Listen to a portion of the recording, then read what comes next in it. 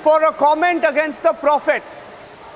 So what it also tells you, Major Arya, I want to come to you, the dangers of escalating an issue to the level where someone is recruited in Turkey, asked to come to India and eliminate a political leader. A big lesson for people within India as well, who amplified that story when it happened. No, absolutely. There were so many people in India, Niranjan, who, whose careers were sinking and their careers took a massive boost because of this story. And people collected money, people threatened whom they did not like on social media. And, we all know who they are. And such people have gained, but they don't understand that what they have done is that they have betrayed their own country. I mean, you have something against Nupur Sharma. There are democratic ways to settle it. File a case against Nupur Sharma, and that's okay.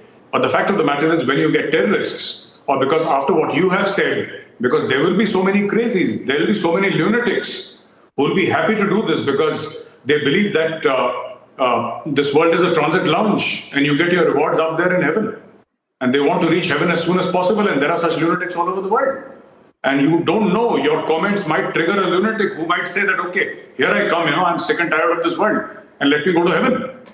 So this is what has happened, Niranjan.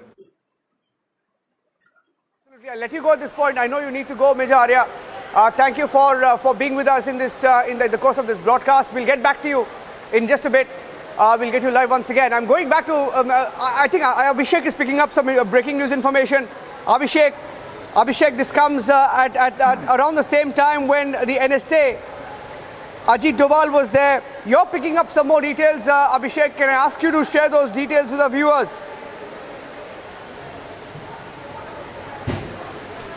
Well, Niranjan, yes. So NSA was, of course, there to participate in the SCO NSA's level meet, and that might have been just coincidental because remember the plot was about coming to India and carrying out the Fidai attack. But what I'm getting to here is that the Russian agency the FSB has informed the relevant Indian agencies, and more details are being collected. So whatever information we are getting has already been given, or possibly more of that, to Indian agencies, both the External Intelligence Agency and the Internal Investigation Agencies, and our agencies are also onto it now, Niranjan. So I think that's very important because information collected from Russian sources would help us piece together what was the entire plot. Our own sources would be put on the job once the information that has been provided by the Russians is vetted. So I think things are moving fast, Niranjan, but this is a dangerous plan. There is a connect of this plan with whatever has happened in the last 2-3 months in connection with the Prophet remarks and the TV debate that started it. So obviously things are not really stabilizing, so to say, despite all the measures being taken by the Indian state, by the ruling party and the government, and the outreach that has been made. Remember, this man is from Middle East, hired in Turkey and caught in Russia, was coming to India after having been indoctrinated, trained to carry out a suicide bombing. It's perhaps for the first time that an international operation of this kind has unraveled and has been broken by a Russian agency or an agency outside of India, and the Indians informed. More information coming in, Niranjan. You can take over and inform the viewers about that. Yes, and this is what we broke sometime back. Abhishek, that the detained terrorist from a Central Asian country. He's from a Central Asian country. Suesha, welcome back. Good to see you after a very long time. Suesha is joining us on the broadcast right now. Okay. So Suesha is back. Suesha, I was just saying that there is another breaking news update coming in, that the detained terrorist is from a Central Asian country. He has confirmed that he had to travel to India to arrange an act of terror. In retaliation for insulting the Prophet. There is a video. It's a 57-second video. I'll try and play that video out. It's without translation. But for the first time, the whole point of playing this video is so that you can hear the terrorist. He's confessing to the Russian agencies in this video. If you can please play that video out. It's on the Surface device. You can hear the audio as part of the video. Let's play that out, please.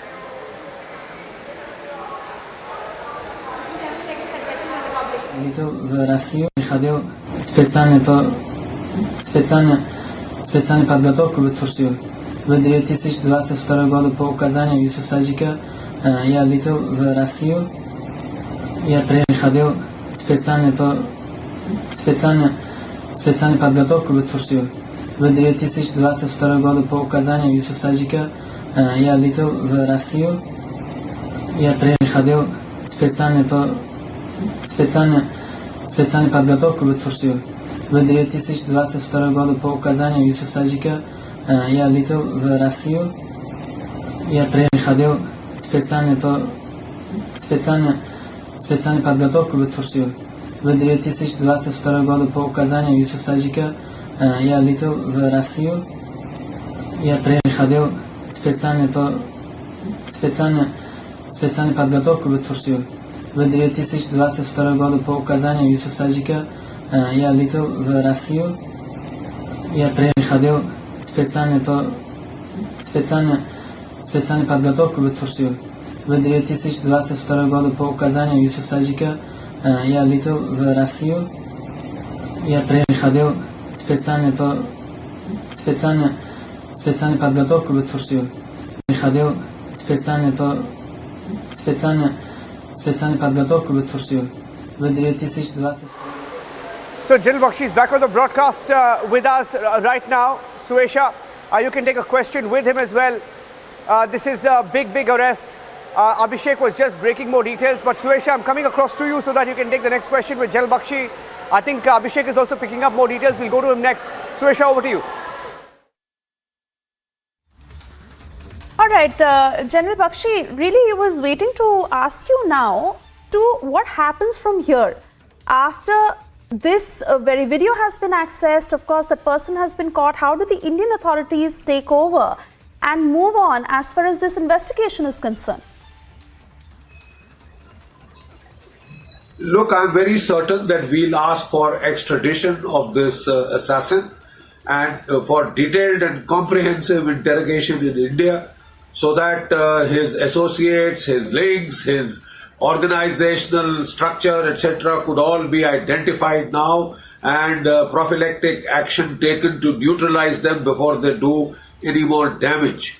You know, after the assassination attempt against Salman Rushdie, this should have been expected because there is that kind of they are trying to revive the angst in the Islamist world, in the jihadist organizations, to try and keep up their frothing at the mouth, the anger, the hatred going. So that is why you found Salman Rushdie was struck in the United States 30 years after the fatwa had been issued.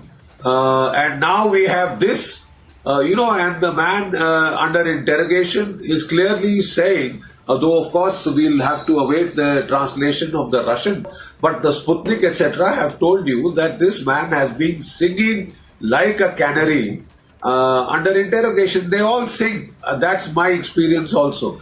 Once they are caught, once they are, put through the ringer, they sing like canaries, they reveal everything, etc. So he is clearly outlining the details of the plot, that he was recruited in Turkey, that he was asked to come to Russia and route himself from there to try and infiltrate into India. The routing via Russia would help to, let him get through, because people of Russian origin are treated as friends. It is a friendly country, so quite obviously the authorities at the airports, the CISF, etc. are not so suspicious of them. There is no kind of ethnic profiling that takes place, and if it does take place, well, there is that Russians are friends. So he could have passed muster as a Russian. He looks pretty fair. He could have passed off as a Russian. He could have come with false papers. And then you see the flip side of it. Let us say he was caught here with all the explosives, etc., etc., and or caught in the act. the tendency would have been to blame, oh, he came from Russia. He came from Russia. It would, be also an attempt to spoil relations between the two countries. I mean, there can be no end to speculations. But the fact of the matter is, the reality check is, here is a man, Middle Eastern origin, we are told, oblique Central Asian, we are waiting to find out. But he was recruited in Turkey, he was radicalized on the net and then radicalized face to face, filled up with venom, given the task of infiltrating into India via Russia to attack a high-profile political General leader. Bakshi sir, just hold on to your thoughts. We have a guest joining over the phone from Russia, Johan Backman. He's a political analyst. He's patched on the phone. He's based out of Finland, actually. Mr. Backman, a Central Asian Republic citizen, somewhere from Central Asia, recruited in Turkey, trained there, coming to Moscow, and was intending to fly down to India to carry out a suicide attack. Islamic State terrorist, recruited somewhere in Turkey, via Moscow, was coming to Delhi. Sir, this kind of international operation in terror, of course, the Russian agency has succeeded. I think we lost Mr. Backman. I will try to connect again with him. He's a political analyst based out of Finland, but understands Russia's dynamics. The fact that the Russian agency has caught a terrorist recruited by the Islamic State, Daesh as it is called, there in the Middle East. He's from somewhere in the Middle East or Central Asian republics, but was recruited and trained in Turkey and was to come down to Delhi via Moscow, perhaps as a subterfuge. We have another phone being patched now. We have Nikita Menkovich, director of the Eurasian Analytical Club, joining us over the phone. Nikita, if you can tell us how the Russian agency, the FSB, would have chanced upon this Daesh Islamic State terrorist who was intending to come to India and target high-value political personalities as part of a suicide attack. Russian special services has a long history of the battle against international terrorist organizations, such as ISIS is. These organizations committed a lot of attempts to commit a terrorist attack inside Russia, but most of them were broken by Russian special services, and terrorists were arrested. I think that now Russian special services tried to help India to prevent a terrible attack prepared by this international criminal and terrorist group. For my opinion, this is the result of the good cooperation between two our countries in the field of security.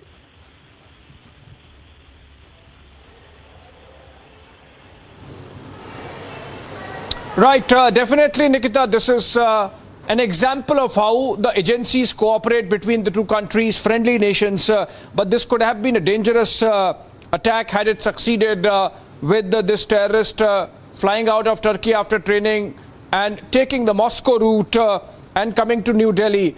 You think that the Russian agencies would be worried that Russian soil is being used now as a possible launch pad, and to that extent maybe increased cooperation is in order? Remember, National Security Advisor of India was in Moscow just a couple of days back.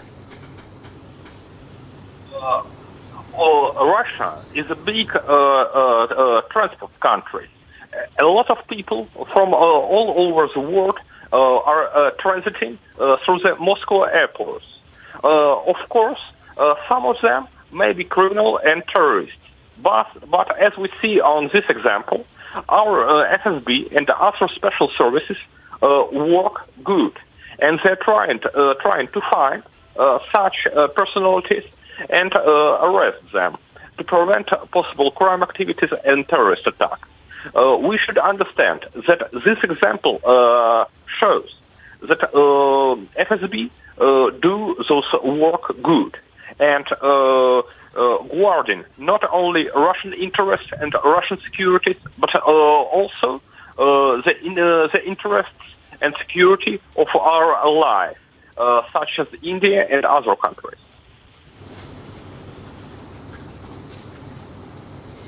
Yeah, absolutely. And the fact that the Islamic State is succeeding in carrying out these kind of international plots or planning these kind of international plots, recruiting somebody from the Middle East, training that person in Turkey for over 3-4 months, 6 months, bringing that person to Russia and then onwards to Delhi. It really shows that the Islamic State's back is not broken yet, and international cooperation is in order, Nikita, to make sure that whatever remains of Daesh is also taken care of.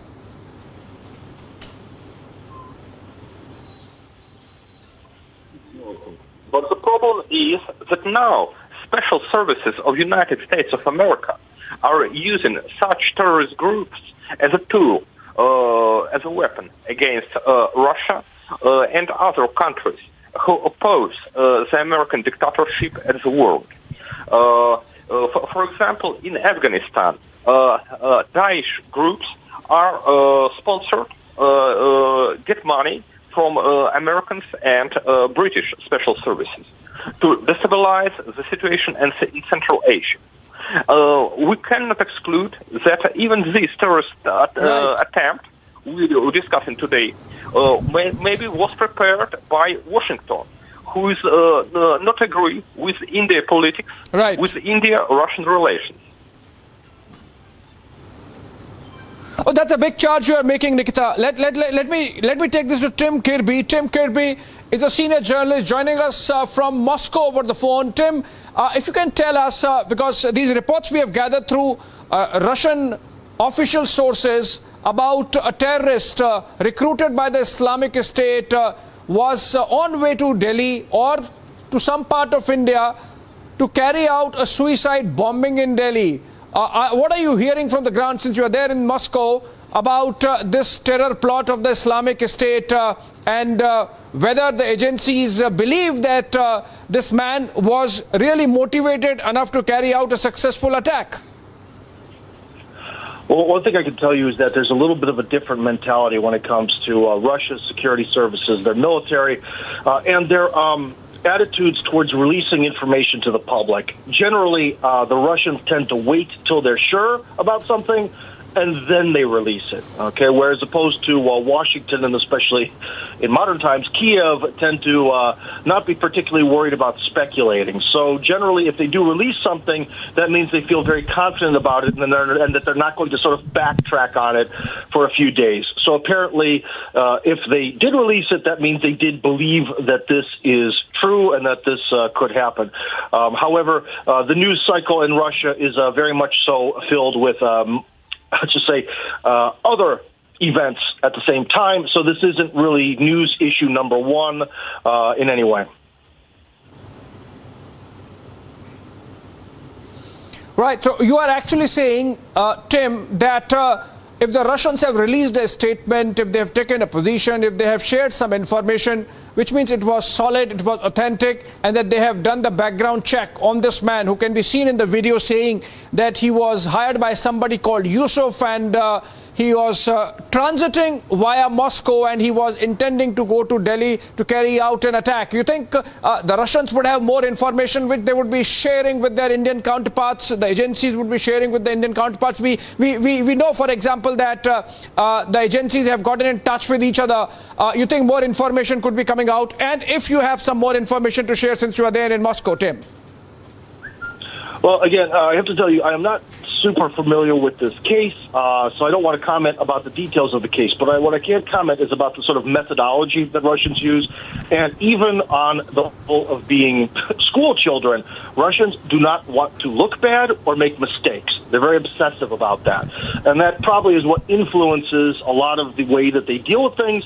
And I would be very, very sure that if a Russian person in some sort of security bureaucracy had the choice of informing India early to make, but having the chance of maybe changing or looking bad or making a mistake, they would much rather wait till everything is guaranteed and sure and then talk about it. So that's part of it. Because you also have to remember that, especially at this point in time when the world around us is changing, Russia has zero motivation to possibly not partner and have a fruitful relationship with India. This is a great time for it.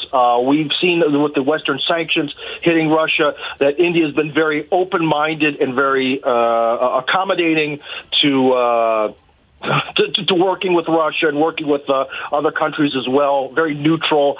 And so there would be no logical reason not to share this information as soon as they feel confident in it. But again, like I said, I'm not very familiar with this particular case, but I can tell you only about more of the methodology and the policies and the way that these security services tend to work.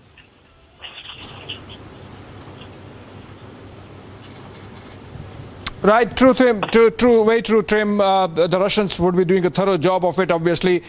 We are getting more developments there. Thank you so much for joining us from Moscow. But the video of confession, which has been released by the Russians, has this Islamic State recruit saying that he was hired by somebody called Yusuf and that he was supposed to travel to India via Moscow or via Russia. And then he was supposed to meet somebody in India. That's a big one, which means that he had local contacts helping him. That's a big one. In fact, there should be a huge breaking on our screen as we speak. And that's that the terrorist has confessed that after being hired by someone named Yusuf in Turkey, he was asked to go to India via Moscow. And that's where he was caught. But in India, that's a big one. Niranjan, if you can take it from there, in India, he was supposed to meet somebody who would have helped him carry out that suicide attack, possibly, find out the targets in connection with the Prophet controversy that has happened in India over the past couple of months. Niranjan, take over from there so that I can make some phone calls and find out the nationality of the individual. Abhishek, in fact, what we are hearing from our Russian contacts is that in this video, he has also spoken about how someone was to meet him in India. I repeat, he says, I was supposed to go to India where someone had to meet me. I think it's logical. Major Bakshi, obviously he was not going to take a flight with explosives in hand. And it appears that he was going to get some sort of a logistical support in India. And I think that's becoming clear. There was a 27-second video, after which we got a 57-second video. And in the 27-second video, he's heard saying that in 2022, he received a special training. And by the orders of Yusuf, he came to Russia. And after that, he was supposed to go to India, where someone had to meet him. So that's a big breaking news update. He was obviously going to get some sort of a support in India, logistical support. Chal Bakshi. Absolutely, Niranjan. Such a transnational terrorist plot cannot be executed unless there are local cadres who are supporting him, who are deeply embedded here and supporting him. Look at the way 26/11 happened. David Headley had done the reconnaissance. David Headley had taken the sacred thread so that they could tie it around their wrists and look like Hindu terrorists, right? David Headley had reconnoitered all the target sites, whether the Leopold Cafe, whether the Taj, etc., etc. He had done the detailed recce and he had local contacts. And there were other people who were also deeply involved. Some of them have still possibly not been nabbed. Don't forget the fact that immediately after this, a book was released on Hindu terror and how it is trying to 26/11 was a Hindu plot, etc. So this cannot be executed without local support, local logistical support, local organizations, safe houses to hide. So, there is a lot of planning that goes into this. And the very fact that this level of planning is now being executed, transnational planning, shows that the ISIS, which was supposed to have been finished, destroyed by the Russians, Americans, by joint action in Syria and Iraq, is now up and about. And I would not be surprised. A lot of Russian troops have been withdrawn from Syria. The Americans, of course, are out of Iraq. So there is a revival. This clearly indicates a revival of the ISIS. And one of the biggest, bases for mounting such attacks would be Afghanistan. The territory of Afghanistan under the Taliban is a free-for-all for terrorists now. You saw Ayman al-Zawahiri being and Major General lots of breaking news that continues to come in because the Indian agencies are also now looking into details of this particular individual. And Niranjan, I believe you have an update. Over to you, Niranjan. Three or four updates that I'm getting in right now. This is not an arrest that was made immediately. I think it happened a few days back. So I think Abhishek is picking up more details. I'm going to just give you the full details of what we have. Indian agencies have been informed. Relevant agencies were briefed by Russian security agencies. Not just that, more details are being collected right now as we speak. Ajit Doval was in Moscow a few days back. Now, the striking aspect of this terror plot is that this bomber, this Islamic State bomber, was arrested in Russia, but he was recruited in Turkey. Since April to June.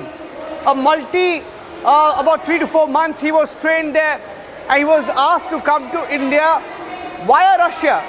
So there's a Turkey angle. He's recruited in Turkey.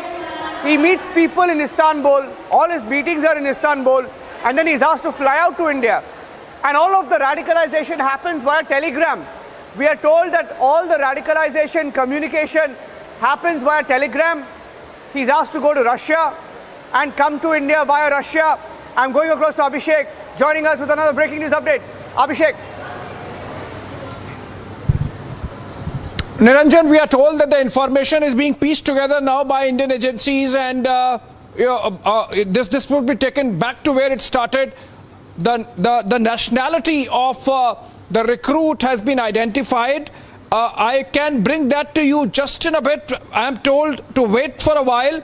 The agencies are on it, and it's likely, Niranjan. I am not yet officially breaking it. It's likely that access has been given to Indian officials with this Islamic State recruit, and it's likely that in Moscow, as we speak, either he is being questioned or he is being allowed to be questioned by Indian agencies there, representatives of India present there. So this is going to really, we are going to go to the bottom of this, and apart from whatever information the Russians have shared with us, it's likely we are going to get to question him. That's the information I'm getting, and the details of which will be shared in a while.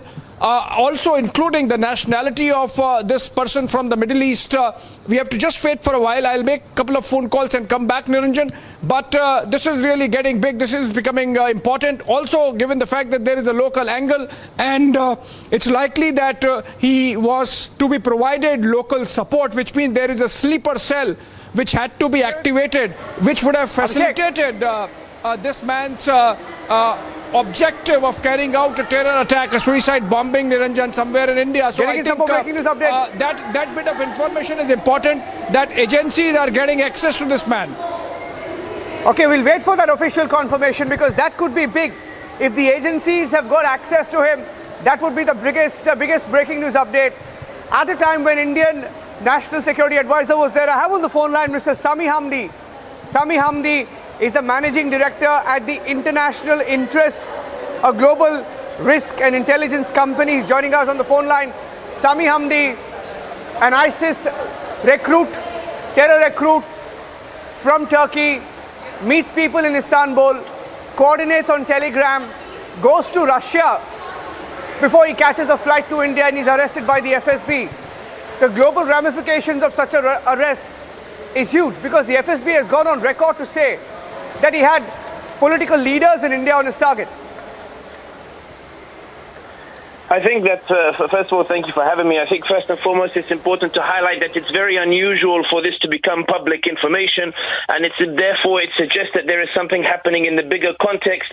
The bigger context, which is that Russia has been rather concerned by U.S. approaches towards India, U.S. approach to win India, and it may well be that this particular issue is being used by the Russians in order to try to win over the Indians, to try to push them away from the Americans by over-exaggerating a story, primarily because one of the issues is that when it comes with these individual lone wolf actors, it's very unusual for it to become news before the act has actually been committed. The second point that is worth noting is that Turkey is no longer the haven that it once was for these particular elements, particularly as a result of the pressure, heavy pressure from the US, and as a result of the reconciliation process that Turkey is trying to pursue with Syria as it tries to pull itself out of these particular issues. The third point that is worth noting is that while India itself perhaps has had a very difficult relationship with the Muslim world, the Indian intelligence agencies are very effective, they are very efficient, and it is very unlikely that this would have fallen off their radar, and it's very unlikely that they would have had to rely necessarily on the Russian intelligence services to identify such a potential threat. And this is why I think that in the beginning, or when we're looking at this in the bigger picture, it may well be that this particular story is not designed necessarily to assert Russia's concern over India's security, but rather to reaffirm Russian and Indian relationship at a time in which Moscow is concerned that perhaps India is considering warmer ties with the US after being introduced to the Quad, and Russia is essentially saying to India, look, we are a more valuable ally, we are a more valuable partner, you should be sticking with us, not with the US. And this is an example, this random individual, we are going to say that this person is ISIS, we are giving them access to the Indian agencies, this proves we are a good friend, please don't go towards the US. So I think that at this moment in time we should tread carefully with regards to this news of Russia, particularly given that the bigger picture does suggest perhaps that there is worry that India as a major power, as a major ally, as a major influence, if not the greatest influence in the region at the moment, one of the biggest economies, one of the strongest powers, there is concern that India is reconsidering its alignment and strategic alignment, and it would not be surprising if this does turn out in the end to be a false flag designed to be a political ploy by the Russians in order to try to win over the Indians to assert that partnership and that friendship. It may well be the story does turn out to be true and there is an ISIS bomber, but I do think that there is a possibility, there is a scenario in which this is rather orchestrated in order to try to reinforce the Indian-Russian relationship. Sami, there's a breaking news update. Stay with me. I'm going to reconnect with you in just a few minutes. Let's cut across live to Ahmedabad, where Arvind Kejriwal is speaking live. माननीय मुख्यमंत्री श्री अरविंद केजरीवाल जी, साथ ही गुजरात की आम आदमी party की बहुत विश्वसनीय मेहनती लीडरशिप और मीडिया के सभी साथी, जैसा कि हम सब जानते हैं कि भारत को विकसित देश बनने के लिए एक बहुत शानदार शिक्षा व्यवस्था की जरूरत है। बिना शानदार व्यवस्था के, हर बच्चे के लिए शानदार शिक्षा व्यवस्था के बिना भारत विकसित देश नहीं बन सकता, भारत दुनिया में नंबर 1 देश नहीं बन सकता। मुझे बहुत खुशी है कि माननीय श्री अरविंद केजरीवाल जी के नेतृत्व में दिल्ली में एक शिक्षा क्रांति शुरू हुई और उनके नेतृत्व में और उनके मार्गदर्शन में, उनके विजन पर चलते हुए आज दिल्ली में दिल्ली के हर बच्चे के लिए फ्री शानदार विश्व स्तरीय शिक्षा सुनिश्चित की गई है। दिल्ली में पैदा होने वाले हर बच्चे के लिए आज शानदार शिक्षा उपलब्ध है। दिल्ली के हर माँ बाप आज इस बात से संतुष्ट हैं कि हमारे बच्चे के लिए केजरीवाल जी ने शानदार स्कूल बनवा दिए हैं। इसी तरह का काम अब पंजाब में भी शुरू हो गया है। केजरीवाल जी के नेतृत्व में, उनके मार्गदर्शन में, वहां भगवंत मान जी के नेतृत्व में जो सरकार चल रही है, वो पिछले 5 महीने के अंदर अंदर इतनी तेजी से काम कर रही है शिक्षा पर कि आप देखिएगा बहुत जल्द वहां पे बहुत शानदार स्कूल देखने को मिलेंगे और वहां की रिजल्ट देखने को मिलेंगे। अच्छी शिक्षा आज गुजरात के भी हर बच्चे का हक है, वो चाहे गांव में रहता हो, चाहे कस्बों में रहता हो, शहरों में रहता हो, वो सरकारी स्कूल में पढ़ता हो या प्राइवेट स्कूल में पढ़ता हो। अच्छी से अच्छी शानदार शिक्षा आज गुजरात के भी हर बच्चे का हक है। तो आज मैं माननीय अरविंद केजरीवाल जी के नेतृत्व में आप सबके बीच आम आदमी पार्टी की तरफ से गुजरात के हर एक परिवार को, हर एक व्यक्ति को ये आश्वस्त करना चाहता हूं कि आज से हम सपना देखना शुरू कर दें कि हम अपने बच्चों के लिए, गुजरात के एक एक बच्चे के लिए, गुजरात में पैदा होने वाले हर एक बच्चे के लिए एक शानदार शिक्षा की व्यवस्था लागू करें। और वो शानदार शिक्षा की व्यवस्था गुजरात के गांव देहात से लेकर शहरों तक हर जगह लागू होगी। सिर्फ ऐसा नहीं है कि शहर के कुछ स्कूलों को अच्छा करेंगे, जैसा दिल्ली में हर स्कूल को किया है। तो इसलिए आज मैं आपके बीच में अरविंद केजरीवाल जी की तरफ से, केजरीवाल जी की शिक्षा गारंटी के रूप में गुजरात के सामने कहना चाहता हूं कि आप सब अरविंद केजरीवाल जी को मौका दें। गुजरात के सभी पेरेंट्स जिनके बच्चे स्कूलों में पढ़ रहे हैं, या वो सभी लोग साथ साथ जो चाहते हैं कि गुजरात का आधार मजबूत करने के लिए, गुजरात को विकसित आगे बढ़ाने के लिए हर बच्चे को शानदार शिक्षा मिलनी चाहिए। आम आदमी पार्टी की तरफ से, केजरीवाल जी की तरफ से गारंटी है कि आम आदमी पार्टी की सरकार बनने के बाद आम आदमी पार्टी की सरकार बनने के बाद गुजरात के हर बच्चे के लिए फ्री और शानदार शिक्षा व्यवस्था गुजरात में दी जाएगी। फ्री और शानदार शिक्षा व्यवस्था। दूसरा, गुजरात के हर सरकारी स्कूल को दिल्ली की तरह से इतना शानदार बनाया जाएगा जैसे कि बड़े बड़े प्राइवेट स्कूल होते हैं। जैसे हमने दिल्ली में हर सरकारी स्कूल को उतना शानदार बनाया है। और यहां के सभी विद्यालयों में टीचर्स की जो कमी है, वो टीचर्स की कमी तुरंत भर्ती करके दूर की जाएगी। किसी भी स्कूल में टीचर्स की कमी नहीं रहने दी जाएगी। मैं खुद गुजरात के स्कूलों में गया था और मैंने देखा था कि टीचर्स भी महीने महीने के कॉन्ट्रैक्ट पर हायर किए जाते हैं। परमानेंट टीचर्स हर स्कूल में पूरी भर्ती करके किया जाएगा। और सबसे इंपॉर्टेंट बात, प्राइवेट स्कूल में जिनके बच्चे पढ़ते हैं, प्राइवेट स्कूलों की दिल्ली में भी केजरीवाल जी की सरकार से पहले ये समस्या थी कि वहां फीस बहुत मनमाने तरीके से बढ़ाते हैं और पेरेंट्स एक बार अपने बच्चों को दाखिला तो करा लेते हैं, लेकिन उसके बाद उनके हाथों लुटने पर मजबूर होते हैं। हमने दिल्ली में करके दिखाया है और गुजरात में भी करके दिखाएंगे केजरीवाल जी के नेतृत्व में कि प्राइवेट स्कूल में पढ़ने वाले बच्चों की फीस किसी भी प्राइवेट स्कूल को नाजायज रूप से नहीं बढ़ाने दी जाएगी। तो इससे गुजरात के एक एक बच्चे को अच्छी, शानदार, फ्री शिक्षा की गारंटी मिलेगी।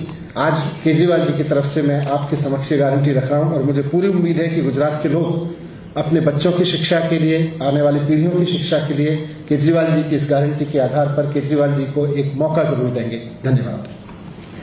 अब गुजरात में लगभग 1 करोड़ बच्चे स्कूल जाते हैं, उसमें 53-54 लाख बच्चे सरकारी स्कूलों में जाते हैं और 44 लाख के करीब बच्चे प्राइवेट स्कूलों में जाते हैं। दोनों के साथ धोखा होता है।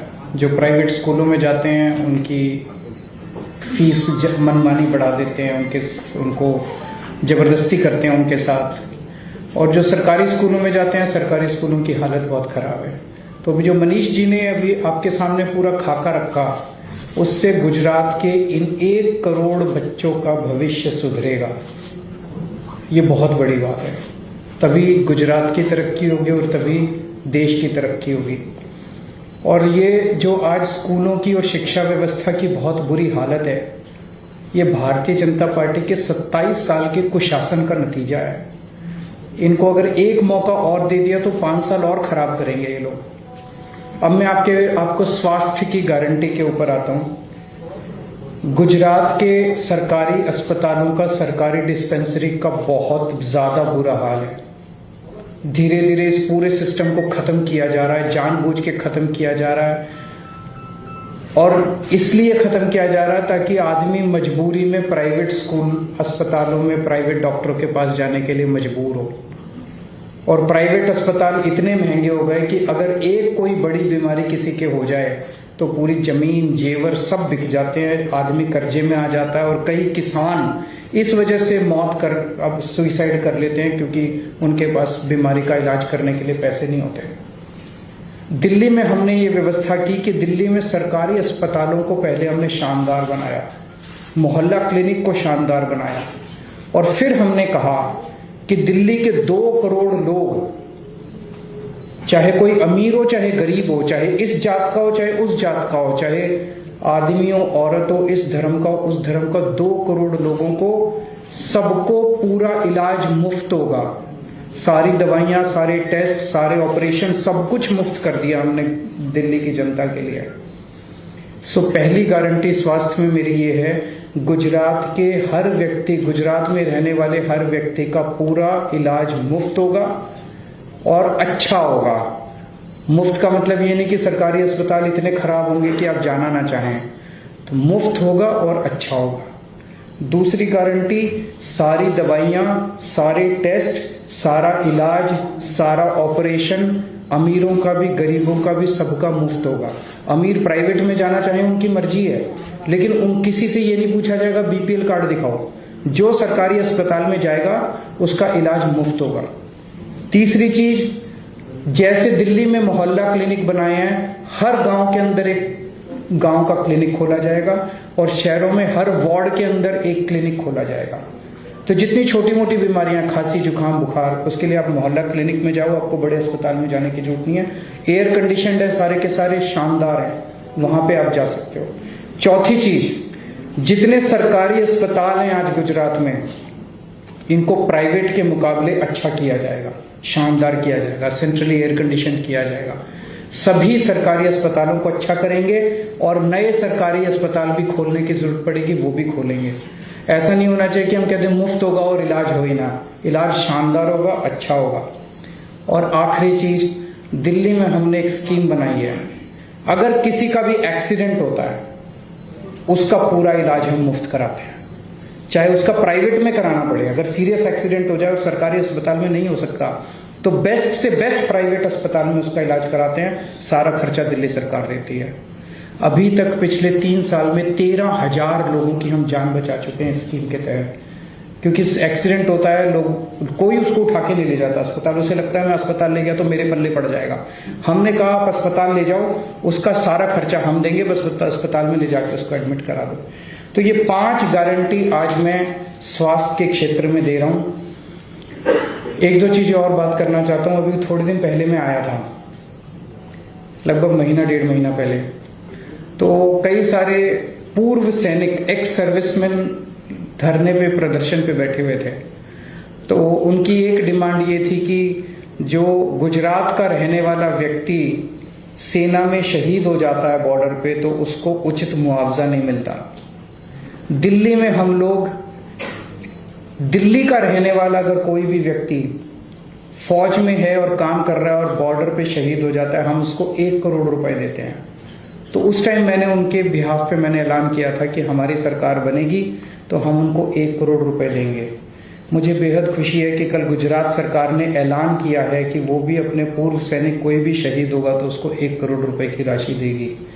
मैं इसके लिए गुजरात सरकार का आभार व्यक्त करता हूं। लेकिन एक डिमांड और है मेरी। हमारी दिल्ली में जो स्कीम है उसमें सैनिक भी शामिल हैं और पुलिस वाले भी शामिल हैं, क्योंकि पुलिस भी अपनी जान जोखिम में डाल के उनको बचाती है। तो अगर कोई पुलिस वाला भी किसी ऑपरेशन में शहीद हो जाता है, उसके परिवार को भी मैं खुद उनके घर जाके 1 करोड़ का चेक देके आता हूं। तो गुजरात पुलिस के भी कर्मचारियों को इसमें शामिल किया जाए 1 करोड़ रुपए वाली स्कीम के अंदर, कि अगर गुजरात पुलिस का भी कोई व्यक्ति शहीद होता है तो उसको भी 1 करोड़ मिलेगा। दूसरी चीज, ये मैं नहीं कह रहा, ये जनता कह रही है कि ये जो 1 करोड़ इन्होंने ऐलान किया है, इन लोगों की मंशा नहीं है करने की। 3 महीने बाद चुनाव है इसलिए कर रहे हैं। क्योंकि बाकी किसी भी राज्य में नहीं किया इन्होंने, बीजेपी वालों ने मध्य प्रदेश में भी नहीं किया, हिमाचल में भी नहीं किया, यूपी में नहीं, गुजरात में किया क्योंकि 3 महीने बाद चुनाव है। तो जनता ऐसा कह रही है कि इनकी मंशा नहीं है करने की। पहले 1 लाख रुपए देते थे, अभी तक वो भी देते नहीं थे, कागजों में थे, लोगों को धक्के खाने पड़ते थे 1 लाख रुपए लेने के लिए भी। मेरा ये निवेदन है गुजरात सरकार से, अगले 10 दिन के अंदर पिछले 5 साल में जितने भी शहीद हुए हैं लोग, उनको सबको 1-1 करोड़ रुपए की राशि दी जाए, ताकि जनता को भरोसा हो कि आप देंगे, आप झूठा ऐलान नहीं कर रहे। और अगर गुजरात सरकार नहीं देती तो हमारी सरकार बनने के बाद 10 दिन के अंदर, सरकार बनने के 10 दिन के अंदर 5 साल में जितने गुजरात के रहने वाले शहीद हुए, उन सबके परिवारों को हम 1-1 करोड़ रुपए की राशि देंगे। एक बात की, स्टेट ट्रांसपोर्ट के जो एम्प्लॉयज हैं, स्टेट ट्रांसपोर्ट में जो काम करने वाले हैं, उनकी तनख्वाह बहुत कम है। जो कच्चे कर्मचारी हैं उनकी तनख्वाह बहुत कम है। वो प्रोटेस्ट कर रहे हैं, वो बहुत ज्यादा कंडक्टर हैं, ड्राइवर हैं, वो बहुत ज्यादा दुखी हैं, मेरे से मिलने के लिए आए थे। मैं ऐलान करता हूं कि हमारी सरकार बनने के 1 महीने के अंदर उनकी जितनी मांगे हैं वो सारी मांगे पूरी की जाएंगी। सभी गुजरात सरकार के स्टेट ट्रांसपोर्ट डिपार्टमेंट के सभी ड्राइवर्स, कंडक्टर्स और दूसरे कर्मचारियों से उनसे निवेदन करता हूं कि जब आप बसों में चल रहे होते हैं, एक यात्री को बोलो कि अब बदलाव चाहिए गुजरात को, अब बदलना है। एक यात्री को बोलो कि इस बार झाड़ू पे वोट डालनी है। सारे ड्राइवर, सारे कंडक्टर लग जाओ, 3 महीने का टाइम है। सब लोग एक यात्री को, हर बस के अंदर एक यात्री को बोलो और खड़े होकर सामने बोलो कि इस बार झाड़ू पे वोट डालनी है। आपका काम करने की जिम्मेदारी मेरी, आपकी तनख्वाह 1 महीने के अंदर हम बढ़ा देंगे। Thank you. कोई क्वेश्चन है तो बताइए। One by one. आपको बीजेपी से कोई संदेश मिला है? आपने ऐसा जिक्र किया है कि बीजेपी ज्वाइन कर लो, ईडी का जो भी, हाँ एक बार ही बता रहे हैं। मेरे लिए भी बहुत शॉकिंग था कि मेरे पास मैसेज आया कि 2 मैसेज थे, 2 पार्ट थे उस मैसेज के, कि एक तो आपके खिलाफ जितने ईडी के, सीबीआई के केस चल रहे हैं, इनको सबको खत्म कर दिया जाएगा, और दूसरा कि आप बीजेपी ज्वाइन करके, पार्टी तोड़ के बीजेपी ज्वाइन कर लीजिए और हम आपको सीएम बना देंगे, क्योंकि हमारे पास में कोई सीएम कैंडिडेट नहीं है वहां पे दिल्ली में, भारतीय जनता पार्टी में। तो मैंने कहा भाई, ये सीबीआई, ईडी जितने केस चल रहे हैं, इनकी सच्चाई तो मैं जानता हूं, क्योंकि ये सारे केस फर्जी हैं। मैं एक ईमानदार आदमी हूं। इनफैक्ट मैं अरविंद केजरीवाल जी की टीम में हूं ही इसलिए कि मैं एक कट्टर ईमानदार आदमी हूं। मैंने अब तक सारा काम ईमानदारी से किया है, कट्टर ईमानदारी से किया है। तो इन फर्जी केस में कोई दम नहीं है। आप इनकी धमकियां तो नहीं दे सकते मुझको, इनसे नहीं डरा सकते। और रही सीएम कैंडिडेट बनाने की बात, सीएम बनाने की बात, तो मैंने स्पष्ट किया कि मेरा सपना सीएम बनना नहीं है। मैं यहां राजनीति में सीएम बनने के ख्वाब लेके नहीं आया।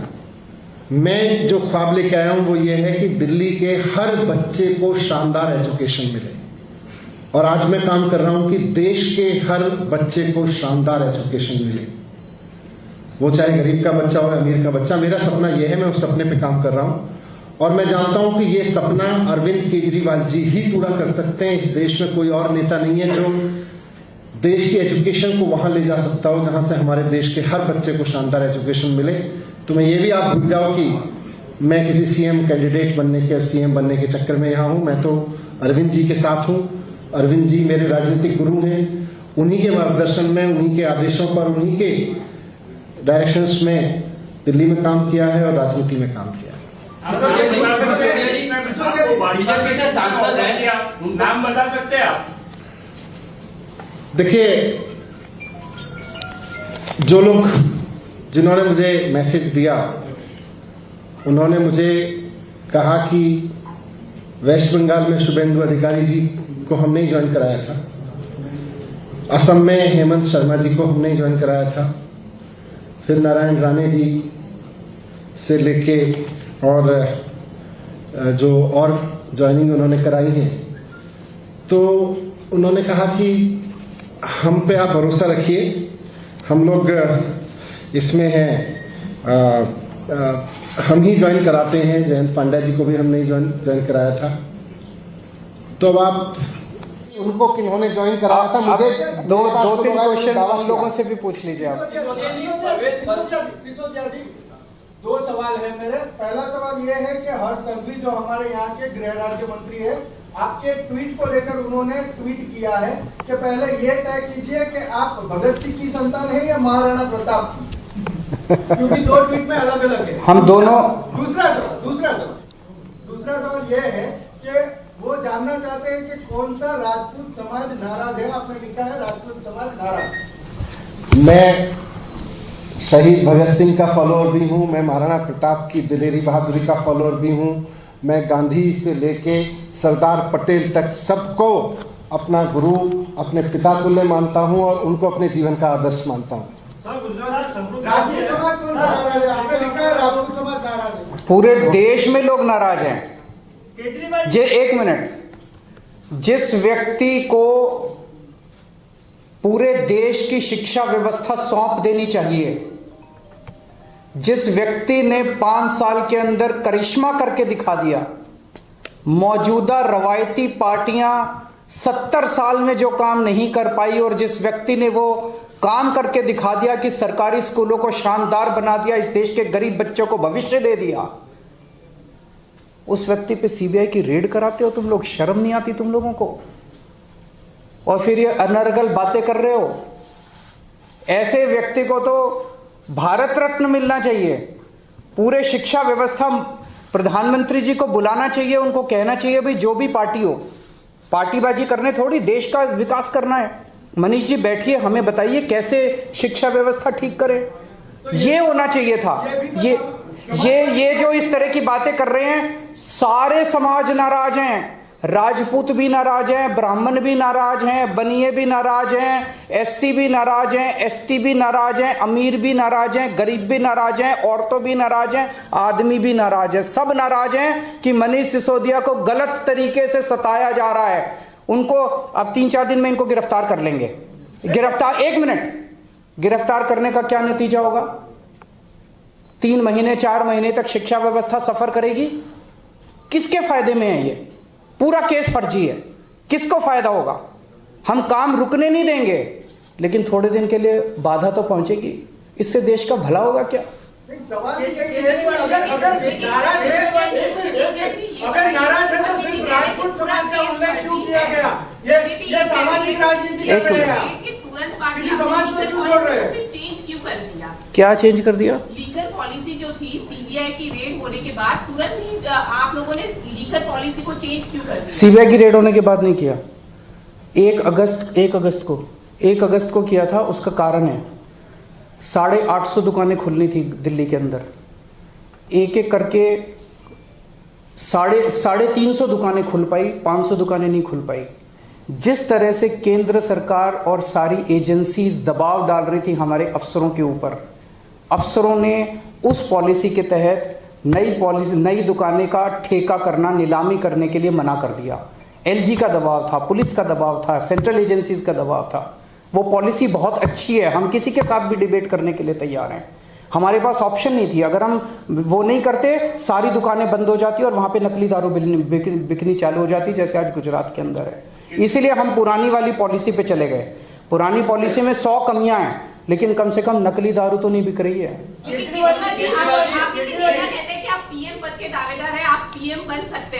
हमारे को कोई लालसा नहीं है। जैसा मनीष जी ने कहा, ये सीएम बनने नहीं आए और मैं भी पीएम बनने नहीं आया। हमारा एक ही सपना है। 75 साल हो गए हमारे देश को, अभी तक हमारा देश पिछड़ा क्यों रह गया? हमारे बाद जो देश आज़ाद हुए वो हमसे आगे चले गए। सिंगापुर आगे चला गया, जापान आगे चला गया, जापान तहस नहस हो गया था, जर्मनी तहस। हम पीछे क्यों रह गए? वो इन्हीं लोगों की वजह से रह गए। अगर इनके भरोसे, तो अब हमारे पास हमें सबको मिलके देश को आगे बढ़ाना है। मेरा एक ही सपना है, भारत को दुनिया का नंबर 1 देश देखना है। वो नेता और पार्टियां नहीं कर सकते। आप सब लोगों के साथ मिलके 130 करोड़ लोगों को एक साथ मिला के और इस देश को नंबर 1 बनाएंगे। गुजरात में सरकार बनेगी तो क्या यहाँ भी लीकर मुक्त करेंगे? नहीं, बिल्कुल नहीं करेंगे। हम जो पॉलिसी आज नशाबंदी की चल रही है वो नशाबंदी की पॉलिसी लागू रखेंगे, लेकिन गैर कानूनी शराब का धंधा नहीं करेंगे। वो धंधा करते हैं, 10,000 करोड़ की दारू का धंधा करते हैं, ये उनका धंधा है। हम अपनी पार्टी को गैर कानूनी शराब बेच के नहीं चलाएंगे। आप बहुत पॉपुलर नेता है और आप जिस दिन ये पूरा मामला हुआ रेड का, उसके दूसरे दिन आपने गुजरात आने का ऐलान कर लिया, लेकिन यहाँ की आपकी टीम कह रही है कि आपके ऊपर हमले का खतरा है। आपका कोऑर्डिनेशन स्टेट से या उनसे ठीक से नहीं होता है, या कैसे आपके पास ये इन्फॉर्मेशन? नहीं, मैं समझा नहीं। आपके ऊपर हमले का खतरा है, ऐसे यहाँ के लोकल नेता कह रहे हैं। वो ये कराते हैं ना दूसरी पार्टी वाले। उन्होंने डीजी से परमिशन मांगी थी, आप तो आपने गुजरात में आने का ऐलान दूसरे दिन। दूसरी पार्टी वाले सब कुछ कर सकते हैं, गुजरात के लोग नहीं करेंगे, ये दूसरी पार्टी वाले करेंगे। गुजरात के लोग बिल्कुल नहीं। गुजरात के लोग अब हमें प्यार करते हैं। गुजरात के लोग इनके 27 साल के शासन से तंग आ चुके हैं। अच्छा, आप एक छोटी सी चीज बताओ, कोई आदमी अगर आपके बच्चों को अच्छी शिक्षा देता है, आप उससे प्यार करोगे कि नहीं करोगे? करोगे। कोई अगर आपके परिवार का अच्छा इलाज करा देता है, आप उससे प्यार करोगे कि नहीं करोगे? कोई कहता है मैं आपको 24 घंटे बिजली दूंगा, मुफ्त बिजली दूंगा, ये तो करते नहीं है सब। मैं करता हूं तो मेरे से क्यों नहीं प्यार करेंगे गुजरात के लोग यार?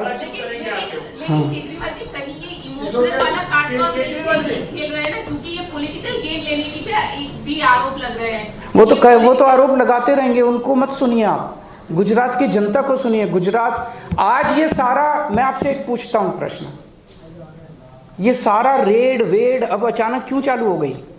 इसको गिरफ्तार कर लिया, एक और कल केस एक और रजिस्टर कर दिया, अभी तो बहुत गिरफ्तारियां होंगी।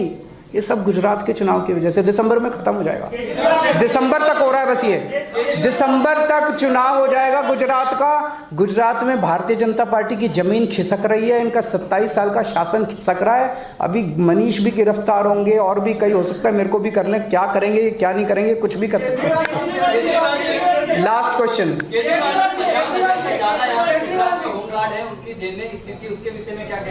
होमगार्ड्स की जितनी भी मुद्दे हैं, होमगार्ड्स की जितनी भी समस्याएं हैं, उन समस्याओं को मैं आश्वासन देता हूं कि सरकार बनने के 1 महीने के अंदर हम पूरा करेंगे। होमगार्ड से भी मेरा निवेदन है, जम के प्रचार करें, आम आदमी पार्टी की सरकार बनाएं, आपके मुद्दों का समाधान हम करेंगे। बहुत बहुत शुक्रिया, thank you.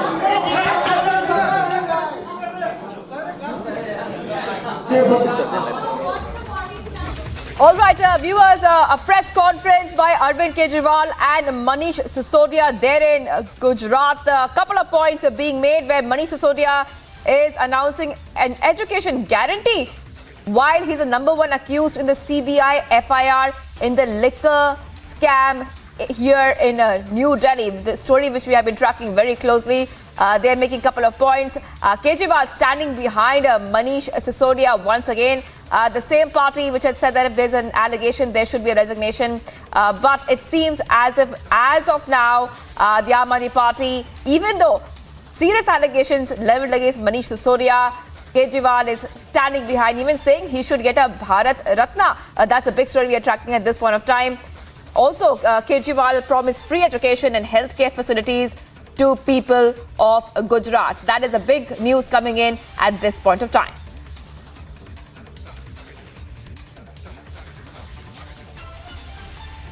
So we just saw that press conference, and in fact, one big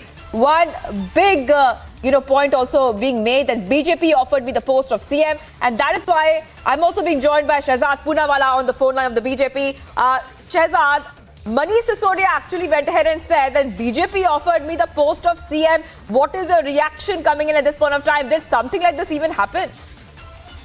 First of all, Mr. Sisodia, just like Mr. Satendra Jain, Kejriwal said, deserved a Padma Bhushan. They deserve a gold medal for Ghotala. Because first they do a Ghotala, whether it's in Hawala or whether it's in liquor scam. And then instead of answering the questions, they try to deviate and deflect on every issue. If Mr. Manish Sisodia was constantly asked, why don't you name the person who has made this offer to you? Till now they are prevaricating. They've done, I think, 4 press conferences since morning. What is the big difficulty for a party that believes in exposing the truth, that believes in transparency, to come out and name the person who has asked them to join and made this kind of offer to them? The reason why they are not answering is because whenever straight questions are posed to them, they deflect from it. Till now, they have not answered how the liquor scam took place, how 144 crore waiver was given, how 30 crore EMD was given, how rules were broken and the operational period of the licenses were increased, how they gave benefits to all the liquor mafia, not just in Delhi but even in Punjab. But instead of answering these questions, now they are going on to sometimes to 2024, sometimes to New York Times. Now they've gone to Gujarat and they are speaking about health and education. They said they'll build 500 new schools in Delhi. Have they built even 50 new schools in Delhi? Can they name those schools? 700 schools in Delhi don't have principals. 418 schools don't have vice principals. There are 40,000 vacant teacher posts in Delhi schools. They are promising about filling teacher posts in Gujarat. There are 22,000 guest teachers they removed from schools in Delhi. They are promising about giving teachers jobs in Gujarat. In hospitals, in the last 7 months, they were supposed to build 6 new hospitals. Have they built even 1 hospital? Which is the new hospital? In fact, in Punjab, where they have a government, they've stopped free treatment for the poor under the Ayushman scheme in PGI hospital. So, this is a model based on hype and marketing and lying. They go and make promises, but why don't they answer the questions on corruption? Not a single question on corruption has been answered. And why is Mr. Manish Sisodia and Kejriwal not answering who made this offer? And they are trying to deflect the issue by putting this entire ruse. The real question that they need to answer is that if the liquor policy was so good, why did you revert to the old? And if there was corruption, then who did the corruption? Obviously, Mr. Manish Sisodia did the corruption. Then how can you call him honest and Kattar Imandar? He is a Kattar corrupt person, just like Satyendra Jain, who's not got relief for the last 3 months. Well, Shehzad, you were saying that they did not deliver in Delhi, but why are so many freebies being announced right now in Gujarat? And what's very interesting to note, Shehzad, is what is the reaction coming in that Arvind Kejriwal announced that he will be going to Gujarat with Manish Sisodia, even though this entire scam is exploding here in New Delhi. He wants to run away, he wants to deflect, he wants to cover up. Therefore, I ask Mr. Kejriwal, first fulfill the promises you made to the people of Delhi. Please do this research. 500 new schools were promised by them. Did they build even 50 new schools? 20 colleges were promised by them. Did they build even 10 colleges? They said they will build 6 hospitals in the last 6 months. Have they built even 1 hospital? As per the RTI, 0 hospitals. So first tell them to deliver to the people of Delhi. Instead of delivering to the people of Delhi, all that they delivered was Theka and Daru. And that Theka and Daru was delivered because they did corruption. And because the questions are being asked on corruption, now they are doing everything for protection of the corrupt. So let them answer the questions on corruption. Tell them to please answer the 10-15 questions that BJP has been asking for the last so many days and have given them 24 hours to answer them. Right. Oh, thank you, Shehzad Poonawalla of the BJP joining us here. I want to go straight across to Priyanka. Priyanka is where the press conference happened there in Gujarat. Both Arvind Kejriwal and Manish Sisodia there in Gujarat. They both left New Delhi. Priyanka, over to you. Give us a quick update. What's happening on ground? Well, this is a 2-day visit of Arvind Kejriwal and Manish Sisodia in the state of Gujarat, of course, campaigning for the upcoming elections. But of course, he has also made several statements when it comes to the liquor policy. And of course, the questions that were put forward to him were also about that. To which just a few things that he has said that I would point out, and I would just quote him back as well for our viewers.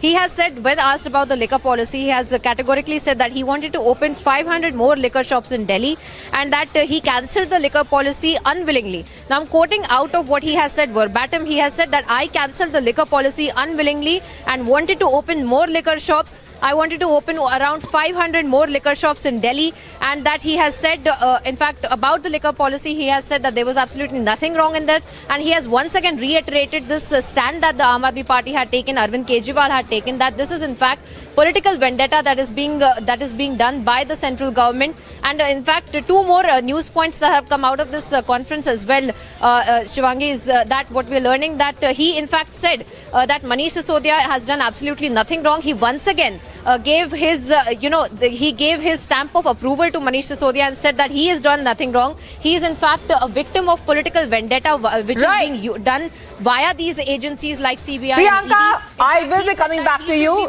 Continue getting us the updates from ground as Arvind Kejriwal continues his tour of Gujarat. I want to go straight across to Manjinder Singh Sirsa of the BJP.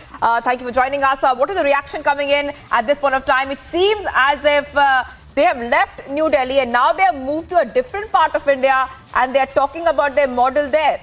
What is the reaction coming in?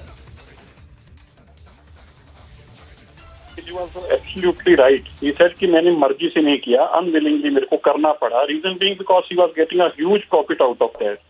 It is the first of kind model implemented in Delhi, where government is losing revenue of 3,500 crore rupees, but at the same time, Arvind Kejriwal's friends are gaining profit out of it. ये देश में पहली ऐसी policy है जिसमें शराब पिछले साल से ज्यादा बिकी, लेकिन सरकार का रेवेन्यू 3500 करोड़ रुपए कम हो गया. शराब पिछले साल से ज्यादा बिकी, 1.5 गुना ज्यादा बिकी, लेकिन रेवेन्यू पिछले साल से 3500 करोड़ कम हो गया. क्यों? क्योंकि वो सारा रेवेन्यू अरविंद केजरीवाल जी के बड़े बड़े जो कारोबारी दोस्त थे, शराब के जो किंग थे, उनकी जेबों में सीधा पैसा चले गया. अब अरविंद केजरीवाल ठीक कह रहे हैं कि वो चाहते नहीं थे कि ये पॉलिसी विड्रॉ हो. कौन चाहेगा कि जिसके घर में करोड़ों रुपए आ रहा है, 150 करोड़ रुपए एक समय पे एडवांस मिल रहा है, कौन उसको बंद करना चाहेगा? अरविंद केजरीवाल भी नहीं चाहते थे. तो ये उन्होंने बिल्कुल ठीक कहा है. और दूसरी बात उन्होंने पर ये बताना भूल गए दिल्ली के लोगों को, गुजरात के लोगों को, कि ऐसा कौन सा मॉडल है जिसमें पहले 2.5% कमीशन होती थी और अपने बड़े बड़े कारोबारी दोस्तों के लिए उन्होंने उसको बढ़ाकर 12% बिचौलियों को दलाली दी, 12% कमीशन बिचौलियों को दी. ये बताना भूल गए कि ऐसा कौन सा दुनिया में व्यापार होता है जिसमें 12% फिक्स प्रॉफिट दिया जाएगा दलाली बीच में करने वाले को. Yes. All right, thank you, Manjinder Singh Sirsa. I'll be coming back to you. But right now, we're getting some more breaking news, and this time it's coming from Patna. Jan Adhikar Party holding protest march and cannons being used to disperse the crowd. Big news coming in, viewers, from Patna. A lot of action happening there on ground, and Prakash is joining me. Prakash, take us to the details. What are we seeing on our screens? Well, these are the teachers of teachers of Bihar who have qualified the eligibility test as far as the TET is concerned, and for the past 3 years they are awaiting recruitment, and that is why they've been protesting for quite some time. And now that Tejasvi Yadav and Nitish Kumar have joined hands, Tejasvi Yadav during the course of the elections had promised that he will be providing 10 lakh jobs in the first meeting of the cabinet. But 10 days have passed, not even 10 jobs have been provided to the unemployed youth. And these 1 lakh teachers had appeared for the eligibility test 3 years back, and the results were declared and they passed the exam, but still they're awaiting the recruitment, that the final service is given to them. But despite some, because the government is facing some problem, and we can see in the visuals how water cannon was used and teachers were lathi charged. And as a matter of fact, one teacher was being assaulted by lathis by an ATM of Patna, and he was holding the tricolor. And we could see in the visuals that how mercilessly he is being beaten and assaulted. So these are the scenes of Patna, where the teachers were protesting at the Dagbangla Choraha, and as and when they were trying to enter into the prohibited area, in order to disperse the gathering, the police used water cannon as well as lathi charge to disperse the crowd. In the process, few people were also injured. And now that we have seen that Tejasvi Yadav has been making a lot of noises in the recent past about recruitment and employment, but now that the Education Ministry belongs to the RJD Minister Chandrasekhar, we'll have to wait and watch what kind of action he takes to expedite the process of recruitment, because during the course of the election he had promised that in the first cabinet he will sign 10 lakh job opportunities. So is it only an eyewash? Is it a false promise? That has to be seen. Right. Prakash, we are seeing these dramatic protests there in Patna. And yesterday, if you got, remember you got us that story yesterday where we saw that there was an angry mob pelting stones at CM Nitish Kumar's car. So we're seeing a lot of protests happening there. Has there any kind of word been given from the government side on what's happening in Patna? The government is helpless because we are told that they don't have much funds to cater to the employment opportunities as of now, because post-corona, the revenue generation has dipped a lot, and as a result of which they are facing a financial crisis. And despite that, the government makes false promises, as Tejasvi Yadav did during the course of the Bihar Vidhan Sabha elections. And now that he's joined the government, he'll have to fulfill those promises. Back to you.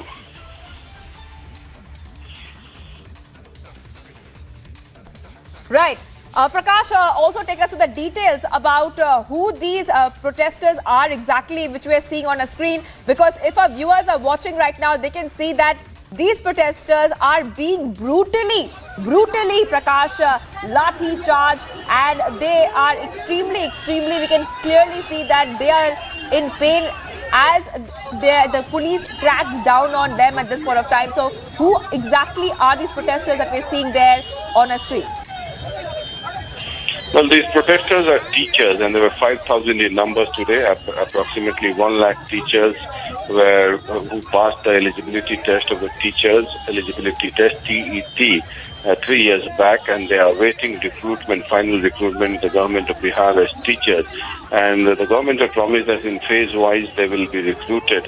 And as there was much delay, and since Tejasvi Yadav has donned the mantle along with Nitish Kumar, now they feel that it is time now to protest again and to raise their voice. And as a result of which they were gathered here at the Dagbangla Road in Patna, and as and when they were trying to enter into the prohibited area, police resorted to lathi charge and used water cannon to disperse the crowd. In the process, few people also got injured. But these teachers say that it's been 3 years, but even then, the recruitment process has not started, and they have passed the eligibility test. What is their fault? And yes, they're right. What is their fault? If the government did not have funds or there were any problems, the government should not have brought out the advertisement about the recruitment. So this is the problem they were facing. So they were protesting here, and as you can see in the visuals, that the ATM is resorting to lathi charge, mercilessly assaulting one of the teachers holding a tricolor, and he also reacted on the ATM as to why such actions were taken. Back to you. Prakash, we are seeing dharnas there in Bihar for the past 2 weeks now. Ever since we saw a change of guard in the government, at this point of time, there seems to be a lot of trouble in terms of what is happening there, protests happening, dharna happening. Give us a quick update about how are things turning out politically after the change of guard in Bihar.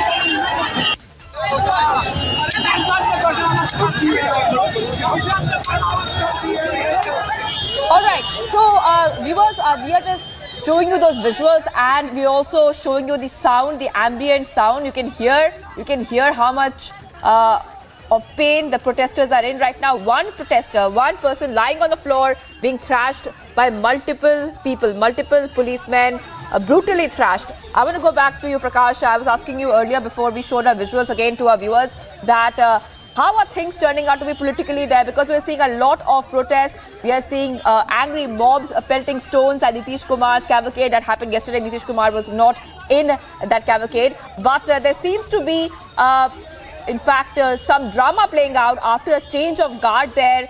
How are things turning out politically in the state, Prakash, at this point of time?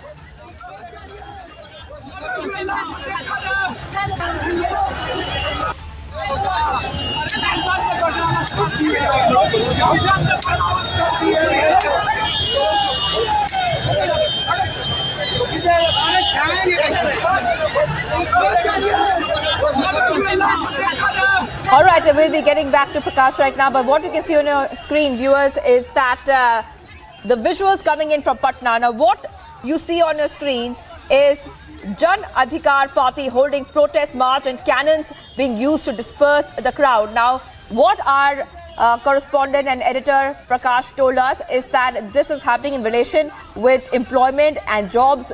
The people that are protesting at this point of time are teachers. Now, Pappu Yadav from the Jan Adhikar Party is joining me on the phone line.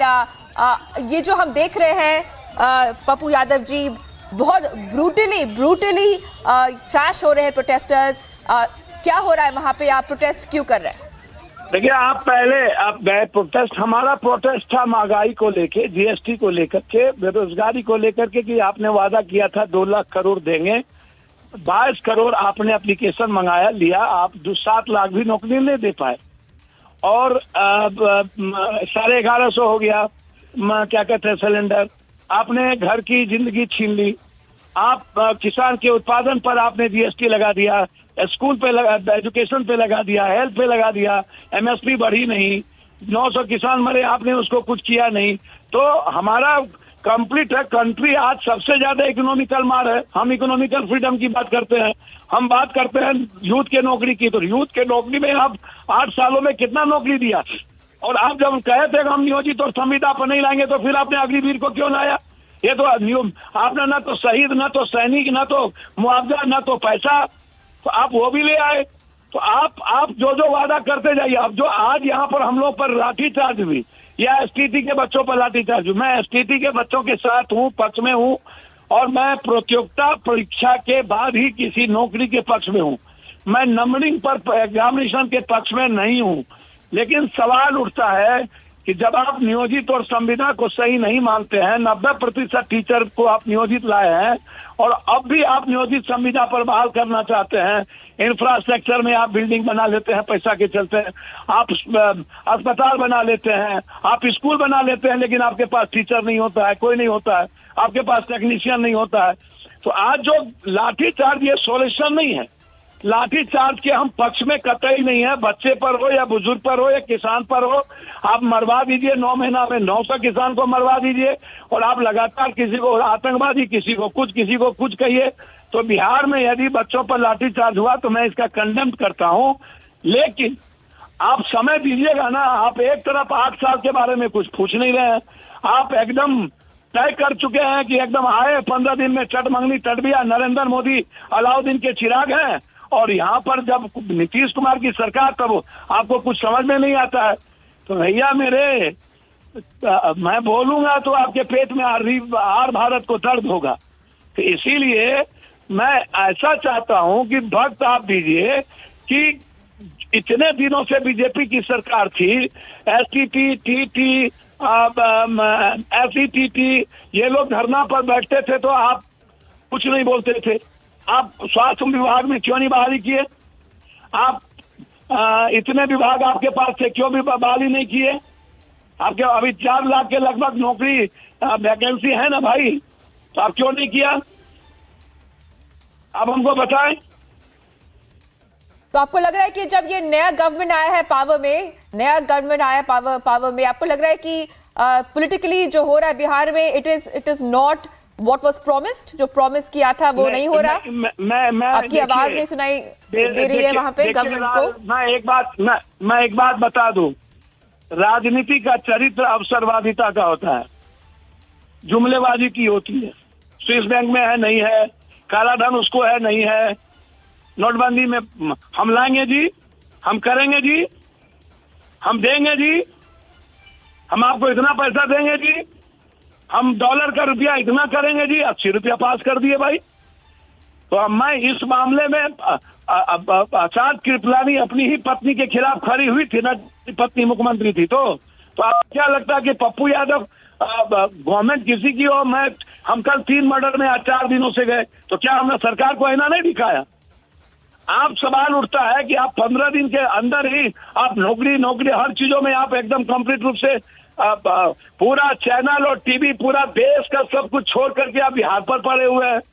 जब आता है तब आप बिहार, इसके पहले आपको बिहार नजर नहीं आता था जब हम 40-40 मर्डर में जाते थे। अभी फिर बिहार, फिर बिहार, फिर बिहार, फिर बिहार, फिर बिहार, आपको और चीज नजर नहीं आता है। तो भैया अब हम तो इतना कह सकते हैं बच्चों से कि आपको 2-3 महीना देना चाहिए और उसके बाद निश्चित रूप से सरकार के खिलाफ आवाज उठाने में कोई दिक्कत नहीं है, उठानी चाहिए।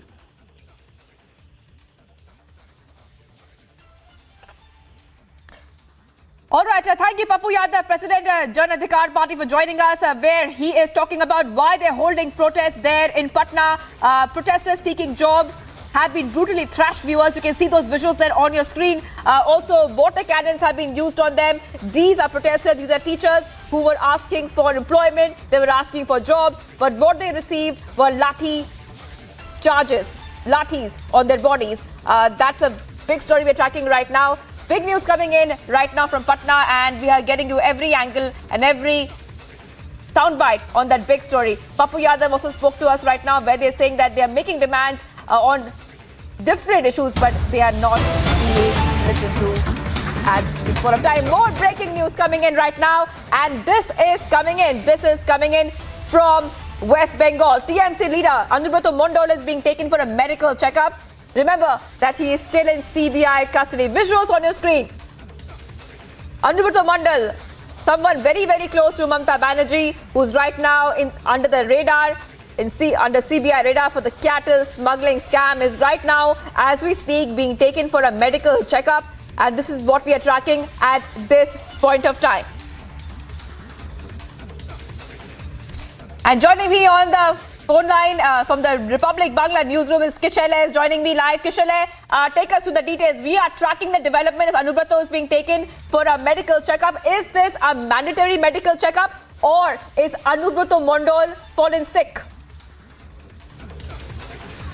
This is one of the mandatory checkups that the High Court had previously said that the courts have previously said that Anubrato Mondal has to go through regular medical checkups when he's in CBI custody, and he's now being taken back from Command Hospital to Nizam Palace CBI office in Kolkata. We are tracking Anubrato Mondal since morning, and there are multiple developments in Bengal and big breakings coming from Bengal, which include the different CBI raids which are happening in Bolpur district where Anubrato Mondal stays. In that district, we have seen that there are multiple CBI raids in rice mills where Anubrato Mondal and his close aides used to keep money, allegedly, which came from cow smuggling. And on the other hand, in Kolkata, we are tracking Anubrato Mondal. He was being taken out of Nizam Palace CBI office, and he was taken to Command Hospital. And after regular health checkup that the courts had ordered before, he is now being taken back to Nizam Palace CBI office, where he will be interrogated and questioned again about all the developments that happened throughout the day, which includes the CBI raids in the rice mills of Anubrato Mondal and his close aides. Also, explosive information, explosive details are coming out from these rice mills, which Anubrato Mondal had, he used to own, or his close aides used to own, that all the money that was kept, all the money that was earned through cow smuggling was kept as stored in these rice mills. Apart from that, these rice mills, according to CBI sources, also were used as places where these people used to have meetings and strategic meetings where they used to decide their next steps and next actions. All these information and angles are being probed by the CBI, and right now the CBI team is in Bolpur, who are raiding different locations, and they are also probing different other people who are related to Anubrato Mondal. On the other hand, Anubrato Mondal has gone through the regular health checkup in Command Hospital and is now being taken back to Nizam Palace, which is the CBI headquarters in the Eastern Indian region. Back to the studio. All right, thank you for joining us, Kishale. And right now, Ankit is joining us from the Mumbai studio to take this story ahead. Ankit, over to you. Right, Shivangi. If we still have Kishalai with us, I want to ask Kishalai, you're talking about, Kishalai, how the CBI is continuing to conduct searches in a number of farms that are linked to this cattle smuggling racket. Also, we know that Anubrato Mondal CBI custody is till day after tomorrow, I am told. Is it clear that the CBI is continuing its investigations in this case, that there are still facts that are yet to come to light? Exactly, Ankit. 24th is the day when Anubrata Mondal will be taken again to court, and CBI is probably going to ask for a extension of the custody. CBI, on the other hand, in Bolpur, in Birbhum district, where Anubrata Mondal originally stayed, his home district, is very actively probing different angles, including the farmhouses which you are talking about. And now we have different rice mills.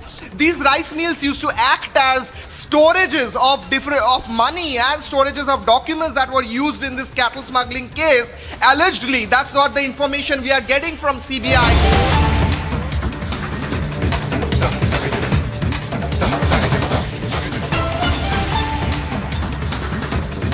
Viewers, we are returning right now. We'll get you the update on Anubrata Mondal, but we are returning to Patna, where this horrific visual has come to light, where a group of teachers that were protesting seeking jobs were seen being brutally trashed.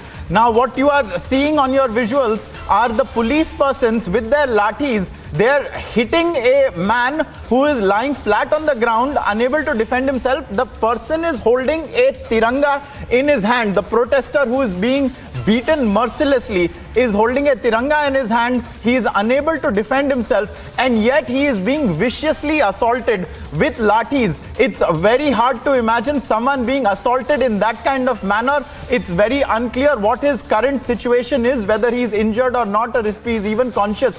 But in these visuals, you can see, viewers, how there is a policeman and there are a group of other policemen around him, and they have a lathi in their hand, and they're assaulting this person who we are told is a protester. It's part of a teacher's protest seeking jobs, and that is what they had done, and they were holding the tirangas, and yet for this protest they are being thrashed mercilessly in an almost inhuman manner. We spoke just a little while ago to Pappu Yadav, a leader of one of the protests here. He has a link to the protest. They are taking ownership for it, but essentially these are protests by teachers seeking jobs, and yet they are being trashed very badly in a merciless, inhuman fashion. We'll be getting our senior editor Prakash Singh to give us more details on this. This comes, viewers, you'll remember just weeks after the Nitish Kumar government with Tejaswi Yadav in tow took oath, and Tejaswi Yadav has made a big series of claims regarding how now people will get jobs. You'll remember also that before the Bihar 2020 elections, the RJD had made creation of a very large number of jobs its core poll promise, and at that time it had spoken about how there is a need to do away with unemployment. And now what you are seeing on your screens is when there are people who are demanding employment opportunities, they are asking the government to provide those opportunities. Instead of being heard and instead of being given those jobs, or instead of a path being found, they are being subjected to vicious lathis by the law enforcement agencies. And what's even more shocking is this person who is being beaten, he is utterly defenseless, and he is holding a tiranga as a shield against the police personnel who are trashing him. And instead of stopping the beating, the person is being hit on the same hand on which he is carrying the tiranga. In fact, if I'm not mistaken, just a little bit later, one of the other policemen takes the tiranga out of the person's hand so that the beating can continue without the tiranga being there. These are horror visuals which we have accessed.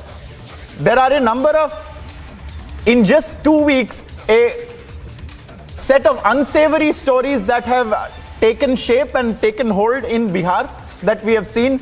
First, we had seen, viewers, like we're showing you on your screens, there was a relative of Tej Pratap Yadav who was present in a key meeting that the newly inducted Bihar minister was holding. That relative had nothing to do there. There is also a set of visuals of people dancing with guns, and now we are seeing a set of protesters who were only seeking jobs.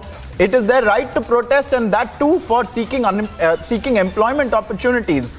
And they were subjected to this kind of brutal lathi charge. These are the visuals coming in from Patna right now, and this is really a question worth asking, whether this is the new model of things in Bihar, where if you seek jobs, you will be trashed mercilessly like this. We have Prakash, we have former Deputy Chief Minister of Bihar, Tarkishore Prasad, joining us on the phone. Sir, You have seen these visuals, आपने देखे होंगे कैसे लोगों को मारा जा रहा है, उधर लाठी को लेके उनके हाथ में तिरंगा है फिर भी पीटा जा रहा है। आपका क्या कहना होगा इस पे? नहीं, देखिए ये दुर्भाग्यपूर्ण है, शांतिपूर्ण प्रदर्शनकारी पर इस तरह का लाठीचार्ज यह इस बात का संकेत है कि सरकार एनडीए से हटते ही नीतीश कुमार जी संवेदनहीन हो गए हैं, निरंकुश हो गए हैं, क्योंकि जंगल राज की ओर यह सरकार चल पड़ी है और स्वाभाविक है कि जंगल राज की जो संवेदनहीनता थी वो धीरे धीरे अब शासन और प्रशासन के व्यवहार में दिखने लगा है। इस घटना की निंदा करते हैं और जो भी इसके लिए दोषी हो उस पर कार्रवाई की मांग करते हैं। बट तर्किशोर जी, हमने देखा था कैसे आरजेडी और तेजस्वी यादव ने कहा था कि वो 10 लाख जॉब प्रोवाइड करेंगे, वो 2020 की बात है, अभी वो गवर्नमेंट में आ गए और ऐसे देखा है कि लोग जो नौकरी ढूंढ रहे हैं उनको मारा जा रहा है, उनके हाथ में तिरंगा है फिर भी उनको पीटा जा रहा है।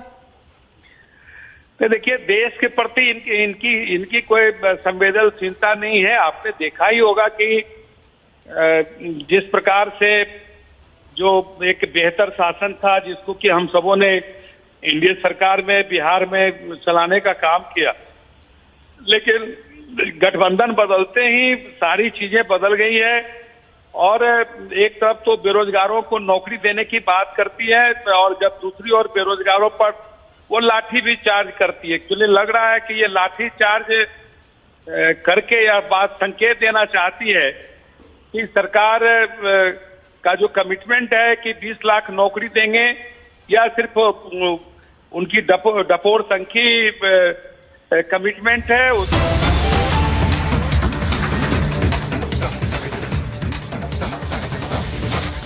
And these are visuals, viewers. We'll be back in Bihar shortly. These are visuals coming in from Kolkata, where Anubrata Mandal has returned to the CBI headquarters at the Nizam's Palace. This is after he was taken for his routine medical checkup. Remember, we've been bringing you these updates right since the story broke, right since his arrest. He was last remanded to 4 additional days of CBI custody on Saturday. So that custodial remand with the CBI extends now till Wednesday. And this is part of the procedure for him to be taken to the hospital, for him to be given a checkup over there. And these visuals are coming to you from Republic Bangla. We have Kishalai joining us with more details on this. Kishalai, tell us what is currently the state and shape of Anubrata Mandal. He has been brought back to the CBI headquarters. We are showing exclusive visuals. Anubrata Mandal is back in the CBI office in Nizam Palace and he's being taken inside now, and we get to know that there will be continuous probe and interrogation in the cattle smuggling case after this. He was taken to Command Hospital and our sources say that after regular health checkup, all the reports are right now stable, and the hospital sources tells us that the investigation and interrogation can continue like it was continuing since the last few days, few weeks. Now tomorrow, 24th again, Anubrata Mandal will be produced in the court, 24th of August, when his custody ends, and CBI will probably be asking for an extension of the custody. When this happens at one hand, on the other hand, the CBI teams are actively continuing with their raids in Bolpur and Birbhum district, and there are multiple raids in the rice mills which Anubrata Mandal used to own or his family members used to own. So at one hand, CBI is continuously raiding the rice mills and different other properties and locations related to the cattle smuggling case of Anubrata Mandal. On the other hand, Anubrata Mandal is being taken inside the Nizam Palace CBI office, and there will be continuous interrogation. We will be looking at this story and more only on Republic after a short break.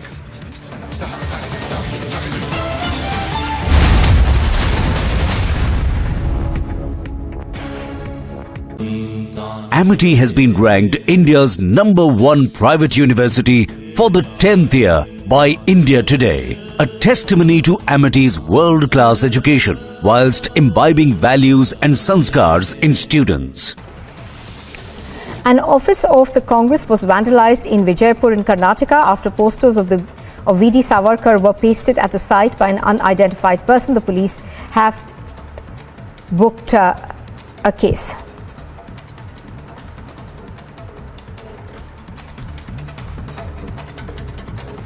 Stones were hurled at Chief Minister Nitish Kumar's cavalcade in Patna yesterday, following which 13 people have been arrested. According to locals, the incident happened at around 5 in the evening at the Sodimode Gauri Chuk police station area, where a road blockade was underway over the death of a local man. Farmers have called for an agitation in Delhi as their demands for a minimum support price, along with the resignation of the Union Minister Ajay Mishra, amongst others, have led to several farmers gathering at the capital in order to protest at Jantar Mantar. Police personnel have been deployed across the border ahead of gathering. A first-year MBBS student died under suspicious circumstances in Uttar Pradesh's University of Medical Sciences in Safai. The deceased student's parents believe that fellow students and wardens were complicit in his death.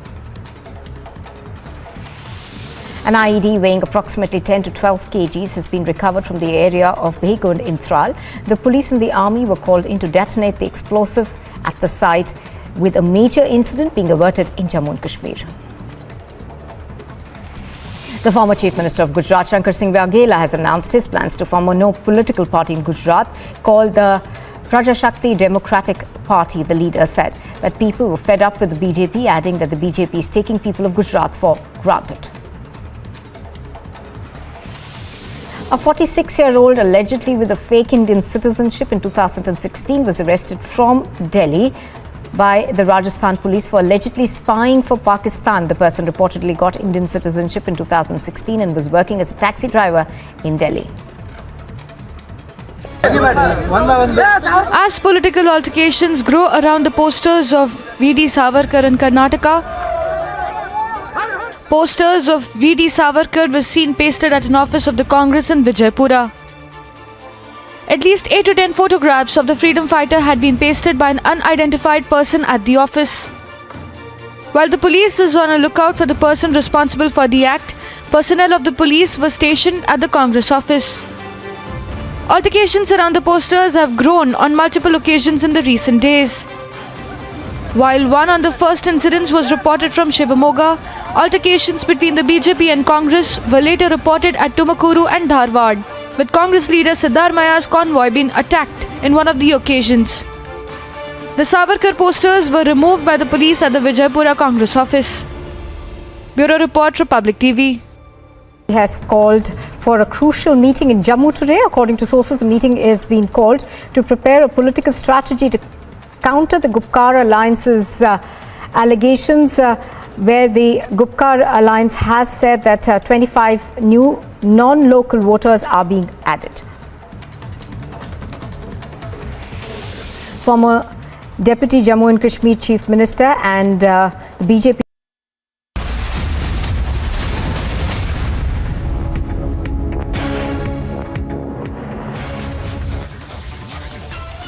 Viewers, welcome back, viewers. We are back to Republic Bangla's exclusive visuals of Anubrata Mandal, who was just minutes earlier brought back to the CBI's headquarters in Kolkata, the Nizam's Palace CBI office, after he had been taken briefly for his routine medical checkup. We are told also that even now the CBI is conducting various searches at certain farmhouses and granaries that were somehow linked to this illegal cattle smuggling scam. From what Kishalai from the R Bangla newsroom was telling us earlier, there is a chance that these areas, these locations, the granaries as well as the farmhouses were used in some manner to store the illegal proceeds of this scam. But for the moment, we can tell you that Anubrata Mandal, he has been brought back. There you see his visuals. These are Republic Bangla exclusive visuals. He had been taken for his... He had been taken to the CBI's, he has been taken back to the CBI's office from the hospital where he was taken for his routine checkup. Kishalai, just tell us once more about the farmhouses and the granaries that are being raided as well, because that is new information that has come, hasn't it? Exactly, all these rice mills which are under CBI scanner is a twist in the case, as we have seen in the last few days. Previously we saw that number of farmhouses and properties of Anubrata Mandal were being probed and raided by the Central Bureau of Investigation, and now we see that how these rice mills, which are mostly owned by close relatives of Anubrata Mandal, are being raided by CBI. Today CBI raided one of these and previous day CBI raided another. Apart from that, on the other hand, we also saw how Onubroto Mondal was taken out of the Nizam Palace CBI office here in Kolkata and taken to Command Hospital for his regular health checkup. Our reporters were trying to ask him whether he was doing fine or not, and whether he was directly involved in this cattle smuggling case or not. He was also being asked whether these rice mills were owned by him, and he said a yes, nodding his head. He was nodding his head and he said a yes. So all these rice mills are owned by him or his relatives. That's something that Onubroto Mondal has conceded. Apart from that, these rice mills which are being raided by CBI today, Shibshambhu rice mill was being raided, where we saw that how CBI not only raided the rice mill but also examined its papers. Examined its papers, and apart from that, CBI also tried to understand who else was related in this case. We will be keeping an eye on all these stories, and with more exclusive information, we will be coming back after a short break on Republic.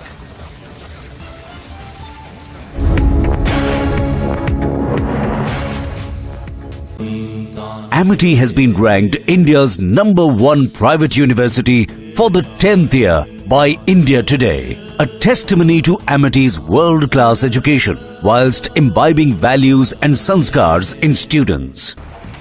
Farmers have called for an agitation in Delhi as their demands for a minimum support price, along with the resignation of the Union Minister Ajay Mishra, amongst others, have led to several farmers gathering at the capital in order to protest at Jantar Mantar. Police personnel have been deployed across the border ahead of gathering. A first-year MBBS student died under suspicious circumstances in Uttar Pradesh's University of Medical Sciences in Safai. The deceased student's parents believe that fellow students and wardens were complicit in his death. An IED weighing approximately 10 to 12 kgs has been recovered from the area of Behgund in Tral. The police and the army were called in to detonate the explosive at the site, with a major incident being averted in Jammu and Kashmir. The former Chief Minister of Gujarat, Shankar Singh Waghela, has announced his plans to form a no political party in Gujarat called the Prajashakti Democratic Party. The leader said that people were fed up with the BJP, adding that the BJP is taking people of Gujarat for granted. A 46-year-old allegedly with a fake Indian citizenship in 2016 was arrested from Delhi by the Rajasthan police for allegedly spying for Pakistan. The person reportedly got Indian citizenship in 2016 and was working as a taxi driver in Delhi. As political altercations grow around the posters of V.D. Savarkar in Karnataka, posters of V.D. Savarkar were seen pasted at an office of the Congress in Vijaypura. At least 8 to 10 photographs of the freedom fighter had been pasted by an unidentified person at the office. While the police is on a lookout for the person responsible for the act, personnel of the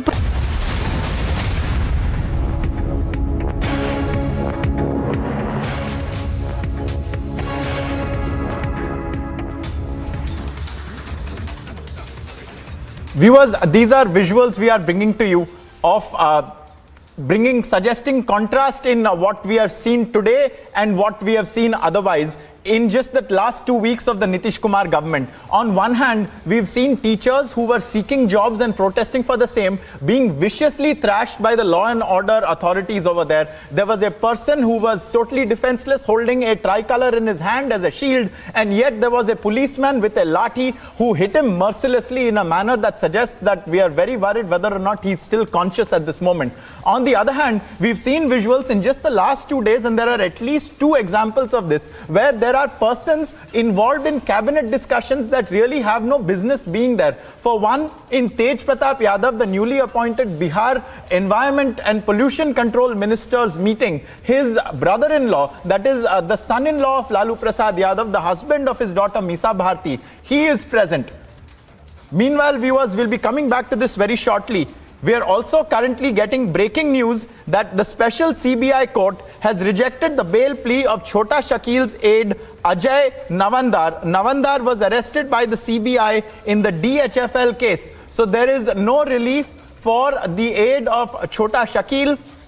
The Chhota Shakil aide, that is Navandar, his bail plea has been rejected. Right now we are hearing in the special CBI court. He had been arrested in the multi-crore DHFL case, the DHFL loan fraud case. and his bail plea has been rejected by a special CBI court, is the information that we have just received. This is breaking news, first on Republic, that in the DHFL case, the agencies have continued to mount a strong case against all of those who are the accused in the case. We have right now on the screens before you the visuals of the aide of Chota Shakil, Ajay Navandar, who was arrested by the CBI in this DHFL case. He had filed for bail. However, his bail plea had not been accepted by the special CBI court, and the bail plea has in fact been rejected. So there is no relief coming in. This is the multi-crore DHFL loan scam case that has been investigated by the CBI. We have Shavan Sen joining us for more details on this. Shavan, over to you. Well, in fact, Ankit, we're just getting the latest details from Mumbai, as we've been told that Chota Shakil's aide essentially has his bail plea has been rejected by a special court in the Central Bureau of Investigation. In fact, he was arrested by the CBI in the DHFL scam, in which, remember, the allegation was that he had received about 1.3 crore was received by him in cash by him from co-accused Dheeraj Wadhwa. The allegation also is of disposing of certain items belonging to Kapil and Dheeraj Wadhwa, which is basically part of the proceeds of the crime. In fact, the court has essentially said that there is a complexity in this entire investigation, and since what the CBI has been able to at least produce before the court is the possibility of funds that could have been funneled by. Viewers, we have a breaking update coming in with regards to the escalating war of words between the Aam Aadmi Party and the BJP. Now, the Aam Aadmi Party has made a sensational claim. These are source-based claims coming into our newsroom, that in consequence to Manish Sisodia claiming that someone from the BJP had reached out to him to break the AAP and hence get the CBI and ED off his tail, there is a audio clip, is what AAP sources tell us, of this claim. We have Anuj joining us for more. Anuj, what is this claim being made? The BJP had earlier dismissed this completely, but the AAP is continuing and stating that there is a call that has been made. There is an audio of it. Over to you, Anuj. Well, three press conferences since from the morning. 3 press conferences have been done by Aam Aadmi Party, and this is big now, which has been claimed by the Aam Aadmi Party. Sources in the Aam Aadmi Party is now claiming that they are having the audio clip of the same. Remember, this was Manish Sisodia early in the morning made in a tweet after interacting with the media when he was talking about his Gujarat visit. He came out with a tweet where he claims that he has been approached by Bharatiya Janata Party, that all the cases, everything will be finished if you join Bharatiya Janata Party. There is the claim of Manish Sisodia in the tweet, and after that we have seen 3 press conferences of Aam Aadmi Party. It's Saurabh Bharadwaj, it's Atishi, it's Sanjay Singh. 3 has claimed the same. Now the sources are claiming they are having the audio clip also. Rather, we were continuously asking and trying to understand that who exactly this person is. If Aam Aadmi Party can come out with the name. But they have not given the name yet. But now the sources are claiming in the Aam Aadmi Party that yes, they are having the audio clip. So this is going to be very big, because we are seeing attack and counter-attack. Attack by Aam Aadmi Party, counter-attack by Bharatiya Janata Party, press conferences after press conferences. But now this is becoming big when Aam Aadmi Party is now claiming that they are having the audio clip. Let me remind you that if we talk about this whole story, if we talk about this whole chapter, then this is regarding the liquor policy. Liquor policy, the excise policy, which was changed in which came in action, I beg your pardon, in November last year. After that, we have seen how the CBI came in action. CBI raided multiple places. It was for the 14 hour when Manish Sisodia was questioned. Numbers of papers has been taken by CBI, and now on this, after everything has happened, Aam Aadmi Party claiming, and this was none other but Deputy Chief Minister himself, Manish Sisodia himself, who claimed with the tweet that yes, he got an offer from Bharatiya Janata Party, he was approached by Bharatiya Janata Party, and there they are offering him the chief ministerial candidate for the upcoming election, the chief ministerial seat, and offering him to join the BJP, and in return everything will be finished. That is the claim of Aam Aadmi Party. That is something which has been stated in the tweet which has been made in by Manish Sisodia. We have seen Saurabh Bharadwaj, naming the few others leader of Bharatiya Janata Party, where they are talking about Mukul Roy, they are talking about Suvendu Adhikari and none other but Assam Chief Minister also. So they are talking about the certain leadership that they all were contacted. This is the claim which has been made in by Aam Aadmi Party. Let me tell you, they were telling in the press conference that they have dozens of leaders who have been approached by Bharatiya Janata Party earlier also and who are in BJP at this point in time, and now this Anuj, I just like to read the tweet there before viewers on our screens. मुझे CM बनाने का offer पर BJP पे मेरा संदेश, अरविंद केजरीवाल जी मेरे राजनीतिक गुरु हैं, उनसे कभी गद्दारी नहीं करूंगा, मैं सीएम बनने नहीं आया, मेरा सपना है देश के हर बच्चे को अच्छी शिक्षा मिले, तभी तो भारत नंबर 1 देश बनेगा, पूरे देश में ये काम केवल केजरीवाल जी कर सकते हैं. So this is the breaking tweet that has come to us from Manish Sisodia. He is rejecting what he says is an offer by the BJP to break the Aam Aadmi Party and become the chief minister, and he is stating and he is hailing his party supremo Arvind Kejriwal, claiming that he only wants to give the benefits of education to all of the children of India, to make India the number 1 nation, and this can only be done under Arvind Kejriwal. So this is the tweet that has come in, even as Aam Aadmi Party sources tell us that they have an audio clip of this purported BJP offer to Manish Sisodia, asking him to quote-unquote break the Aam Aadmi Party and hence relieve himself of all the CBI and ED investigations against him. This is a smoldering controversy, viewers. Like Anuj was telling us, we have 3 press conferences by the Aam Aadmi Party. We've seen them back to back. We've seen the BJP hitting back and claiming that there is absolutely no truth in any of this. But now the Aam Aadmi Party claims that they have a tape. Simultaneously, Manish Sisodia says that he is not interested in any such offer. So we have seen 2 things from Arvind Kejriwal and Manish Sisodia. For one, Arvind Kejriwal in Ahmedabad earlier today said that Manish Sisodia deserves a Bharat Ratna and that he only unwillingly rolled back the liquor policy and that he would not have wanted to do so. Meanwhile, Sisodia says that the BJP had reached out to him with a message asking him to break the Aam Aadmi Party and join hands with it and relieve himself of the CBI and ED's raids against him. We have BJP Delhi Chief Adesh Gupta joining us right now on the phone line. Mr. Adesh Gupta, the Aam Aadmi Party claims that there is a phone recording of the BJP offering Manish Sisodia to join hands with it. What do you have to say about this?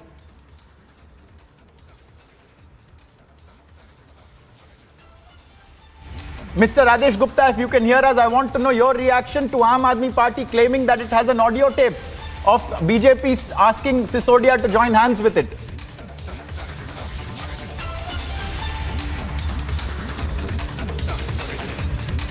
Mr. Adesh Gupta, we'll try and get him back on the phone line. We appear to have lost that connection with him, the Delhi BJP chief. Certainly now it is the BJP's to answer in this matter. We've seen a series of back and forths between the Aam Aadmi Party ever since the raids on Manish Sisodia. And meanwhile, we have seen how there were tremendous protests that took place against Manish Sisodia. These have been ongoing for a couple of days. On Saturday, it was the Congress party protesting.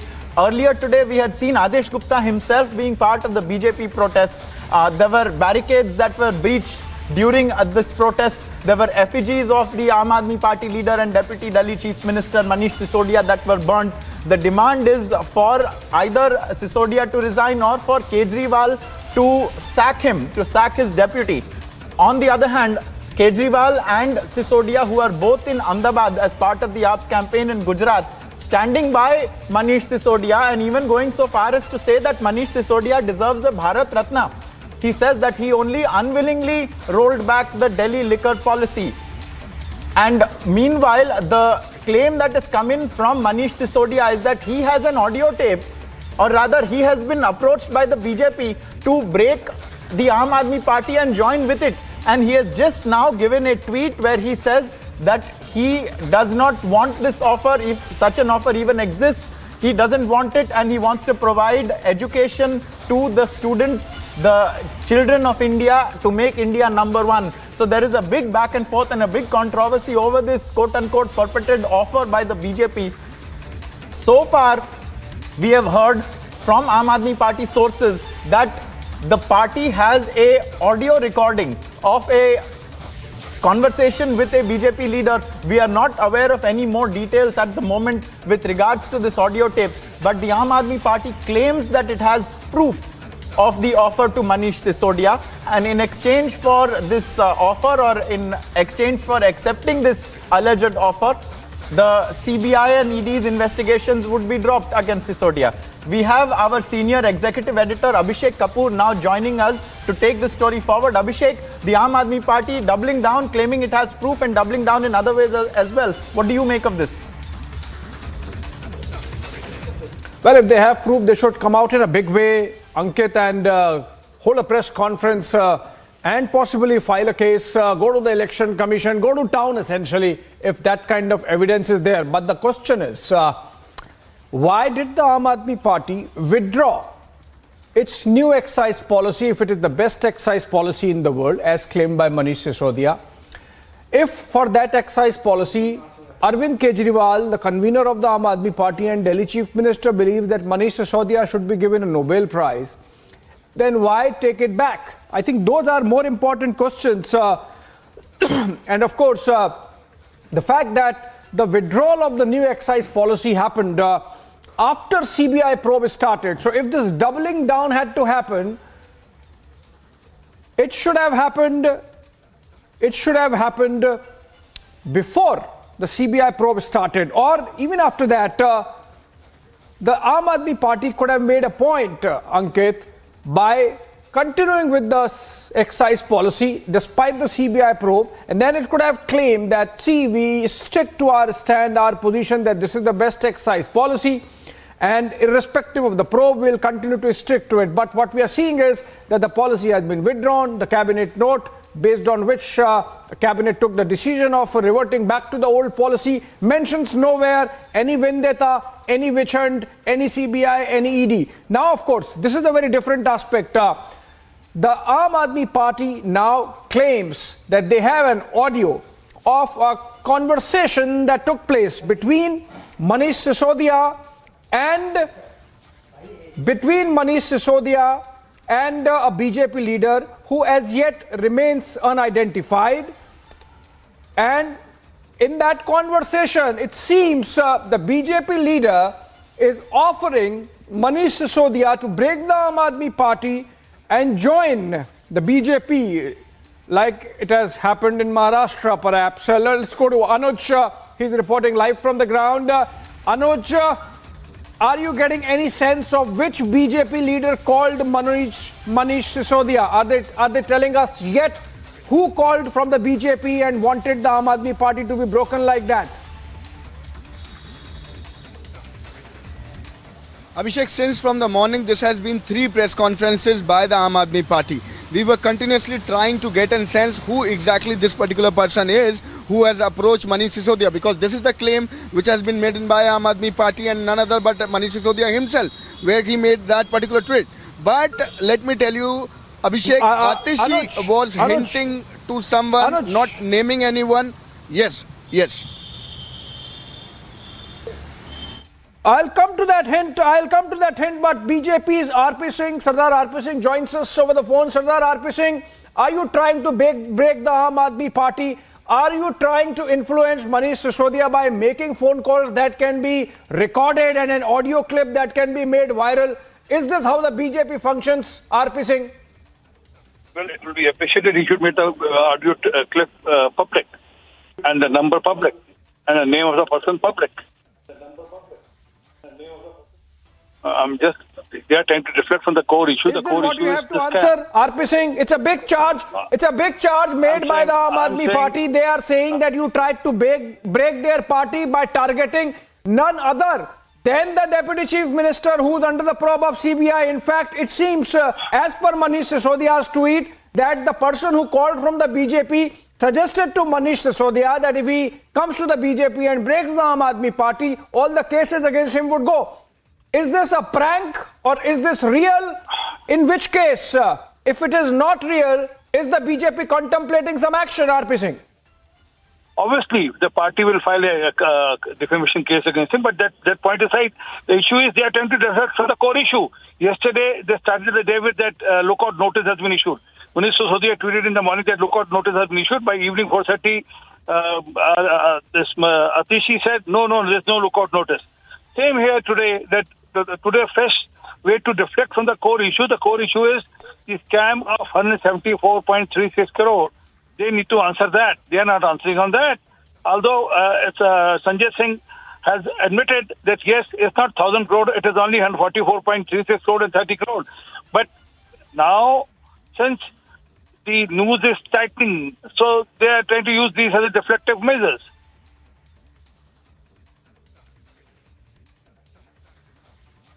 Right. Thank you so much, Sardar RP Singh. Let's see how this really pans out, whether this is a prank, in which case the BJP gets an opportunity to get back at the Aam Aadmi Party, or if it's real, then of course there would be some tougher questions coming BJP's way. Thank you so much for joining us. Aam Aadmi Party, viewers remember, has claimed just a while back, in fact a couple of hours back, through a tweet by Manish Sisodia, saying that BJP tried to break me and break the Aam Aadmi Party and offered me to cross over and join the BJP.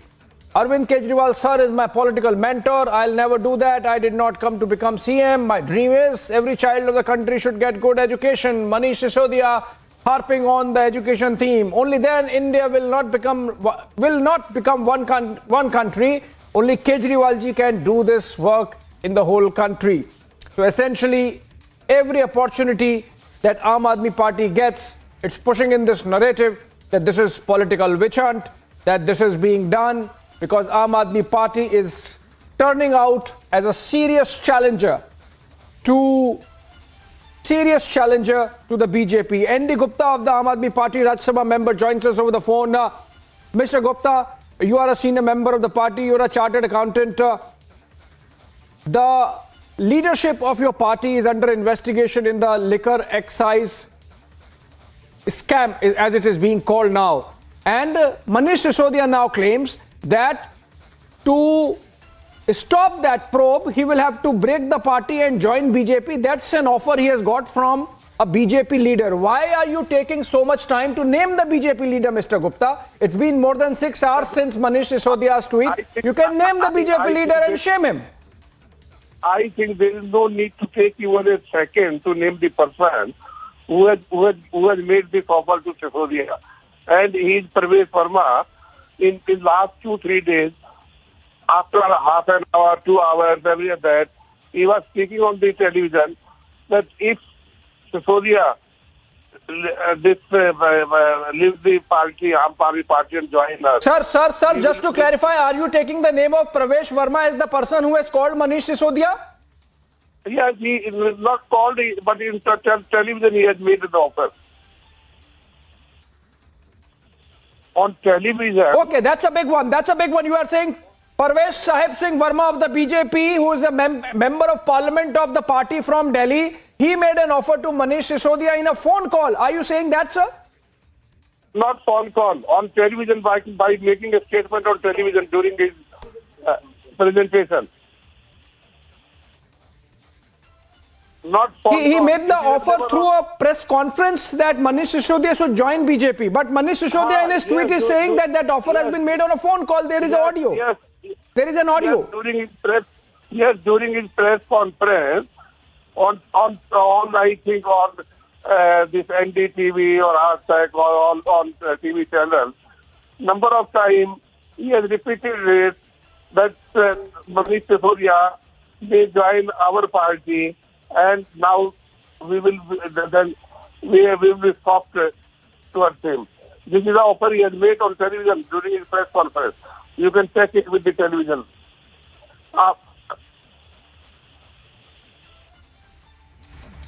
Sir, then it's turning out to a bit of a damp squib in the sense that you are suggesting that it's not a phone call that came to Manish Sisodia by anyone. It's just that in a press conference, Pravesh Sahib Singh Verma said something to the effect that if Manish Sisodia joins the BJP, his problems would be over and that the probe might not happen and that he has to break the Aam Aadmi Party for that? Listen me, I don't have any idea whether he had received a phone call or not, but I myself watched on television during the press conference of Parvesh Verma.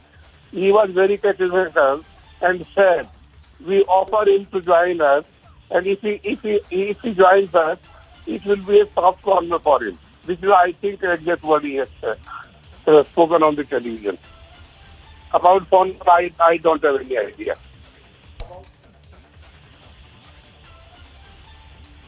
Sir थोड़ा सा डैम्प squib लगता दिख रहा है.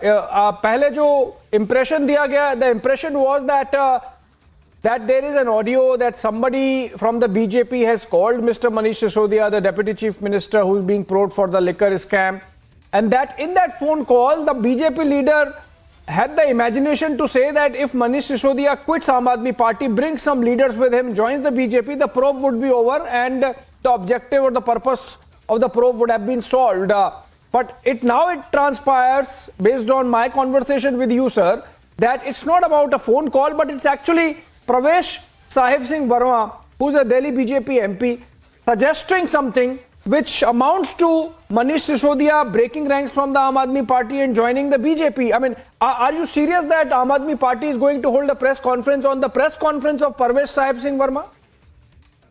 Yes, you can check it with the television. This is the NDTV Rasta. He was there, and during the press conference, and many times he has repeated it on the television during the press conference. That is available as evidence. All right, so we'll try to connect. All right, we'll try to connect. We'll try to connect with Pravesh Sahib Singh Verma and take a response to that. Mr. Gupta, thank you so much for joining us.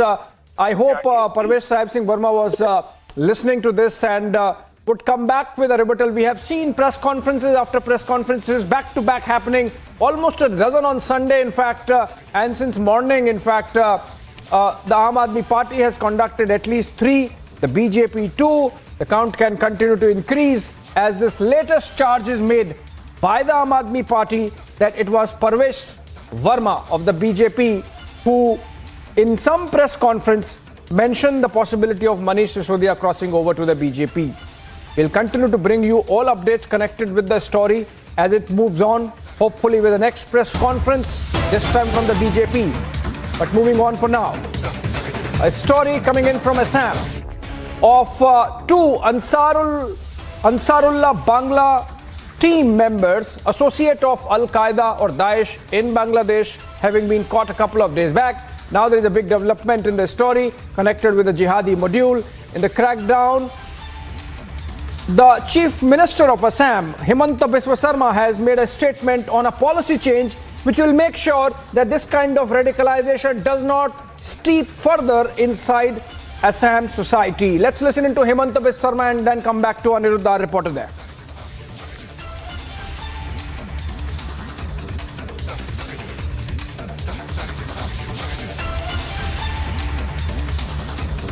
को arrest किया हूँ। एक व्यक्ति एक मस्जिद में इमाम का काम कर रहा था, लेकिन he was a king pin, कोई तरफ का उन्होंने नेटवर्क एक्सपांड किया था।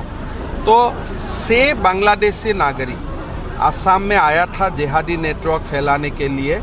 एक गिरफ्तार हुआ है, 5 अभी भी गिरफ्तार नहीं हुआ है। सो ये मुहिम थोड़ा चलेगा। इमाम काफ़ी पिछले ये देखिए, हमारा जो मुसलमान समाज है थोड़ा सा धर्म का ऊपर आस्था ज़्यादा होता है, तो कोई भी आके बोलता है हम बहुत ज़्यादा अच्छा से इमामती करूँगा, उन लोग को ले लिया जाता है। तो उसमें लोगों का दोष नहीं है, लेकिन अभी हमने कुछ SOP बनाया हो कि कोई अगर आपका गांव में इमाम आते हैं और आप उनको नहीं जानते हैं तो थाना को इन्फॉर्म कीजिए, थाना वेरीफाई कर लेगा, उसका बाद इसको रखिए।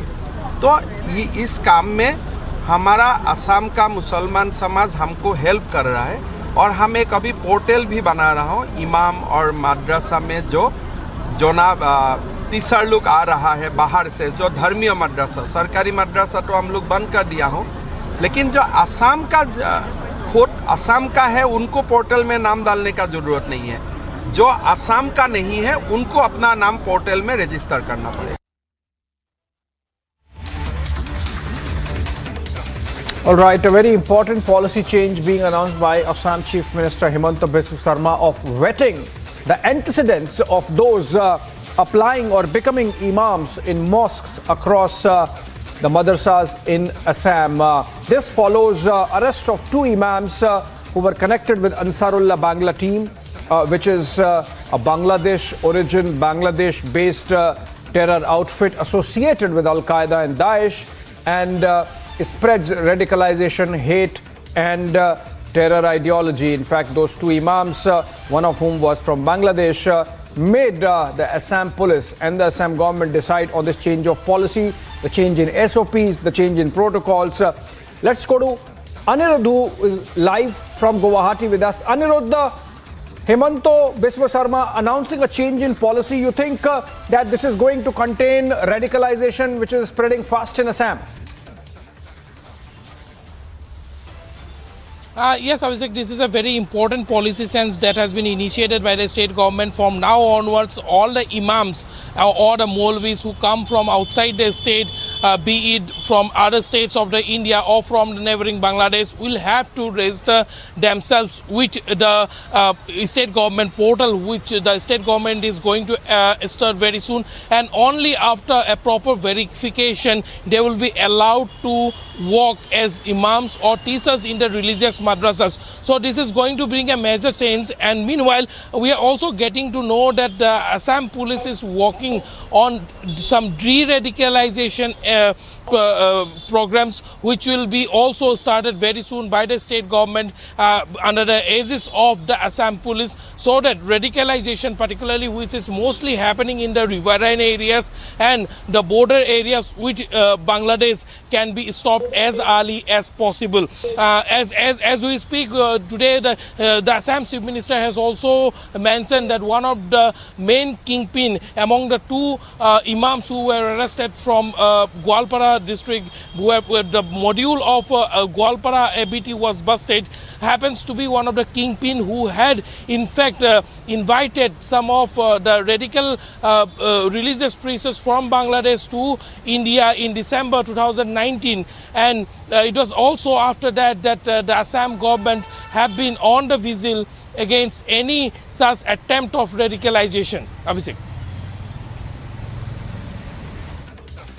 Right. Thank you so much, Anirudh. In fact, Digant Kalita of the BJP is patched on the phone with us. Mr. Kalita, a very important policy change being announced by Assam Chief Minister Himanta Biswa Sarma in connection with how the imams of mosques and madrasas would be chosen in Assam now. आपके जो मुख्यमंत्री हैं असम के हेमंत बिस्वा शर्मा, उन्होंने कहा है कि अब जो भी इमाम बनेगा असम के मस्जिदों में, मदरसों में, उनकी पहले से चेकिंग होगी, लोकल पुलिस वहां जाके वेटिंग करेगी कहां से आ रहे हैं। ये कितने बड़े स्केल पे हो रहा है कि सरकार को ये चेंज करना पड़ा। बांग्लादेश से कितने इमाम आके असम के मस्जिदों में, मदरसों में काम करते हैं, वहां पे तकरीर करते हैं, जिसके कारण ये इतनी बड़ी समस्या दिख रही थी असम पुलिस को और जिसके कारण ये चेंज करना पड़ा।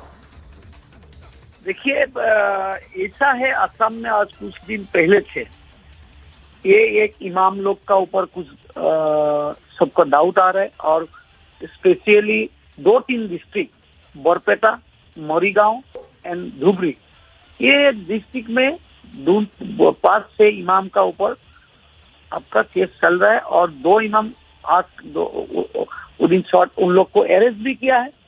अभी जैसा लग रहा है असम चीफ मिनिस्टर और हमारा पुलिस डिपार्टमेंट, हम लोग भी देख रहा हूँ, अगर कोई इमाम बाहर से अगर आएगा यहाँ पे मदरसा पे, वो आके उन लोग का जो मदरसा है, मदरसा पे जो उन लोग अभी कोर्सेस उन लोग दीक्षा दे रहे हैं, उनके लिए इमाम लोग को वेरिफिकेशन करना बहुत जरूरी है। What is next? वेरिफिकेशन करना बहुत जरूरी है। इसीलिए असम गवर्नमेंट और police department, specially police department और सबसे बड़ा चीज है लोकली जो मुस्लिम एरिया है उन लोग का भी कुछ सपोर्ट अभी मिल रहा है। उन लोग बोल रहे सही है ये वेरिफिकेशन होना बहुत जरूरी है।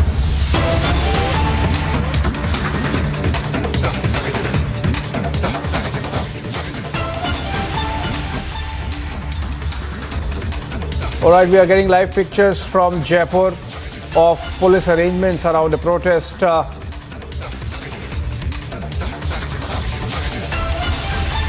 And this is about a lathi charge that has taken place during a student union election in Rajasthan University. Lathi charge किया है। इस लाठीचार्ज के कारण कई कार्यकर्ताओं पर भारी चोटें आई हैं, कईयों के सर फूट गए हैं, कई कार्यकर्ताओं के हाथ पैर में फ्रैक्चर हुए हैं। विद्यार्थी परिषद का स्पष्ट मानना है हम लोग शांतिपूर्वक हमारी काम कर रहे हैं। सरकार गहलोत की सरकार कारण क्या रहा होशियार इन सब चीज? कुछ कारण नहीं था। शांतिपूर्वक रैली पर अचानक किसी ने हमारे कार्यकर्ताओं के ऊपर पत्थर बरसाना चालू कर दिया। पुलिस के माध्यम से पुलिस ने लाठी डंडे और पत्थरों के माध्यम से कार्यकर्ताओं के ऊपर आए।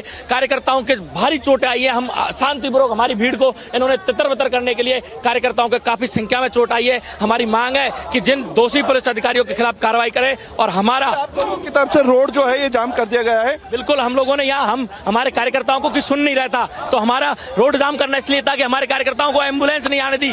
1 घंटे तक कार्यकर्ता यहाँ संघर्ष कर रहे थे लेकिन आम एम्बुलेंस में आने नहीं आती। विद्यार्थी परिषद का स्पष्ट मानना है आम छात्र को ये पुलिस डराकर वोटिंग राइट्स को डराकर वोट कम करना चाहती है। विश्वविद्यालय में पुलिस का क्या काम, हम चुप नहीं बैठेंगे। आने वाले समय में विद्यार्थी परिषद और मजबूती के साथ में खड़ी होगी। यहाँ पे जो इलेक्शन है इलेक्शन में छात्र संगठनों का कहना यह है कि पुलिस अंदर क्या कर रही थी। पुलिस का अंदर काम नहीं है। यूनिवर्सिटी में छात्र संगठन और छात्रों का काम है जो अंदर एडमिशन लिए हुए हैं।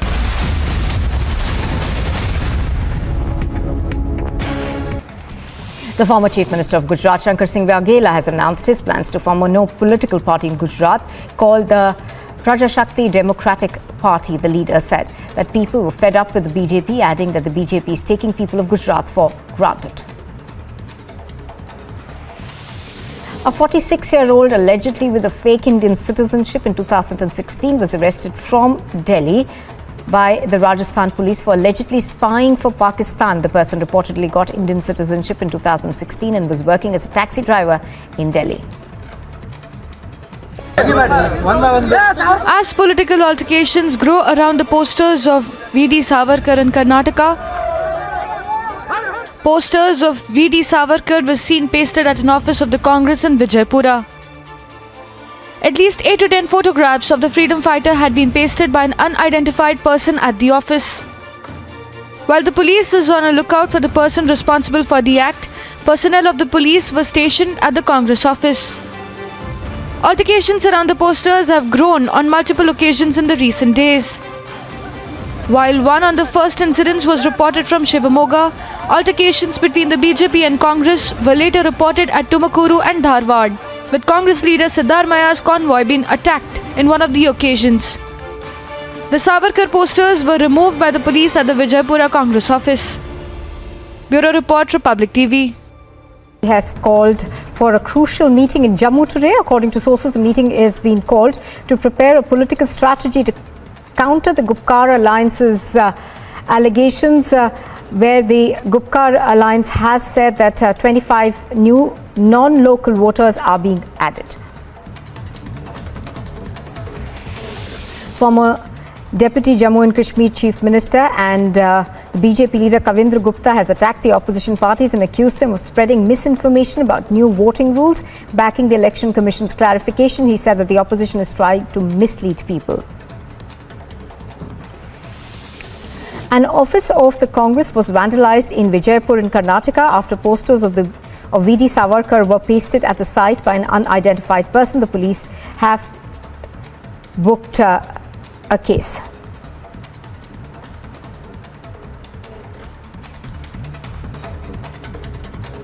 Stones were hurled at Chief Minister Nitish Kumar's cavalcade in Patna yesterday, following which 13 people have been arrested. According to locals, the incident happened at around 5 in the evening at the Sodimode Gauri Chuk police station area, where a road blockade was underway over the death of a local man.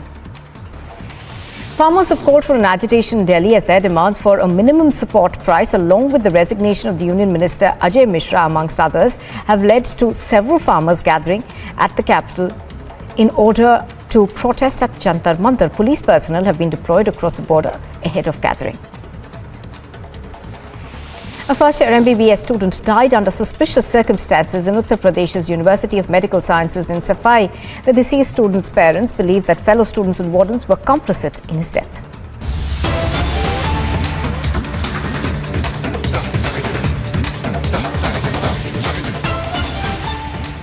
Getting in some more breaking news right now.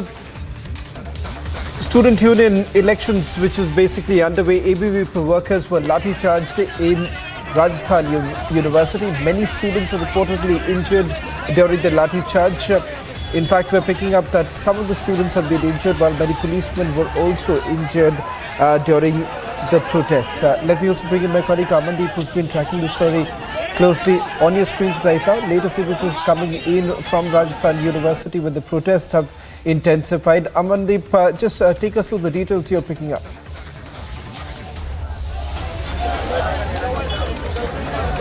देखिए, सबसे पहले Rajasthan university के ये वो छात्र हैं जो ABVP संगठन से जुड़े हुए हैं। इनकी तस्वीरें मैं आपको दिखाना चाहता हूं, जो कि लगातार अभी नारेबाजी कर रहे हैं। और ना सिर्फ नारेबाजी बल्कि इस यूनिवर्सिटी के मेन गेट के सामने वाली जो रोड है, मेन रोड को अब इन्होंने जाम कर दिया है, वहीं पे बैठे हुए हैं। दूसरी तरफ यहाँ पे हैवी डिप्लॉयमेंट के साथ में पुलिस दल दिखाते हूँ, जो बिल्कुल यहाँ पे आप देखेंगे तमाम जो पुलिसकर्मी है वो बिल्कुल रेडी टू मूव स्थिति में है। राजस्थान यूनिवर्सिटी का ये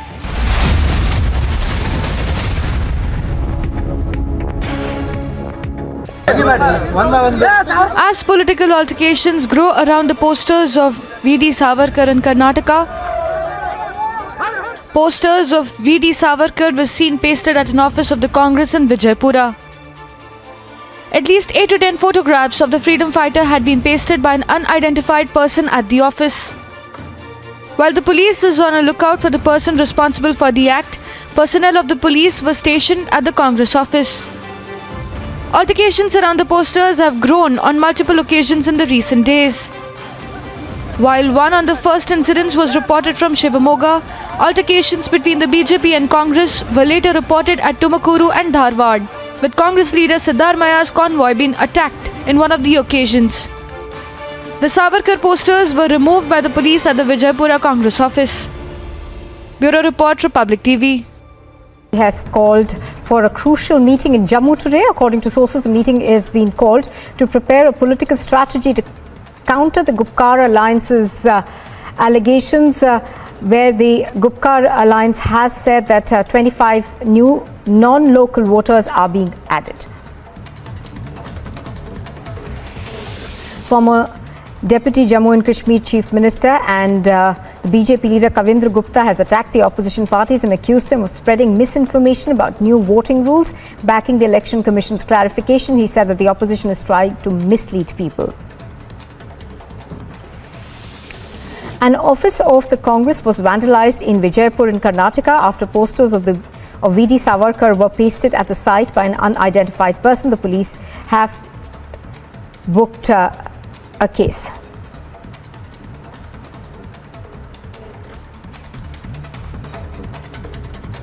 Stones were hurled at Chief Minister Nitish Kumar's cavalcade in Patna yesterday, following which 13 people have been arrested. According to locals, the incident happened at around 5 in the evening at the Sodi Mode Gauri Chuk police station area, where a roadblock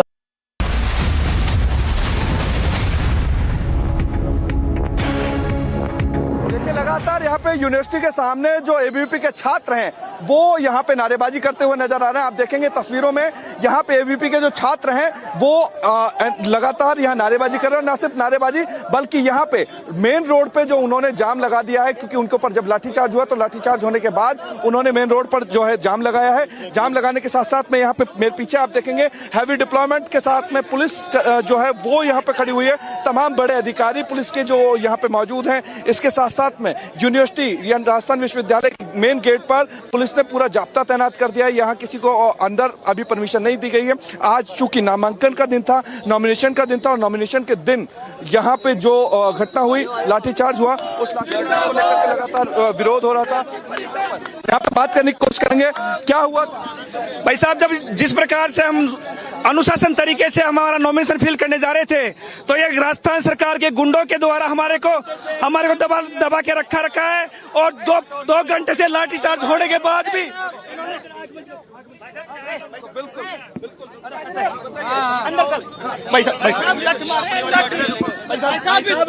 यहाँ आप देखेंगे तस्वीरों में इस तरीके से मैं बात करने की कोशिश करूंगा और बात करने की कोशिश वापस से करूंगा, क्योंकि यहाँ पे छात्र संगठन जो है वो आपको दिखाई दे रहे होंगे किस तरीके से यहाँ पे अपने घायल साथी को यहाँ हॉस्पिटलाइज कराने के लिए लेकर के जा रहे हैं। ये तस्वीरें देखेंगे आप कि यहाँ पे किस तरीके से घायल छात्र को जो लोग हैं वो किस तरीके से देखते हैं आप इसे। ये गहलोत सरकार की लोकतांत्रिक प्रक्रिया पे सरकार का विश्वास नहीं होना, ये जो आज का घटनाक्रम हुआ है यह दर्शाता है।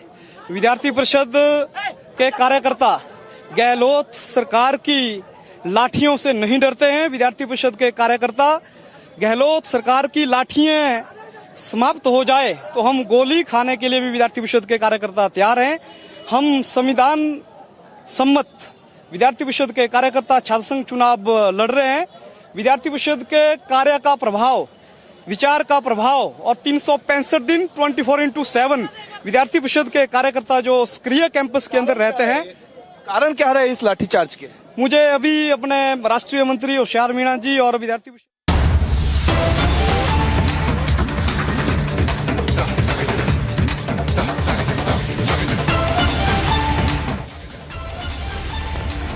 Well, in fact, the war between the TRS and the Bharatiya Janata Party has only intensified with MLC Kavita, who's now threatened to file a defamation suit against Delhi BJP leaders following their allegations on her.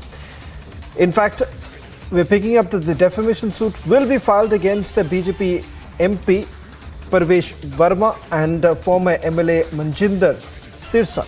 Kavita will also be moving court seeking an injunction order against those who are making the allegations. Just a quick recap of what we know so far, and then we also play out the reaction now coming in from Kavita. Earlier in the day, Kavita essentially said, who's the daughter of KCR, that these are only mere allegations and they will remain allegations. There is no truth to these allegations that have been levelled by the Bharatiya Janata Party. In fact, BJP on the other hand said that it was the TRS Neta's family members who were basically part of this excise policy and who were essentially benefiting out of it.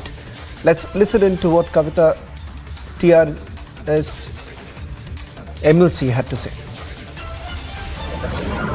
Today I want to make it very, very clear that the allegations that are made on me by BJP party and their party people are completely baseless. The allegations will certainly remain an allegations. They have all the agencies in their hands. They can do whatever investigation that is required. We will completely cooperate. But I just want to say it in front of the nation that my leader, Honorable KCR Garu, who is the Chief Minister of Telangana, has been very vocal and has been very sharp in criticizing the policies of Bharatiya Janata Party government.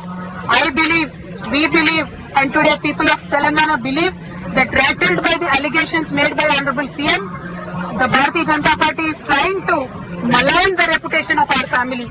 I just want to say this to the nation today. We are the family of fighters. We fought for Telangana. We were on the streets. We were with the people. We never go back in a fight.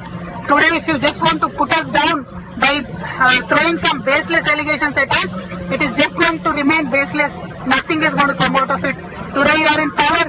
You want to use agencies. You want to use media. You want to use everything possible to curtail the voice of opposition. I'm so sorry. You are messing with the wrong people. We are not the people. Today I want to make it very, very clear. On the other side, we'll get you more details on this intensifying war between the TRS as well as BJP. In fact, BJP says that this is just the tip of the iceberg. On the other side, teachers protesting for jobs with the Tiranga thrashed in Patna.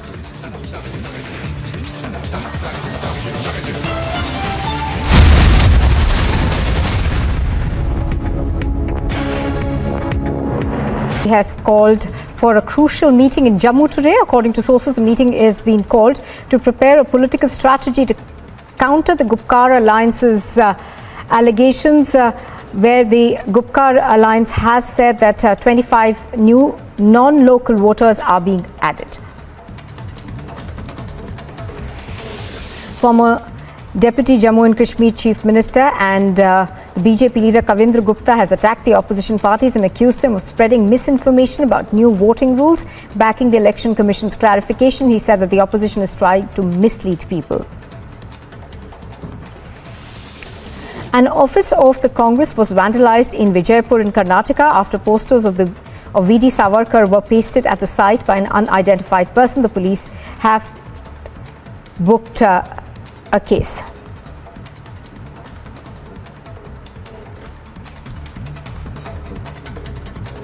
Stones were hurled at Chief Minister Nitish Kumar's cavalcade in Patna yesterday, following which 13 people have been arrested. According to locals, the incident happened at around 5 in the evening at the Sodimode Gauri Chuk police station area, where a road blockade was underway over the death of a local man. Farmers have called for an agitation in Delhi as their demands for a minimum support price, along with the resignation of the Union Minister Ajay Mishra, amongst others, have led to several farmers gathering at the capital in order to protest at Jantar Mantar. Police personnel have been deployed across the border ahead of gathering. A first-year MBBS student died under suspicious circumstances in Uttar Pradesh's University of Medical Sciences in Safai. The deceased student's parents believe that fellow students and wardens were complicit in his death. An IED weighing approximately 10 to 12 kgs has been recovered from the area of Behgund in Tral. The police and the army were called in to detonate the explosive at the site, with a major incident being averted in Jammu and Kashmir.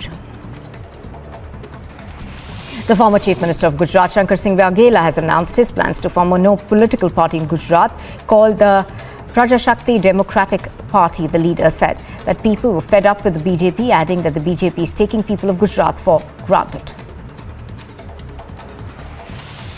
A 46-year-old allegedly with a fake Indian citizenship in 2016 was arrested from Delhi by the Rajasthan police for allegedly spying for Pakistan. The person reportedly got Indian citizenship in 2016 and was working as a taxi driver in Delhi. As political altercations grow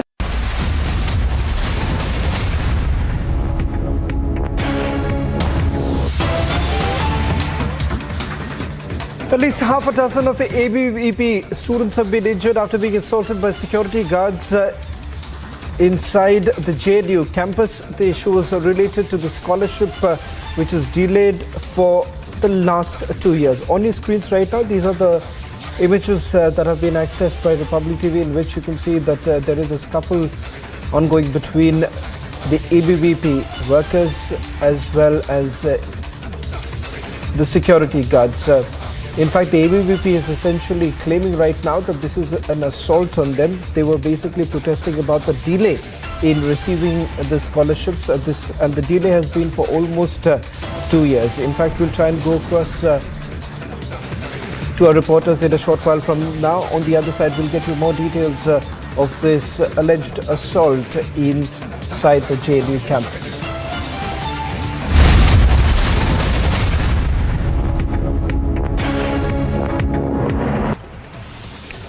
An office of the Congress was vandalized in Vijaypur in Karnataka after posters of V.D. Savarkar were pasted at the site by an unidentified person. The police have booked a case.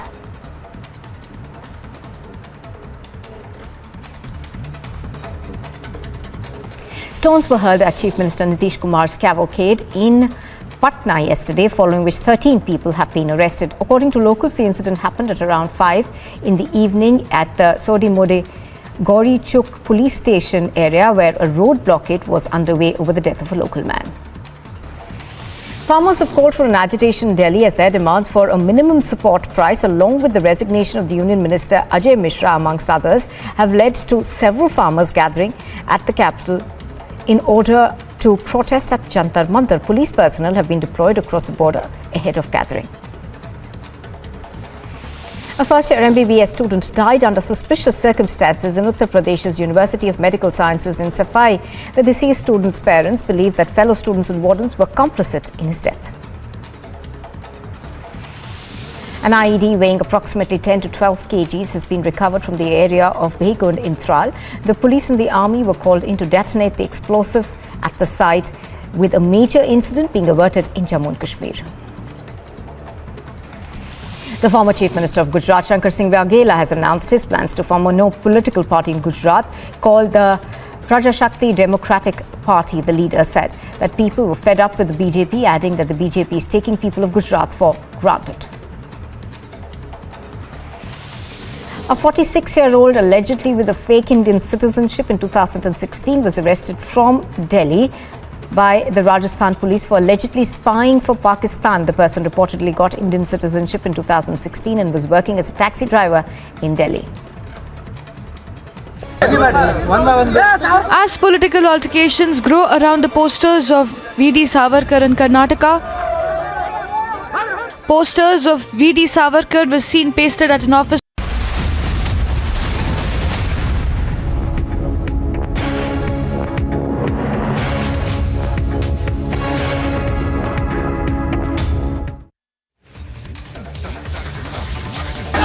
हमको मारा, पीछे sir से मारा, गुस्सा से मारा और पीछे हमको शीशे से भी चोट लग गया। उसके बाद बोलता है तुम लोग जाओ, तुम लोग कुछ अधिकार नहीं है। अरे भाई मेरा यूनिवर्सिटी है, हम छात्रवृत्ति नहीं ले सकते। और ज़बरदस्ती बहुत मारा साइक्लोप्सी गाड़ने घुस के और शीशा भी तोड़ा और कहता है तुम लोग छात्र, तुम लोग उस तरह तुम लोग ऐसे जाओ। ये दिव्यांग छात्रों के साथ नहीं करते, जैसे मेरे साथ में किए हैं। ये लोग बहुत बुरा करे, साइक्लोप सिक्योरिटी नहीं, ये एडमिन का मिला है और ज़बरदस्ती दिन रात टारगेट करके मारते रहते हैं। अभी इस बार भी हमको मारा। Farmers have called for an agitation in Delhi as their demands for a minimum support price, along with the resignation of the Union Minister Ajay Mishra, amongst others, have led to several farmers gathering at the capital in order to protest at Jantar Mantar. Police personnel have been deployed across the border ahead of gathering. A first-year MBBS student died under suspicious circumstances in Uttar Pradesh's University of Medical Sciences in Safai. The deceased student's parents believe that fellow students and wardens were complicit in his death. An IED weighing approximately 10 to 12 kgs has been recovered from the area of Behgund in Tral. The police and the army were called in to detonate the explosive at the site, with a major incident being averted in Jammu and Kashmir. The former Chief Minister of Gujarat, Shankar Singh Waghela, has announced his plans to form a no political party in Gujarat called the Prajashakti Democratic Party. The leader said that people were fed up with the BJP, adding that the BJP is taking people of Gujarat for granted. A 46-year-old allegedly with a fake Indian citizenship in 2016 was arrested from Delhi by the Rajasthan police for allegedly spying for Pakistan. The person reportedly got Indian citizenship in 2016 and was working as a taxi driver in Delhi. As political altercations grow around the posters of V.D. Savarkar in Karnataka, posters of V.D. Savarkar were seen pasted at an office of the Congress in Vijaypura. At least 8 to 10 photographs of the freedom fighter had been pasted by an unidentified person at the office. While the police is on a lookout for the person responsible for the act, personnel of the police were stationed at the Congress office. Altercations around the posters have grown on multiple occasions in the recent days. While one on the first incidents was reported from Shivamoga, altercations between the BJP and Congress were later reported at Tumakuru and Dharwad, with Congress leader Siddharamaya's convoy being attacked in one of the occasions. The Savarkar posters were removed by the police at the Vijaypura Congress office. Bureau Report, Republic TV. He has called for a crucial meeting in Jammu today. According to sources, the meeting is being called to prepare a political strategy to counter the Gupkar Alliance's allegations, where the Gupkar Alliance has said that 25 new non-local voters are being added. Former Deputy Jammu and Kashmir Chief Minister and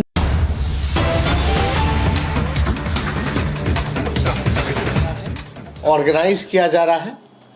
सभी जगह निर्देश दे दिए गए हैं कि भाई नौकरी जो पद रिक्त हैं उसको भरना है। हमको तो नेशनल एवरेज के मुकाबले भी आना है, तो थोड़ा इंतज़ार कीजिए। जब हम सब लोग आपकी बात को आवाज़ आते ही सब लोग अपनी बात रख ही देते हैं, तो इसका कोई मतलब तो था नहीं, क्योंकि हम तो सुन ही रहे 3-4 दिन से। अगर आप मेरे फेसबुक टैगलाइन पे भी जाइए तो हम सब लोगों से मिल रहे हैं, सब लोगों की बातें सुन रहे हैं, और उसमें से कई अभ्यर्थी जो हैं कलम भी भेंट कर रहे हैं और किताब भी भेंट कर रहे हैं। तो हमारी इस मसले को लेकर के, क्योंकि हम लोग गंभीर हैं कि वो जो दृश्य जो भी हम लोगों ने देखा वो ठीक नहीं था, नहीं होना चाहिए था ऐसा। बोल ही दिया हम, नहीं होना था ऐसा।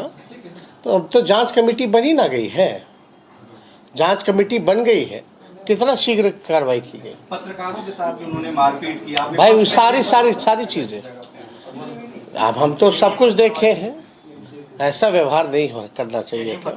हाँ, अब तो जांच कमेटी बनी तो कार्रवाई ना है, तो उसमें जांच होगी। इसमें विधानसभा में जो विधायकों की पिटाई शामिल थे, आप विपक्ष में थे तब आप कर रहे थे, आप सरकार में है, क्या आप जांच कमेटी बनाई गई है,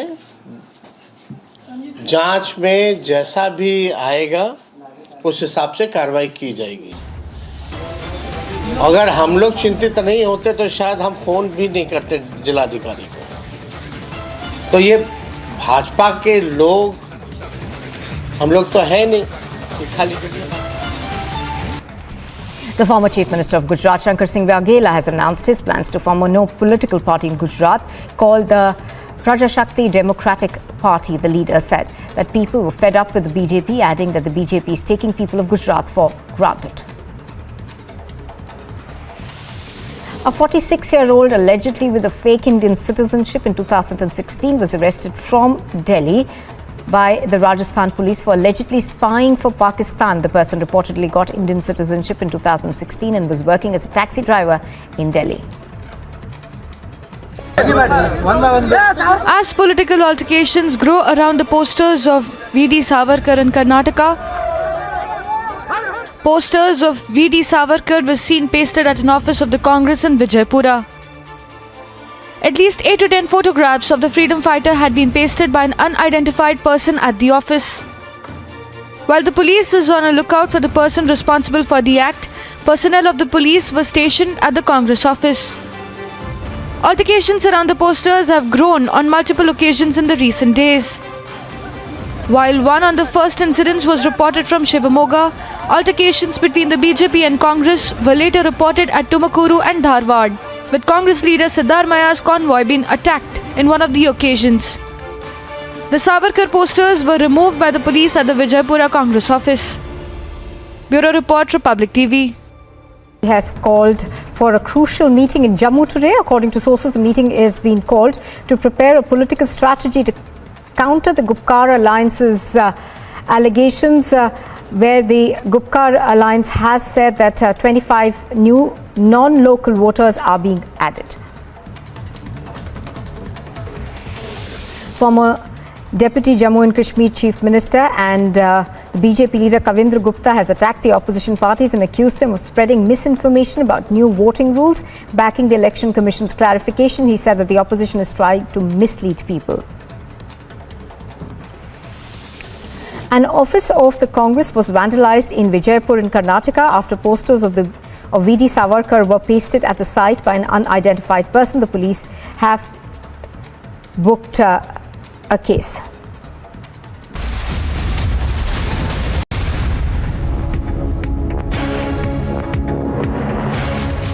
आज हम लोग स्कॉलरशिप सेक्शन में आए थे सुबह के 11 बजे, जब लीगल टाइम था स्कॉलरशिप की इंक्वायरी करने के लिए। 5 छात्र आए थे। उसमें क्या हुआ कि यहाँ के स्टाफ ने बदतमीजी की, सबको गालियाँ दी है, सबके साथ बदतमीजी किया। यहाँ सेक्शन का ये हाल है कि यहाँ 17 स्टाफ हुआ करते थे, आज 4 स्टाफ है। पिछले 2 साल से छात्रों की स्कॉलरशिप नहीं आई है, ना नॉन नेट मिल रहा है, ना MCM स्कॉलरशिप मिल रही है।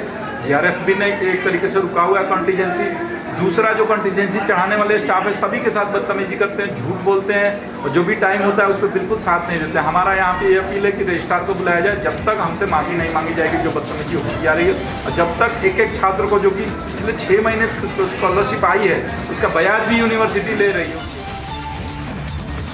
As political altercations grow around the posters of V.D. Savarkar in Karnataka, posters of V.D. Savarkar were seen pasted at an office of the Congress in Vijaypura. At least 8 to 10 photographs of the freedom fighter had been pasted by an unidentified person at the office. While the police is on a lookout for the person responsible for the act, personnel of the police were stationed at the Congress office. Altercations around the posters have grown on multiple occasions in the recent days.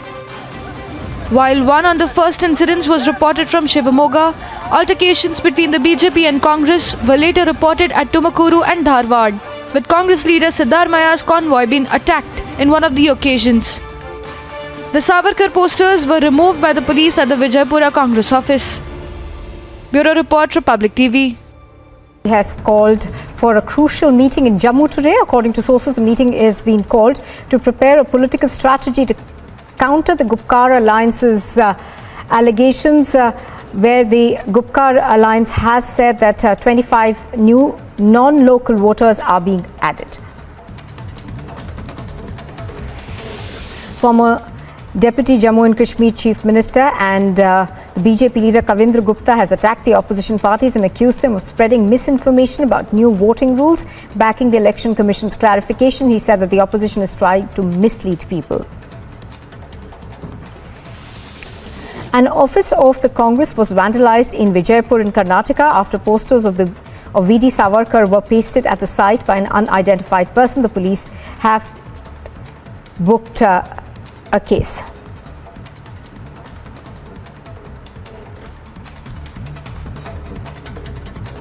Stones were hurled at Chief Minister Nitish Kumar's cavalcade in Patna yesterday, following which 13 people have been arrested. According to locals, the incident happened at around 5 in the evening at the Sodimode Gauri Chuk police station area, where a road blockade was underway over the death of a local man.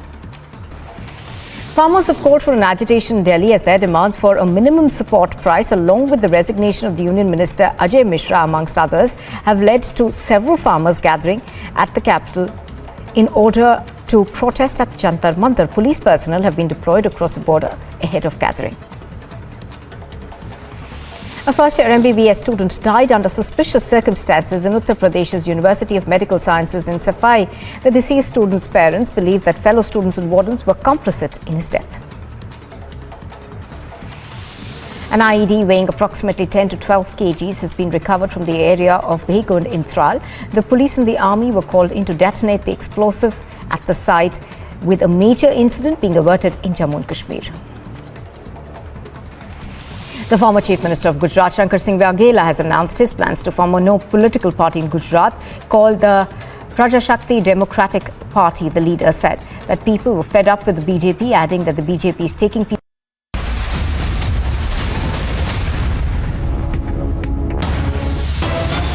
Getting some more breaking news right now. Search is on for Mukhtar Ansari's son. Raids across 9 states are underway. Lucknow police formed 8 teams after arrest warrant was also issued by the Lucknow court. That's the latest we are getting in. First images that have now been accessed by Republic TV on your screens right now of the raids against a bus.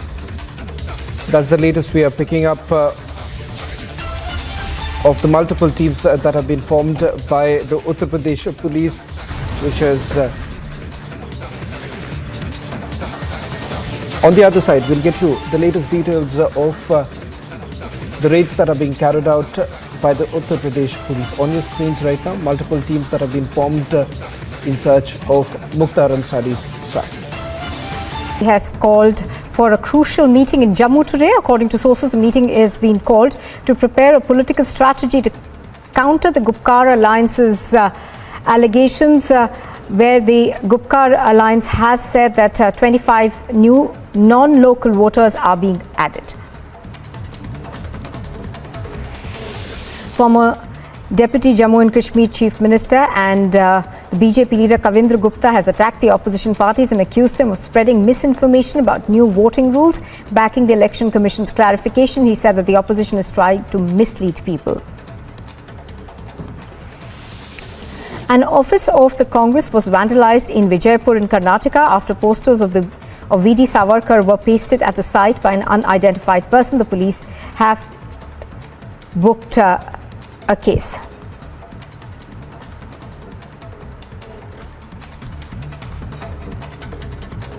Stones were hurled at Chief Minister Nitish Kumar's cavalcade in Patna yesterday, following which 13 people have been arrested. According to locals, the incident happened at around 5 in the evening at the Sodimode Gauri Chuk police station area, where a road blockade was underway over the death of a local man. Farmers have called for an agitation in Delhi as their demands for a minimum support price, along with the resignation of the Union Minister Ajay Mishra, amongst others, have led to several farmers gathering at the capital in order to protest at Jantar Mantar. Police personnel have been deployed across the border ahead of gathering. A first-year MBBS student died under suspicious circumstances in Uttar Pradesh's University of Medical Sciences in Safai.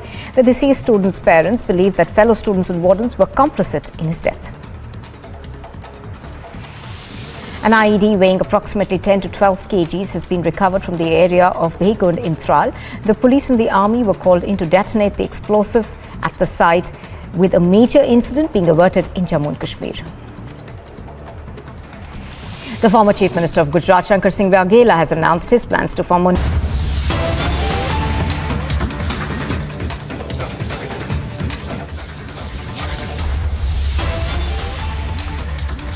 clashes between the BJP and TRS workers. This comes after a massive war of words ensued between TRS MLC Kavita and the BJP. Remember, earlier in the day, TRS MLC Kavita had essentially said that these are mere allegations that have been leveled against her, and this will remain just as an allegation because they are completely baseless. In fact, she also went on to say that she's going to file a defamation suit against the BJP leaders. On the other side, we'll get you the latest on that clash between BJP and the TRS workers.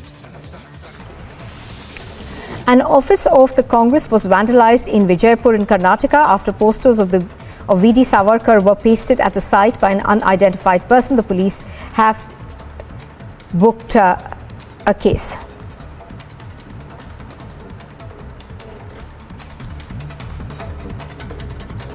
Stones were hurled at Chief Minister Nitish Kumar's cavalcade in Patna yesterday, following which 13 people have been arrested. According to locals, the incident happened at around 5 in the evening at the Sodimode Gauri Chuk police station area, where a road blockade was underway over the death of a local man.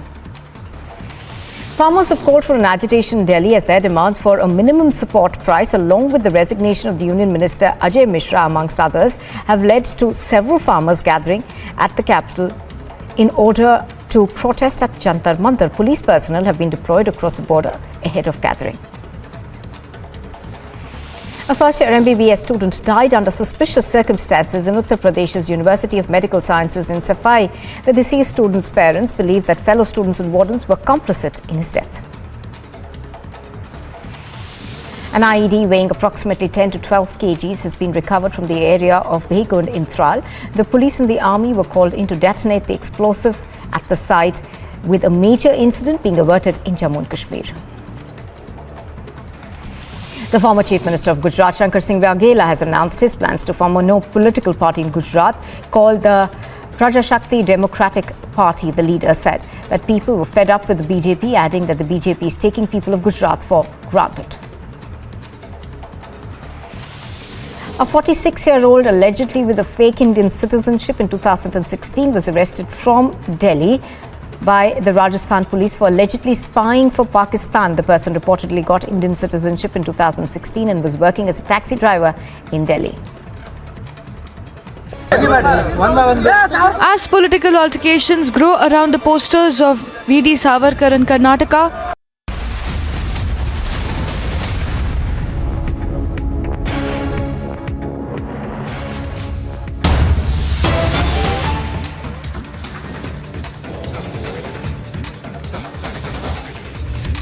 Right, welcome back. Republic accesses the first video of Jacqueline after charge sheet. Jacqueline was tracked at a Mumbai temple, and you're going to see those pictures of Jacqueline Fernandez, a co-accused now with Sukesh Chandrasekhar, in these pictures at a temple in Mumbai. Let's see which temple is this. Jacqueline Fernandez is now a co-accused with Sukesh Chandrasekhar. And this is Mukteshwar Temple in Juhu, Mumbai. And Republic has tracked Jacqueline after she having evaded the cameras for a while. Let's try to connect with Shawan on that. Shawan is in fact on phone with us. Shawan, first pictures of Jacqueline Fernandez tracked at a Mumbai temple. Are these fresh pictures? Are these of today? And when is next questioning happening for Jacqueline, Shawan, in the Sukesh Chandrasekhar case? Well, in fact, all that we can say right now, Abhishek, is that this perhaps is the first image of the actor after the charge sheet was basically filed against her. In fact, she has also been named as an accused in the Sukesh Chandrasekhar case in the supplementary charge sheet that has been filed against her. Now, in fact, in the charge sheet, they make a mention of the fact that she has basically received multiple gifts from Sukesh Chandrasekhar, which the enforcement directorate is basically calling it that these were gifts that were bought from the proceeds of crime. In fact, her lawyers spoke to the media about a few days ago where they are essentially saying that she is, after all, a victim. How exactly can she be named as an accused in this particular case? Because she was never aware that these gifts were basically bought from the proceeds of crime. In fact, the fact that there were certain calls that Sukesh Chandrasekhar was making from inside the jail to Jacqueline Fernandez is something that she was completely unaware of. In fact, she also goes on to say that there are only two meetings that she's had with Sukesh Chandrasekhar. One, that too, this was during the pandemic when he had basically come to meet her. And in fact, she's also been saying that she's willing to pay back in terms of the proceeds, in terms of the gifts that she had basically received, return them or make them the money that she had essentially received in terms of loans from Sukesh Chandrasekhar. She is willing to return it. Now, as far as the enforcement directorate is concerned, Abhishek, right now the cognizance of the charge sheet is yet to be taken. That's expected on 31st of August is what we are being told at this point in time. Once the cognizance is taken, perhaps only then she would perhaps have to appear before the court. Right now, it's very unlikely that she would be called in for questioning, given the fact that she's already been charge sheeted. In all likelihood, when the cognizance is taken, only thereafter it would be the court. It would be the prerogative of the court whether to call Jacqueline Fernandez or not. All right, Shawan, but interestingly, you're saying that only two meetings with Sukesh Chandrasekhar left a lot of marks on the mind of Jacqueline, perhaps. But if she is already charge sheeted, Shawan, is it just about questioning her, or is it possible that she might be arrested also? Well, at this point in time, it's very unlikely, Abhishek, that she would be placed under arrest, given the fact that she has already cooperated with the agency and the fact that she has appeared before the agency in the national capital on multiple occasions. So keeping that in mind, it would be very unlikely that any coercive action would be taken by the enforcement directorate, especially the fact that they have been able to record her statement. And based on that recording of the statement, the enforcement directorate believes in their wisdom that she should be made an accused in this particular case, because a large part of the money that Sukesh Chandrasekhar had got as proceeds of crime was largely being diverted in terms of loans, because there are family members of Jacqueline Fernandez who have actually received the loan from Sukesh Chandrasekhar. Right, thank you so much, Shawan, for joining us. Jacqueline Fernandez caught on camera first time at a temple in Mumbai. In Juhu area, in fact, she's cooperating with the agencies, and despite being charge sheeted, it's unlikely that she would be arrested, because essentially she's willing to help the agencies get to the bottom of the case in which Sukesh Chandrasekhar is accused of a scam to the tune of almost 500 crore rupees. Shravan, if we stay with the story, how things stand for Sukesh Chandrasekhar now, given the fact that Jacqueline is fully cooperating with the agencies and is saying that she will return whatever she was given to her by him? Well, at this point in time, the enforcement directorate would only be more concerned about whether at all the court is going to take cognizance of the charge sheet or not. Because if you simply go by the claims that have been made by Jacqueline Fernandez and her legal team, they're essentially saying that the charge sheet that has been filed by the enforcement directorate is extremely weak, given the fact that in other cases, what has happened is that the enforcement directorate has essentially seen the others as victim and not exactly Jacqueline Fernandez.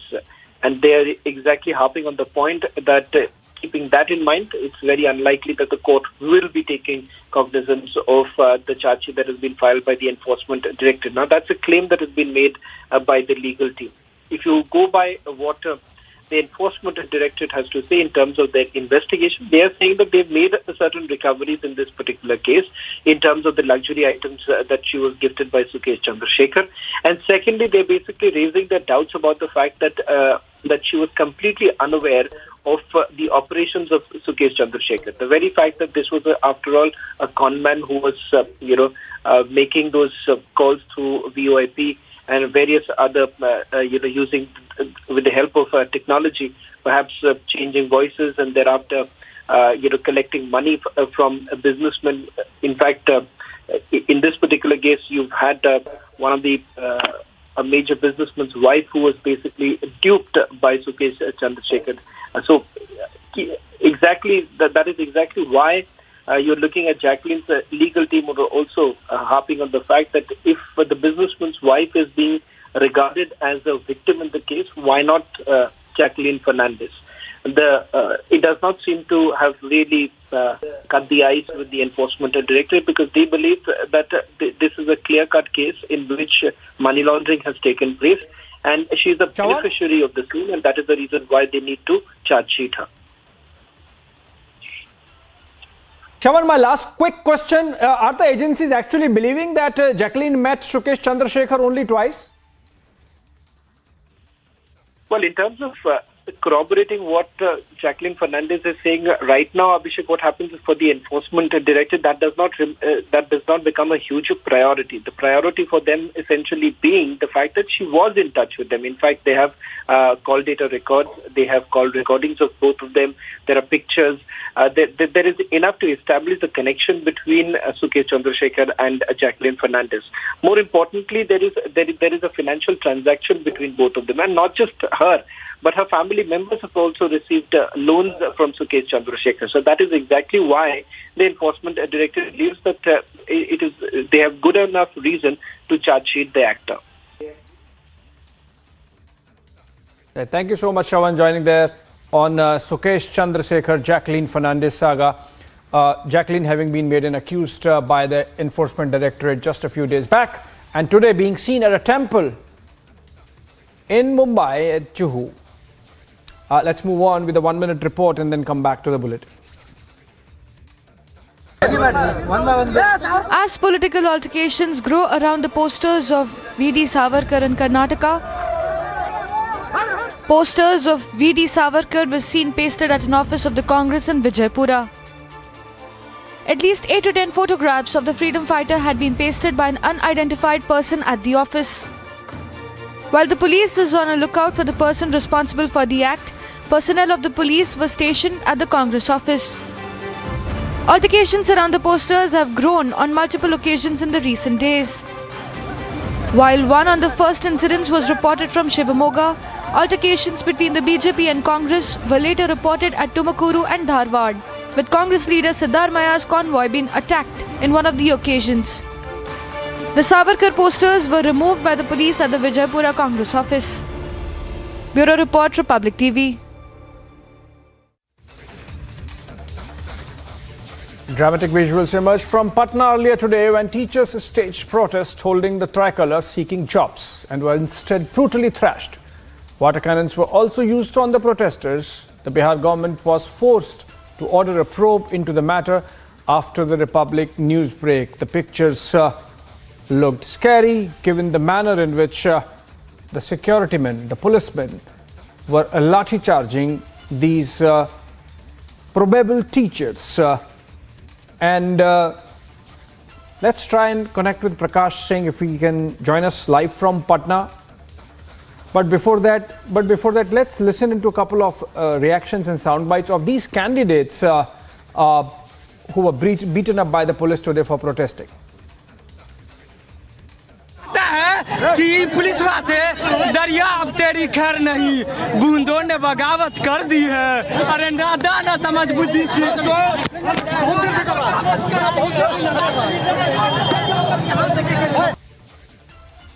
कहता है कि police से दरिया अब तेरी खैर नहीं, बूंदों ने बगावत कर दी है। अरे नादा ना समझ बुद्धि किसको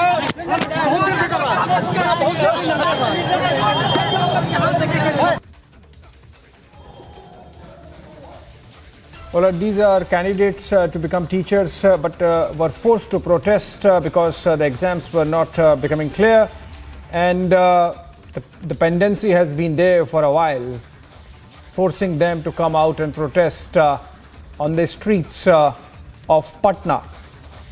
But as police came to remove them from the site, an altercation ensued, and which turned ugly with policemen opting for a lathi charge. And in the pictures you see the brutality of it all. Remember, we have seen a spike in lawlessness in Bihar.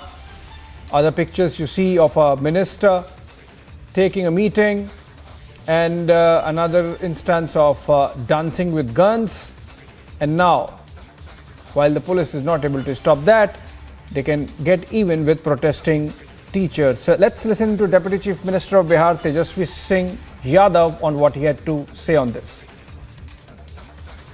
हम यही सारे विद्यार्थियों से appeal करेंगे कि आप लोग थोड़ा धैर्य रखिए। उसी दिशा में हम लोग काम कर रहे हैं, और हमारी तो लड़ाई रही है रोजगार को लेकर के, नौकरी को लेकर के। और नई महागठबंधन की जो सरकार बनी है, जिसका नेतृत्व नीतीश कुमार जी कर रहे हैं, 15 अगस्त को यह ऐलान ही हो गया कि 10 लाख तो नौकरी और उसके अलावा भी रोजगार की व्यवस्था कराएंगे, उसको 20 लाख तक पहुंचाएंगे। तो ये तो स्पष्ट है कि लोगों को जो डाउट में था कि मिलेगा कि नहीं मिलेगा, अब तो एक चीज स्पष्ट है कि लोगों को नौकरियां और रोजगार दोनों जो है वो मिलेंगे। हमारी यही अभ्यर्थियों से प्रार्थना है कि ये आपकी सरकार है, जनता की सरकार है, गरीब की सरकार है, और इस दिशा में हम लोग काम करेंगे। तो उनसे यही प्रार्थना है कि थोड़ा संयम बरतें। हर चीज़ों को संयोजित किया जा रहा है, ऑर्गेनाइज किया जा रहा है। सभी जगह निर्देश दे दिए गए हैं कि भाई नौकरी जो पद रिक्त हैं उसको भरना है। हमको तो नेशनल एवरेज के मुकाबले भी आना है, तो थोड़ा इंतज़ार कीजिए। जब हम सब लोग आपकी बात को आवाज़ आते ही सब लोग अपनी बात रख ही देते हैं, तो इसका कोई मतलब तो था नहीं, क्योंकि हम तो सुन ही रहे 3-4 दिन से। अगर आप मेरे फेसबुक टैगलाइन पे भी जाइए तो हम सब लोगों से मिल रहे हैं, सब लोगों की बातें सुन रहे हैं, और उसमें से कई अभ्यर्थी जो हैं कलम भी भेंट कर रहे हैं और किताब भी भेंट कर रहे हैं। तो हमारी इस मसले को लेकर के, क्योंकि हम लोग गंभीर हैं कि वो जो दृश्य जो भी हम लोगों ने देखा वो ठीक नहीं था, नहीं होना चाहिए था ऐसा।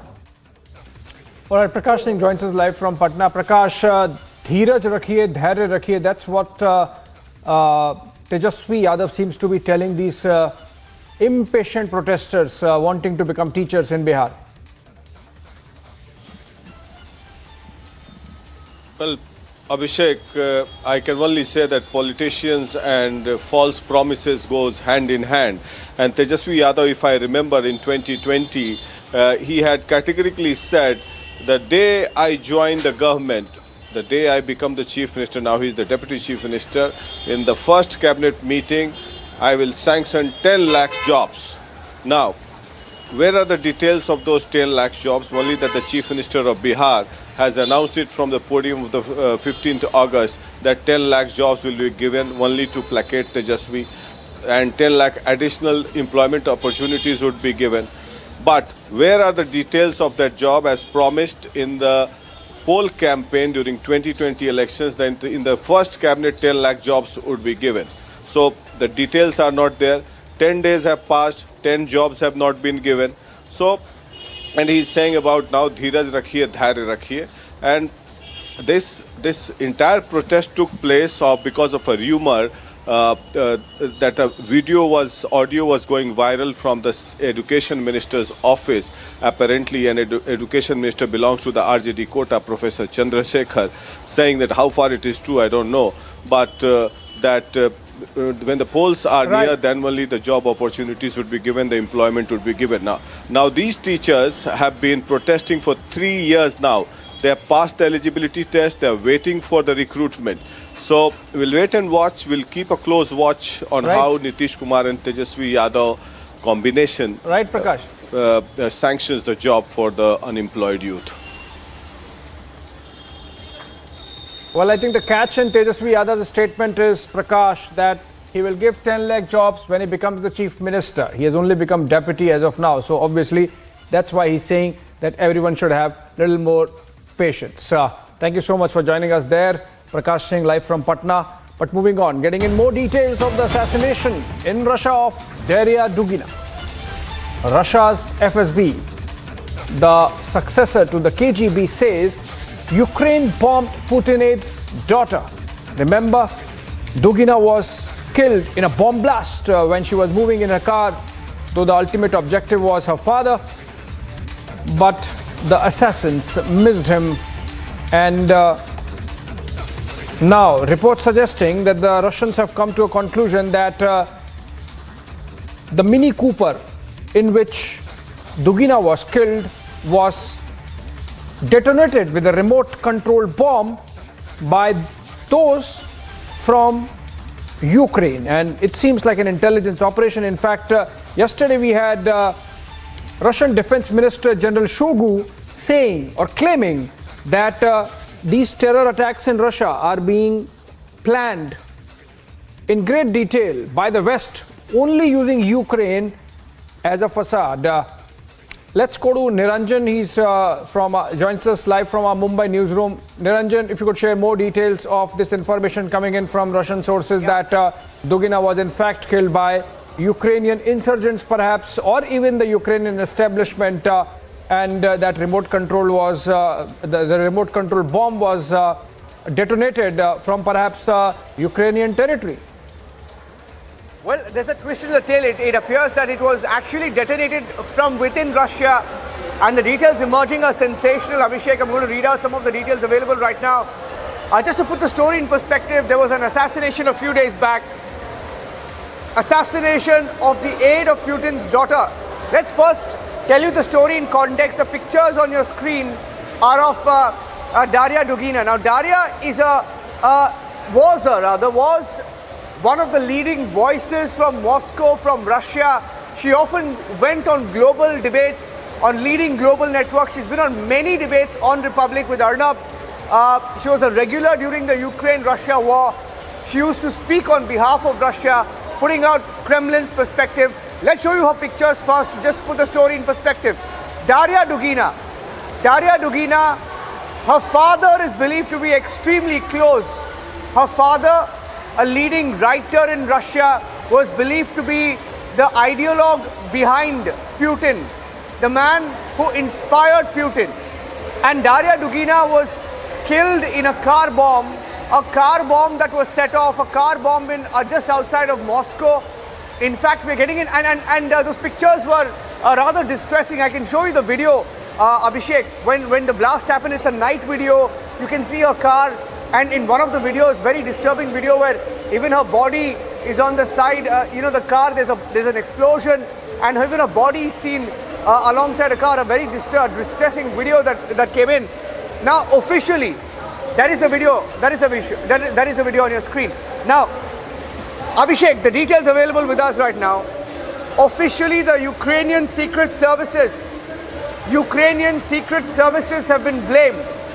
Ukrainian secret services have been blamed for Daria Dugina's murder in Moscow. And we're picking up more details. In fact, the killer was a Ukrainian national. The killer was a Ukrainian national who entered Russia last month. He's now on the run outside of Russia. So the killer was from Ukraine. The killer was in Russia. The killer has now fled Russia. Now what Russia is also saying on record is that the suspect in this case is a Ukrainian citizen, also identified as Natalia Vovk, who's believed to have been the killer.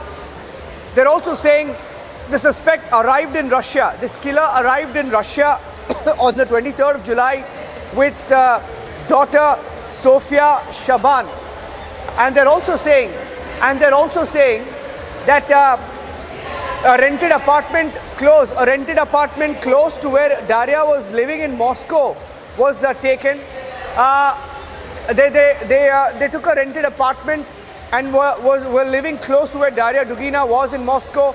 They used a Mini Cooper with 3 different number plates, license plates from Donetsk, Kazakhstan and Ukraine, and that this suspect, Natalia, and her daughter attended the festival where her father, Alexander Dugin, who's believed to have been the aide of Putin, right, was speaking. And after a deadly controlled explosion, they controlled the explosion. It was remotely controlled, and after killing Daria, they fled through Peskov in western Russia to Estonia. Now these are details released by the Russian agencies. Now let me also go across. We have a reaction coming in from Fred Weir. Fred is a senior journalist from Moscow. Fred, good evening. Very, very disturbing. Those images were disturbing. We're getting in some pictures, some details of how the Ukrainian secret services have now been blamed for this, Fred. Yes, well, it's still very much up in the air, I guess. But it would make sense that that Alexander Dugin would be targeted, because he was very much the ideologist of the Russian world, the idea of a Russian takeover of Russian populated lands in the former Soviet Union. He was a huge cheerleader for the current war, but he was an intellectual, and his daughter was too, a publicist, an author, not a soldier.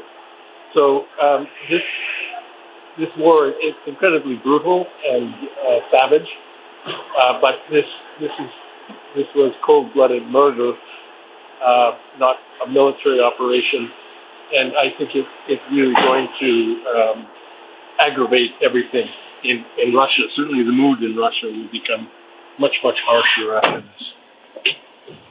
Thank you for that. Thank you, Fred. That's a breaking news update. The video that you see there, the aide of the daughter of Putin's aide, Vladimir Putin's aide's daughter was assassinated. She was killed in a car bomb outside of Moscow. And the breaking news update right now, Russia has officially said Ukraine secret services were behind the assassination in Moscow. Taking a short break here on Republic TV. Back to you for now, Abhishek. Back to you for now. We'll keep a close track on the story.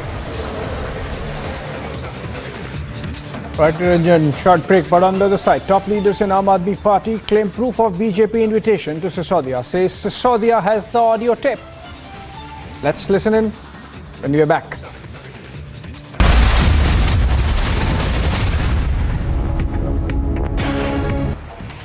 Farmers have called for an agitation in Delhi as their demands for a minimum support price, along with the resignation of the Union Minister Ajay Mishra, amongst others, have led to several farmers gathering at the capital in order to protest at Jantar Mantar. Police personnel have been deployed across the border ahead of gathering. A first-year MBBS student died under suspicious circumstances in Uttar Pradesh's University of Medical Sciences in Safai. The deceased student's parents believe that fellow students and wardens were complicit in his death.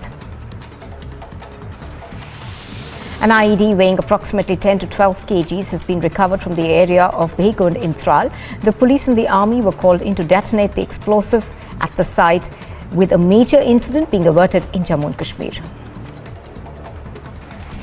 The former Chief Minister of Gujarat, Shankar Singh Waghela, has announced his plans to form a no political party in Gujarat called the Prajashakti Democratic Party. The leader said that people were fed up with the BJP, adding that the BJP is taking people of Gujarat for granted. A 46-year-old allegedly with a fake Indian citizenship in 2016 was arrested from Delhi by the Rajasthan police for allegedly spying for Pakistan. The person reportedly got Indian citizenship in 2016 and was working as a taxi driver in Delhi. As political altercations grow around the posters of V.D. Savarkar in Karnataka, posters of V.D. Savarkar were seen pasted at an office of the Congress in Vijaypura. At least 8 to 10 photographs of the freedom fighter had been pasted by an unidentified person at the office. While the police is on a lookout for the person responsible for the act, personnel of the police were stationed at the Congress office. Altercations around the posters have grown on multiple occasions in the recent days. While one on the first incidents was reported from Shivamoga, altercations between the BJP and Congress were later reported at Tumakuru and Dharwad, with Congress leader Siddharamaya's convoy being attacked in one of the occasions. The Savarkar posters were removed by the police at the Vijaypura Congress office. Bureau Report, Republic TV. He has called for a crucial meeting in Jammu today. According to sources, the meeting is being called to prepare a political strategy to counter the Gupkar Alliance's allegations, where the Gupkar Alliance has said that 25 new non-local voters are being added. Former Deputy Jammu and Kashmir Chief Minister and the BJP leader Kavindra Gupta has attacked the opposition parties and accused them of spreading misinformation.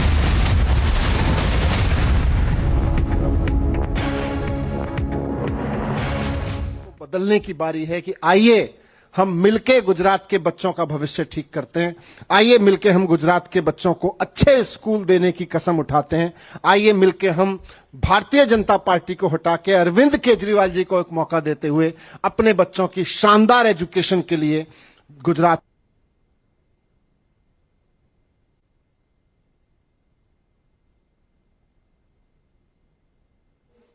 सारे सरकारी स्कूलों का infrastructure, उनका रंग रोगन, उनकी शकल सूरत private स्कूलों से बेहतर ना हो जाए तो कहना क्या कहा था।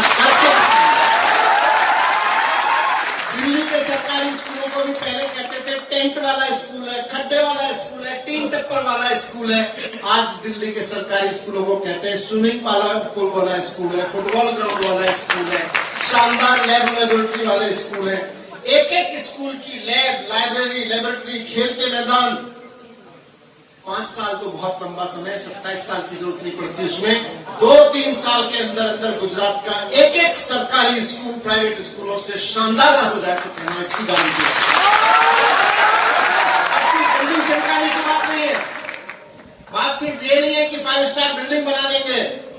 हर बच्चे का हक है गुजरात के कि उसको भी शानदार स्कूल में पढ़ने का मौका मिले, शानदार लैब में बैठने का मौका मिले, शानदार लाइब्रेरी में पढ़ने का मौका मिले। लेकिन हर बच्चे का हक है कि उसको भी प्राइवेट स्कूलों जैसी या दिल्ली के शानदार स्कूलों जैसी शानदार पढ़ाई मिले। इसलिए पढ़ाई बहुत शानदार कराएंगे। उसके लिए जितनी टीचर ट्रेनिंग करानी पड़े। आज दिल्ली में वही टीचर है लेकिन इतनी शानदार एजुकेशन दे रहे हैं। गुजरात में भी वही टीचर है, टीचर बहुत शानदार है गुजरात के। सरकार खराब है, सरकार शिक्षा पे ध्यान नहीं देती है। वही काम करेंगे। अगर मैं दिल्ली के टीचर्स को अरविंद केजरीवाल जी के आदेश पर IIM अहमदाबाद में प्रिंसिपल्स को स्कूल मैनेजमेंट की ट्रेनिंग कोर्स लेने भेज सकता हूं, तो गुजरात के प्रिंसिपल्स को क्यों नहीं भेजा जाता भाई अहमदाबाद के IIM में। अहमदाबाद तो IIM का तो गुजरात में ही है, उनको तो रोज भेजना चाहिए, यहाँ से खूब सारों को भेजना चाहिए, लेकिन नहीं। टीचर्स उनकी IIM अहमदाबाद में प्रिंसिपल्स को स्कूल मैनेजमेंट की ट्रेनिंग कोर्स लेने भेज सकता हूं, तो गुजरात के प्रिंसिपल्स को क्यों नहीं भेजा जाता भाई अहमदाबाद के IIM में? अहमदाबाद तो IIM का तो गुजरात में ही है, उनको तो रोज भेजना चाहिए, यहां से खूब सारों को भेजना चाहिए, लेकिन नहीं, टीचर्स उनके प्रायोरिटी पे ही नहीं है। तो टीचर्स ट्रेनिंग दिला के, टीचर्स को सारी सुविधाएं देके पढ़ाई शानदार करेंगे। और जो टीचर्स की कमी है, मौजूदा स्कूलों में टीचर्स की भारी कमी है, टीचर्स की कमी को पूरा करेंगे। दिल्ली में अरविंद केजरीवाल जी की सरकार ने 19,000 टीचर्स भर्ती किए, 19,000। All right, Manish Sisodia there in Gujarat. He is making a couple of points there that we will change the condition of schools in Gujarat, and this as he is under the CBI radar for the liquor policy scam here in New Delhi. Well, let's have a look at all the reactions coming in on this big story. लेकिन Arvind Kejriwal ji certificate बांटते थे सत्येंद्र जैन जी को, आज वो भी jail में 3 महीने से ज्यादा।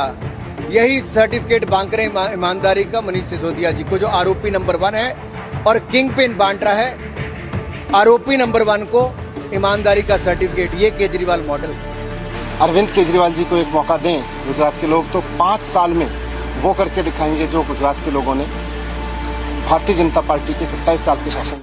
दिल्ली के उप मुख्यमंत्री ने ये खुलासा किया कि उनके ऊपर जो सीबीआई की ईडी की धरपकड़ हो रही है, उससे संबंधित उनको एक मैसेज आया है भारतीय जनता पार्टी से। भारतीय जनता पार्टी ने कहा है, आप भाजपा में आ जाइए, आपके सारे केस हम सुलट लेंगे, तुम्हें जितने मुकदमे करने हैं कर लो, फांसी पे लटकाना है लटका देना, हम महाराणा प्रताप के राजपूत वंशज हैं, सर कटा देंगे, मगर देश के दुश्मनों के साथ दोस्ती नहीं करेंगे, भ्रष्टाचारियों के साथ हाथ नहीं मिलाएंगे मनीष सिसोदिया। और आज इस पार्टी को, पूरी दिल्ली को मनीष सिसोदिया के ऊपर गर्व है।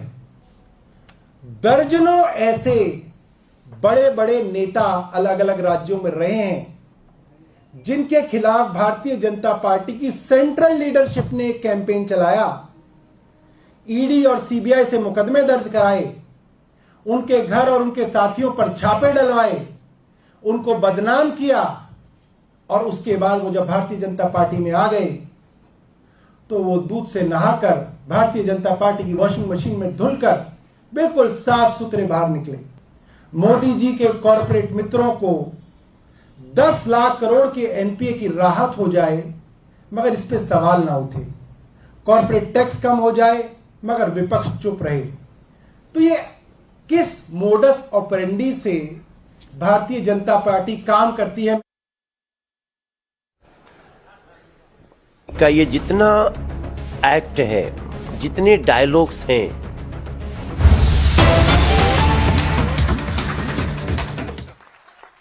काम करने की राजनीति और ईमानदारी की राजनीति अरविंद केजरीवाल जी के साथ पसीना बहा के सीखी है। मैं डरता नहीं हूं, और इसीलिए जब मेरे घर में सीबीआई पहुंची तो यकीन मानिए मेरे भाई और बहनों, मुझे 1 सेकंड के लिए भी डर नहीं लगा, 1 सेकंड के लिए भी घबराहट नहीं हुई। थोड़ा दिल दुखा, दिल दुखता है, दिल दुखता है। मेरे घर में आके, आपके घर में आके, किसी भी के भी घर में आके अगर कोई आदमी ये कहे कि हटो हमारे सामने से, हम आपके कपड़ों की अलमारी खोल के देखना चाहते हैं, आपके बीवी के कपड़ों की अलमारी खोल के देखना चाहते हैं क्या छिपाया हुआ है आप लोगों ने, आपके बच्चों के कपड़ों की अलमारी, उसके म्यूजिक, उसकी गिटार को पलट पलट के देखना चाहते हैं, तो दिल तो दुखता है, लेकिन मन मजबूत है क्योंकि ईमानदार हैं। मन नहीं टूटा, दिल दुखता है कि यार दिल्ली के 18 लाख बच्चों के लिए 7 साल से मेहनत कर रहा हूं, और केजरीवाल जी के साथ मिलकर देश के करोड़ों बच्चों को, एक एक बच्चे को शानदार एजुकेशन देने के लिए सुबह से शाम तपस्या कर रहा हूं। और उसके बाद केंद्र में बैठे हुए निजाम को डर लगता है केजरीवाल जी से, इसलिए केजरीवाल जी के शिक्षा मंत्री को गिरफ्तार करने के लिए, उसके घर रेड डालने के लिए, उसके घर कपड़ों की अलमारी, उसके घर चावल, उसके घर गद्दे, उसके घर तकिया, उसकी रजाई, उसके कंबल में आप छान रहे हो कि कहीं कुछ सोना तो नहीं छिपा रखा, कहीं कोई पैसे तो नहीं छिपा रखे। मैं जानता हूं, मेरा भगवान जानता है, मेरे केजरीवाल जी जानते हैं, सब जानते हैं, मेरे दोस्त जानते हैं, मेरी बहनें भाई जानते हैं, हम ईमानदार लोग हैं, डरता नहीं हूं। इसीलिए जब आज ये बात आपने मीडिया पे देखी होगी, मेरे पास में मैसेज आया कि ये सीबीआई और ईडी, आप अगर इनसे बचना चाहते हो, अभी आपको गिरफ्तार करने की और बड़ी बड़ी तैयारियां चल रही हैं, आपके सारे केस खत्म करा देंगे, आपको कुछ नहीं होने देंगे, बस आप केजरीवाल जी का साथ छोड़ दो, आम आदमी पार्टी छोड़ दो। और दूसरा कहा कि पार्टी तोड़ दो, आम आदमी पार्टी छोड़ के आम आदमी पार्टी को तोड़ के ले आओ। भारतीय जनता पार्टी के पास कोई सीएम फेस नहीं है, हम आपको मुख्यमंत्री बना देंगे। लानत है ऐसी सोच पर।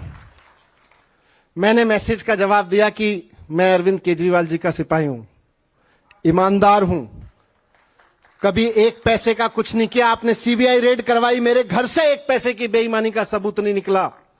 मुझे मत डराओ, मैं बिकने वाला नहीं हूं, मैं बिकूंगा नहीं। और साथ साथ, क्योंकि ईमानदार हूं इसलिए डरता भी नहीं हूं, और साथ साथ मैं यहां मुख्यमंत्री बनने तो आया ही नहीं था, मैं तो मंत्री बनने भी नहीं आया था। केजरीवाल जी ने मंत्री बना के कहा कि बच्चों की शिक्षा की व्यवस्था देखो। सपना जरूर लेके आया था कि दिल्ली के एक एक बच्चे को शानदार शिक्षा मिले, और आज भी 7 साल बाद भी मेरे मन में, दिल में यही सपना है कि देश के हर बच्चे को शानदार शिक्षा मिले। उसके लिए काम करते रहेंगे। सीबीआई से डांट दो, ईडी से डटवा दो, छापे पड़वा दो, जेल में डलवा दो, मरवा दो, कटवा दो, लेकिन देश के बच्चों के लिए तो काम करते रहेंगे, एजुकेशन के लिए तो काम करते रहेंगे। आज गुजरात की जमीन पे ये मैं कह के जा रहा हूं कि लाखों बच्चों का भविष्य बनाने का जो मार्गदर्शन अरविंद केजरीवाल जी से मिल रहा है, उसको कम नहीं होने देंगे। बहुत बहुत धन्यवाद आप सब लोगों का एक बार फिर से। भारत माता की इंकलाब, इंकलाब। बहुत बहुत धन्यवाद।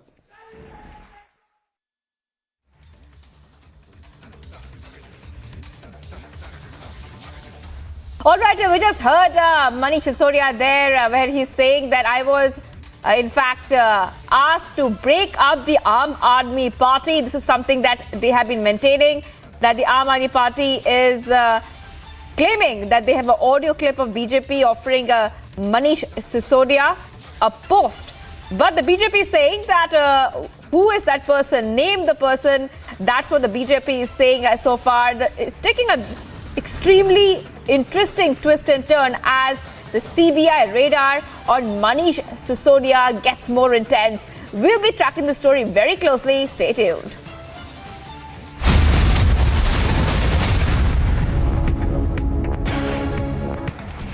The former Chief Minister of Gujarat, Shankar Singh Waghela, has announced his plans to form a no political party in Gujarat called the Prajashakti Democratic Party. The leader said that people were fed up with the BJP, adding that the BJP is taking people of Gujarat for granted.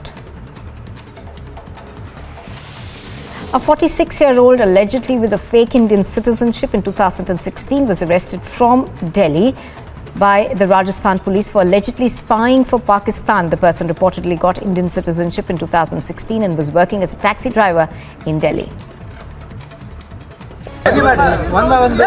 As political altercations grow around the posters of V.D. Savarkar in Karnataka, posters of V.D. Savarkar were seen pasted at an office of the Congress in Vijaypura.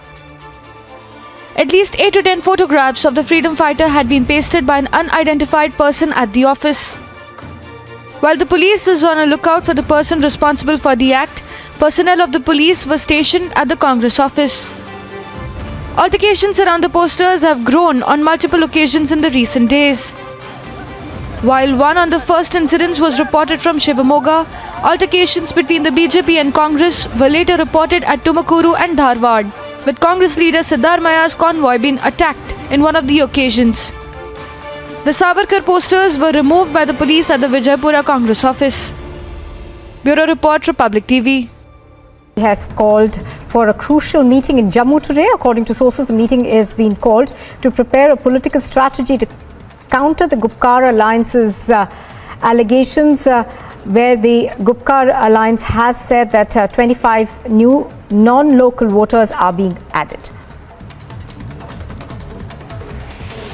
Former Deputy Jammu and Kashmir Chief Minister and BJP leader Kavindra Gupta has attacked the opposition parties and accused them of spreading misinformation about new voting rules. Backing the Election Commission's clarification, he said that the opposition is trying to mislead people. An office of the Congress was vandalized in Vijaypur in Karnataka after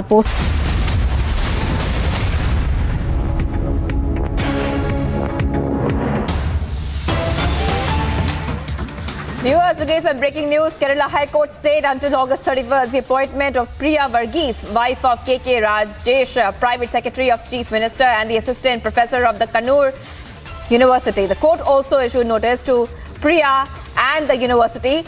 Now, since the petitioner asserts that Priya is not eligible to be appointed as an associate professor as per the statutes of the university and the applicable regulations of University Grants Commission, I deem it appropriate to order that until the next posting date, no appointments to be made for the rank list, particularly because it is shown only as a provisional one. Observed the justice there, the judge there. So this is the update on the nepotism scandal that the Kerala High Court stayed Priya Varghese appointment so far. So this is a big setback coming in to the Kerala government. Big news coming in this point of time.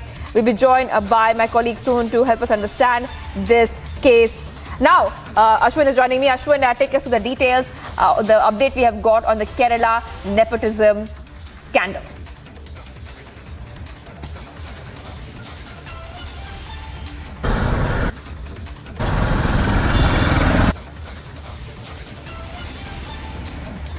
Ashwin, if you can hear me, take us to the details. This is coming back as a big setback to the government. What are we learning so far?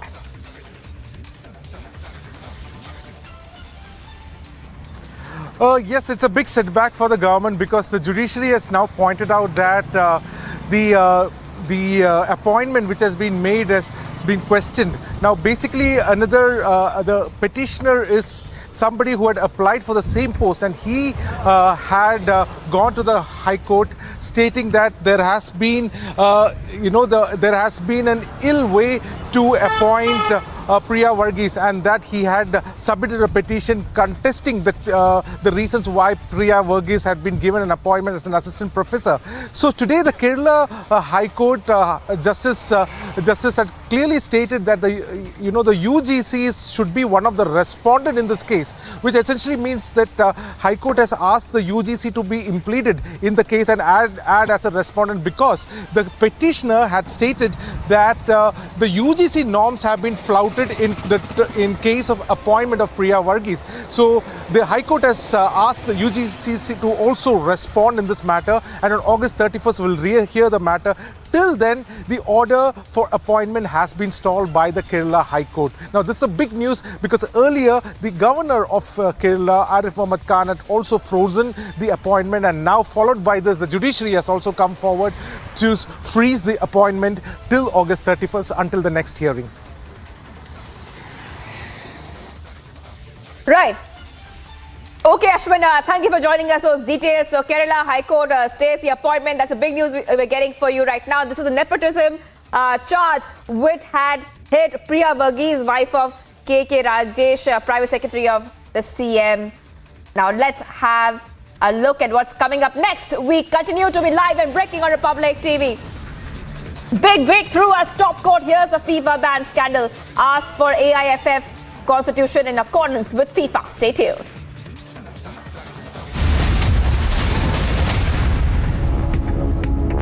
As political altercations grow around the posters of V.D. Savarkar in Karnataka, posters of V.D. Savarkar were seen pasted at an office of the Congress in Vijaypura. At least 8 to 10 photographs of the freedom fighter had been pasted by an unidentified person at the office. While the police is on a lookout for the person responsible for the act, personnel of the police were stationed at the Congress office. Altercations around the posters have grown on multiple occasions in the recent days. While one on the first incidents was reported from Shivamoga, altercations between the BJP and Congress were later reported at Tumakuru and Dharwad, with Congress leader Siddharamaya's convoy being attacked in one of the occasions. The Savarkar posters were removed by the police at the Vijaypura Congress office. Bureau Report, Republic TV. He has called for a crucial meeting in Jammu today. According to sources, the meeting is being called to prepare a political strategy to counter the Gupkar Alliance's allegations, where the Gupkar Alliance has said that 25 new non-local voters are being added. Former Deputy Jammu and Kashmir Chief Minister and the BJP leader Kavindra Gupta has attacked the opposition parties and accused them of spreading misinformation about new voting rules, backing the Election Commission's clarification. He said that the opposition is trying to mislead people.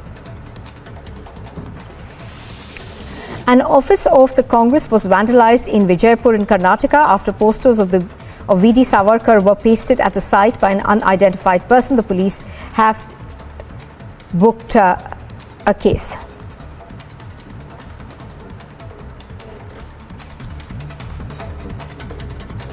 Stones were hurled at Chief Minister Nitish Kumar's cavalcade in Patna yesterday, following which 13 people have been arrested. According to locals, the incident happened at around 5 in the evening at the Sodimode Gauri Chuk police station area, where a road blockade was underway over the death of a local man. Farmers have called for an agitation in Delhi as their demands for a minimum support price, along with the resignation of the Union Minister Ajay Mishra, amongst others, have led to several farmers gathering at the capital in order to protest at Jantar Mantar. Police personnel have been deployed across the border ahead of gathering. A first-year MBBS student died under suspicious circumstances in Uttar Pradesh's University of Medical Sciences in Safai. The deceased student's parents believe that fellow students and wardens were complicit in his death. An IED weighing approximately 10 to 12 kgs has been recovered from the area of Behgund in Tral. The police and the army were called in to detonate the explosive at the site, with a major incident being averted in Jammu and Kashmir. The former Chief Minister of Gujarat, Shankar Singh Waghela, has announced his plans to form a no political party in Gujarat called the Prajashakti Democratic Party. The leader said that people were fed up with the BJP, adding that the BJP is taking people. Viewers, let's give you some visuals coming in. Now, BJP leaders are staging a protest at Kavita's residence after allegations were leveled by BJP leaders that she was involved in the excise scam. Those are the visuals coming in from Hyderabad. BJP protesting against the daughter of KCR. Remember, a short while back, breaking her silence on the allegations, CM's daughter, Kavita, denied having any link to the liquor scam. And we'll take a short break on that note. Much more coming up on the other side as the BJP stages a protest there against what's happening in the liquor gate, where KCR's daughter's name has also been linked.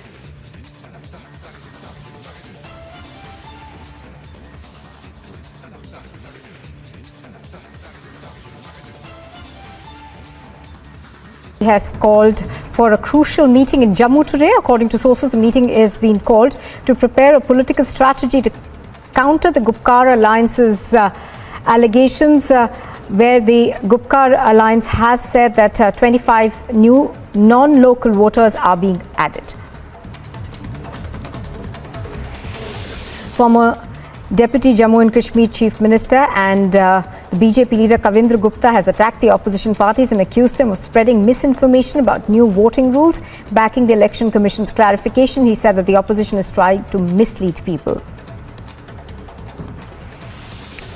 An office of the Congress was vandalized in Vijaypur in Karnataka after posters of V.D. Savarkar were pasted at the site by an unidentified person. The police have booked a case.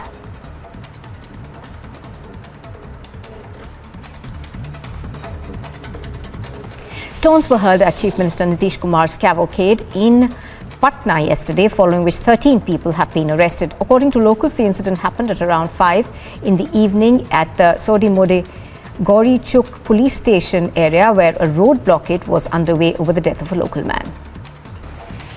Farmers have called for an agitation in Delhi as their demands for a minimum support price, along with the resignation of the Union Minister Ajay Mishra, amongst others, have led to several farmers gathering at the capital in order to protest at Jantar Mantar. Police personnel have been deployed across the border ahead of gathering. A first-year MBBS student died under suspicious circumstances in Uttar Pradesh's University of Medical Sciences in Safai. The deceased student's parents believe that fellow students and wardens were complicit in his death. An IED weighing approximately 10 to 12 kgs has been recovered from the area of Behgund in Thrall. The police and the army were called in to detonate the explosive at the site, with a major incident being averted in Jammu and Kashmir. The former Chief Minister of Gujarat, Shankar Singh Waghela, has announced his plans to form a no political party in Gujarat called the Prajashakti Democratic Party. The leader said that people were fed up with the BJP, adding that the BJP is taking people of Gujarat for granted.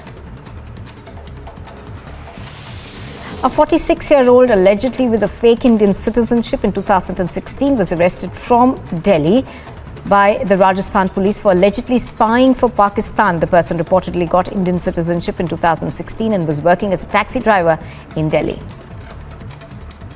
As political altercations grow around the posters of V.D. Savarkar in Karnataka,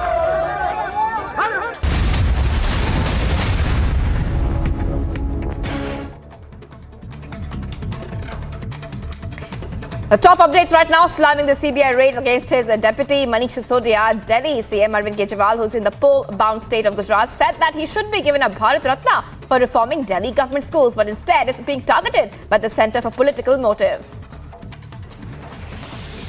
Russia has said that it has detained an Islamic State terrorist who was plotting a suicide attack against a member of India's leadership elite over the offensive comments against Prophet Muhammad. During interrogation, the suicide bomber said that he swore allegiance to the Islamic State's emir in April and had undergone special training, after which he flew to Russia, from where he was to travel to India.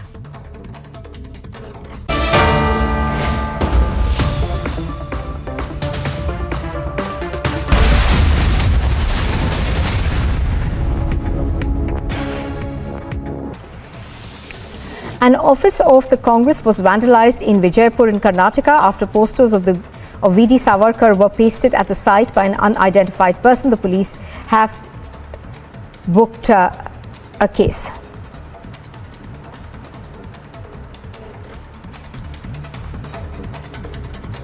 Stones were hurled at Chief Minister Nitish Kumar's cavalcade in Patna yesterday, following which 13 people have been arrested. According to locals, the incident happened at around 5 in the evening at the Sodimode Gauri Chuk police station area, where a road blockade was underway over the death of a local man.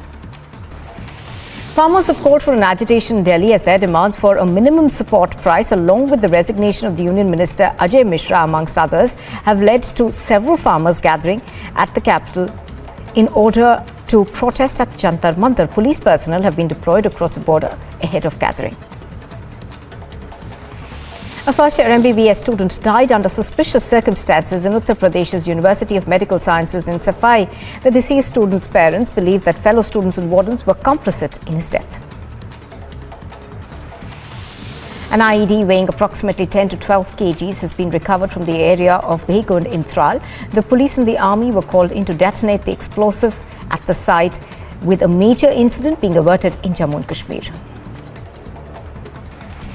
The former Chief Minister of Gujarat, Shankar Singh Waghela, has announced his plans to form a no political party in Gujarat called the Prajashakti Democratic Party. The leader said that people were fed up with the BJP, adding that the BJP is taking people of Gujarat for granted. A 46-year-old allegedly with a fake Indian citizenship in 2016 was arrested from Delhi by the Rajasthan police for allegedly spying for Pakistan. The person reportedly got Indian citizenship in 2016 and was working as a taxi driver in Delhi. As political altercations grow around the posters of V.D. Savarkar in Karnataka, posters of V.D. Savarkar were seen pasted at an office of the Congress in Vijaypura. At least 8 to 10 photographs of the freedom fighter had been pasted by an unidentified person at the office. While the police is on a lookout for the person responsible for the act, personnel of the police were stationed at the Congress office. Altercations around the posters have grown on multiple occasions in the recent days. While one on the first incidents was reported from Shivamoga, altercations between the BJP and Congress were later reported at Tumakuru and Dharwad, with Congress leader Siddharamaya's convoy being attacked in one of the occasions. The Savarkar posters were removed by the police at the Vijaypura Congress office. Bureau Report, Republic TV. He has called for a crucial meeting in Jammu today. According to sources, the meeting is being called to prepare a political strategy to counter the Gupkar Alliance's allegations, where the Gupkar Alliance has said that 25 new non-local voters are being added.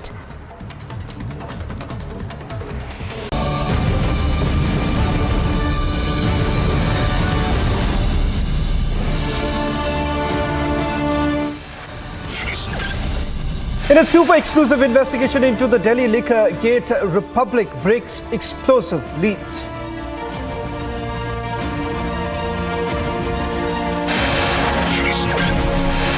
Big claim by Aam Aadmi Party says the BJP invited the Delhi Deputy Chief Minister to the party. Top leaders in Aam Aadmi Party claim proof of BJP invitation to Sisodia, says Sisodia has the audio tape. BJP hits back at the Aam Aadmi Party, says if you have proof, why not go public? Delhi court dismisses bail plea of a DHFL bank fraud accused Ajay Navandar, stating the investigation is intricate.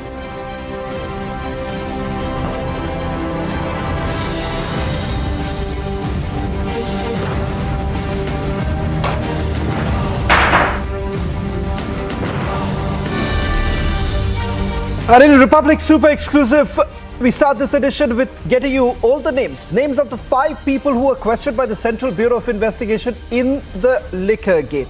Remember, soon after filing that FIR and also carrying out the searches, there were 5 people who were called at the CBI headquarters. We are now being told this includes Sunny Marwa, Amandeep Dhal, Amit Arora, Samir Mahindru and Arun Ramachandra Pillai.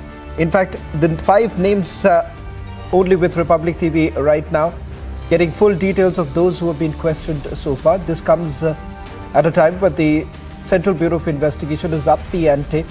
In this particular case, 15 people have been named.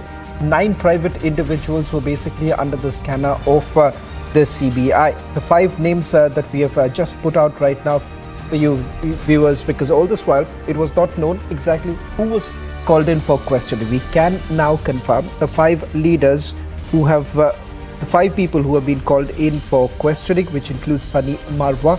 In fact, it turns out that some of them who have essentially been linked to the liquor licenses, Amandeep Dhal, Amit Arora. पहले दिल्ली में जब हमारी सरकार बनी बहुत power cut लगते थे, कई बार बिजली जाया करती थी। हमने 24 घंटे बिजली कर दी और बिजली मुफ्त कर दी।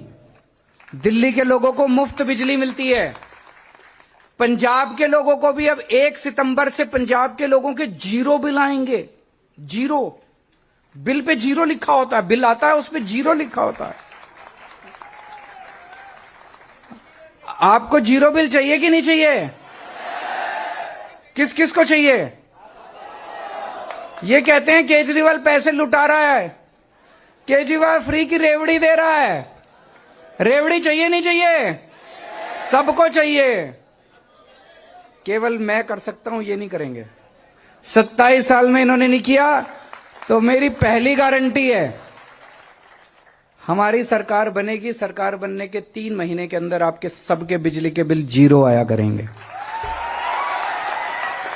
मैं देख रहा हूं महिलाओं के ज्यादा चेहरे खुश हैं, क्योंकि घर तो आप ही को चलाना होता है। आदमी तो महीने के अंत में आके पैसे रख देता है आपके हाथ में, फिर आप जानो आपका काम जाने, है ना। तो महिलाएं ज्यादा खुश हैं। तो बिजली के बिल 0 आएंगे, 0। कुछ नहीं होता उसमें, 1 रुपया 2 रुपया भी नहीं आता, कुछ नहीं, 0 बिल आता है। तो Well, in fact, Amit Arora, who was basically called in for questioning by the Central Bureau of Investigation, is largely being described as the crucial person, or rather the key link. And in fact, it is suspected that he perhaps has played an instrumental role in framing that excise policy. Republic, in fact, went on the ground to know the business operations of Amit Arora and his directors. How many companies that Arora has been operating, how are they essentially doing in terms of finances, how many employees are there in these companies. With Amit Arora being the main one of the accused, we essentially wanted to know what are these companies and whether at all they are operating from that very premise that they've been talking about. In fact, our reporters on the ground went to one such location in which at least 5 companies have been registered in the name of Amit Arora. Take a look at what we found on the ground. A day after the CBI registered a case against 15 accused and raided the residence of Delhi Deputy CM Manish Sisodia in connection with the liquor scam, the probe has exposed a deep nexus between bureaucrats, liquor barons and politicians, with a crucial link man at the center of it. Amit Arora, who is the director of Buddy Retail Private Limited based in Gurgaon. Republic went on to the ground to know his business operations. I'm right now reporting from Aralia's over here, where at 611A, a person named as Amit Arora, a person who is the main accused in this Delhi excise liquor scam, has reportedly registered his flats. But what we have been told over here is that the flat is lying vacant for now over so many months. What exactly needs to be known over here is that a person who has registered over 3 to 4 companies at this address has, has this address as vacant. This really needs to be investigated by authorities.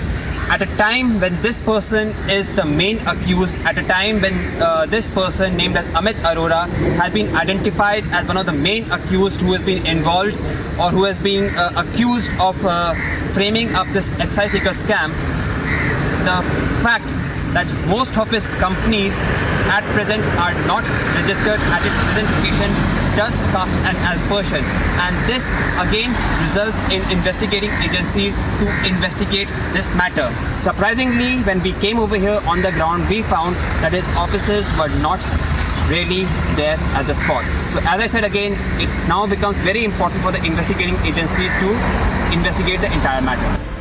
While the CBI looks into the paper of his companies, it needs to be seen what more explosive details emerge from the probe.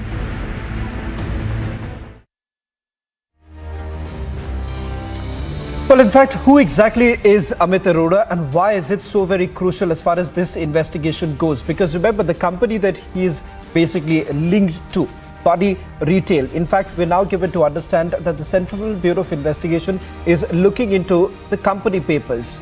Whether at all there are certain bookings, hotel bookings, flight bookings, because this becomes crucial because they suspect that there could be some of the Aam Aadmi Party politicians who could have benefited from the largesse that was provided by this particular company. Point number one, as far as Amit Arora is concerned, they're examining the papers of Amit Arora's companies. Point number two, the CBI is looking at expenditure incurred by Amit Arora's companies in hotel and flight bookings.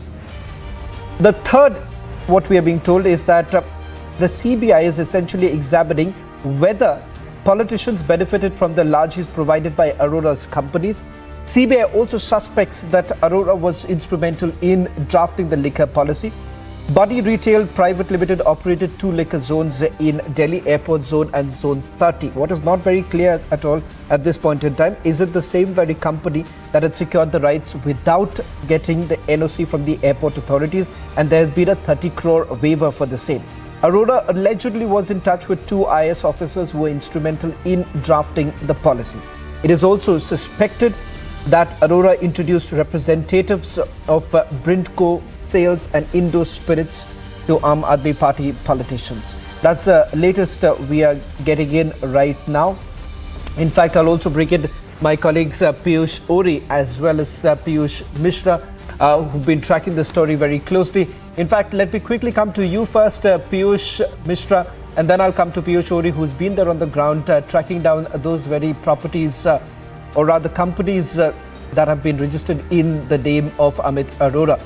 Piyush Mishra, if I can come to you first, with regards to the investigation that's been carried out. 5 people who have already been questioned. Amit Arora apparently happens to be one of them who've already been questioned by the Central Bureau of Investigation. Why is he considered to be that crucial link, the link between netas, babus as well as these liquor companies?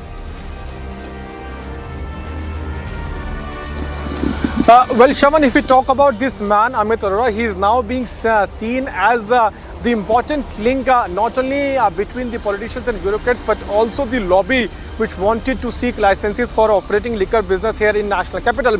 Amit Arora is the one who has this Baji sales company in his name, and his company also has liquor businesses in 2 important zones, one there at airport zone and also zone 30. Why we are talking about this? Because zones has got 27 liquor shops, which means in total he has had his business interests in more than 50 liquor shops across the country. What we are also given to understand is that CBI summoned this man day before yesterday. Questioning took place where 5 people who were named as the accused were from Delhi, and Amit Arora's name is also there, and he was summoned by Central Bureau of Investigation.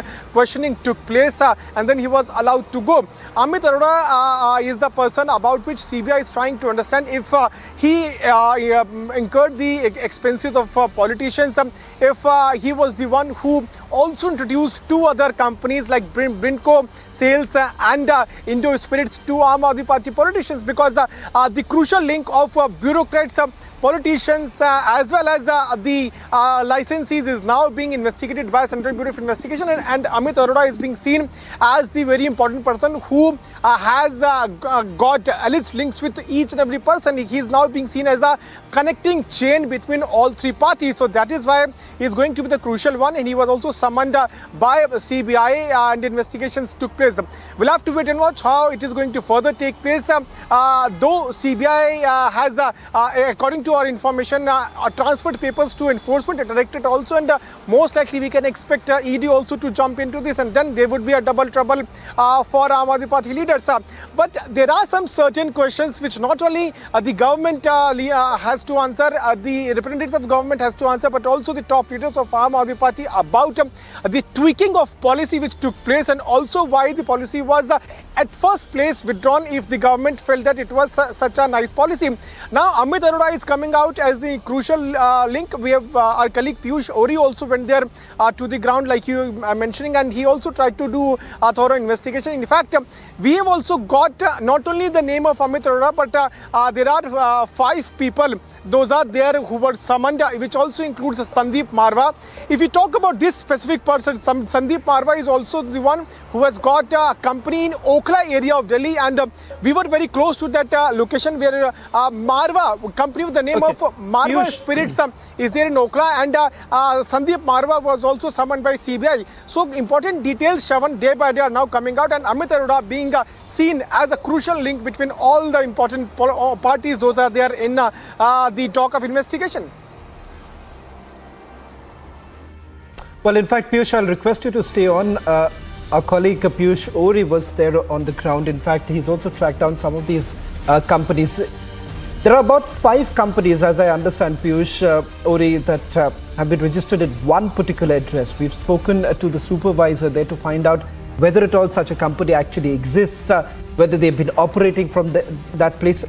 Prima facie, it appears that these companies that have been registered directly with the Ministry of Corporate Affairs, registered with one single address, does not exist there, simply if you go by the claims that have been made by the supervisor.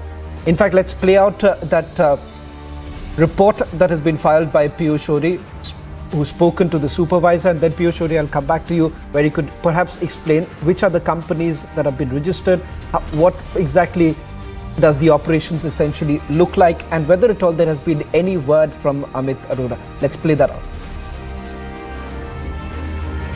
मेरे को sir 611 ए जाना था, वहाँ पे जा सकते हैं?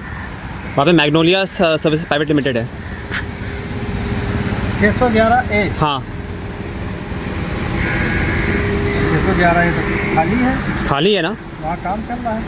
और वहाँ पे तो मतलब 4-5 कंपनियाँ रजिस्टर्ड है। एक तो मैग्नोलिया सर्विस प्राइवेट लिमिटेड है, मैग्नोलिया एनर्जी प्राइवेट लिमिटेड है, अमित अरोरा के नाम पे है ना? आगे गेट नंबर 1 जाइए वहाँ। हाँ, लेकिन आप बोल रहे खाली है ना? खाली नहीं मतलब। अब क्या है, वो गेट 1 से एंट्री होती ना, ये आउट गेट। पर आपने बोला पहले खाली है ना?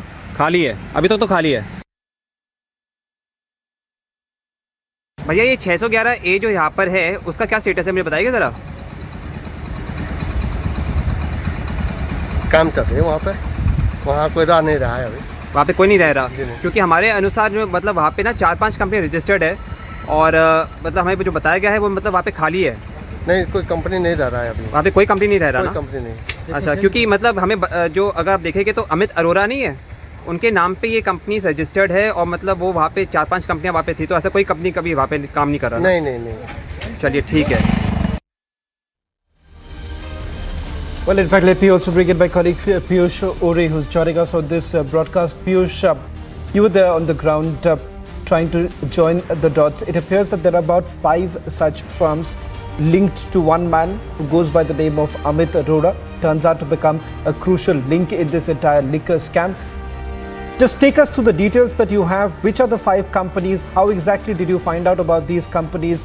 Full details of how did we actually go about this entire investigation of one man called Amit Arora. Shravan, and yes, there's no doubt that Amit Arora, who has actually been named very prominently in the CBI FIR, is one of the main accused in this case. And it became very important for us to also understand about him, understand about his operations, most of which are located over here in Gurugram. So the first and the foremost, priority was to understand about his companies. Now, when you're operating in such a large margin, such a large area about the liquor shop, so it was very important for us to understand about his companies, about the finances of the companies, and why, he regained so much of influence over the bureaucrats. As has been mentioned in the CBI FIR, it has been mentioned very categorically that, this person named as Amit Arora has a lot of influence on the bureaucrats, which really resulted in drafting of the liquor policies. So we went to several of his companies that have been registered over here in Gurugram, and one of the addresses that was mentioned to us by our sources was over here at Aralias.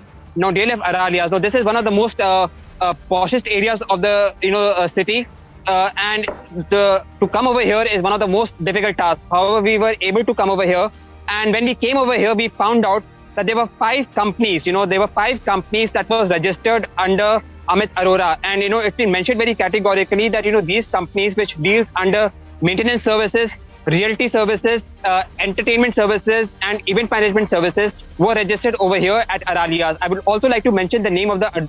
I would also like to mention the address. It is 611A Aralias. But when we came over here, we were told very categorically that there is no companies which is functioning over here, and the flats over here are vacant. So now it becomes very important for the investigating agencies to examine that why when you are mentioning that there are some companies which are functioning in its registered address, why it is not there at its present address. So all these operations becomes quite dubious and mysterious, and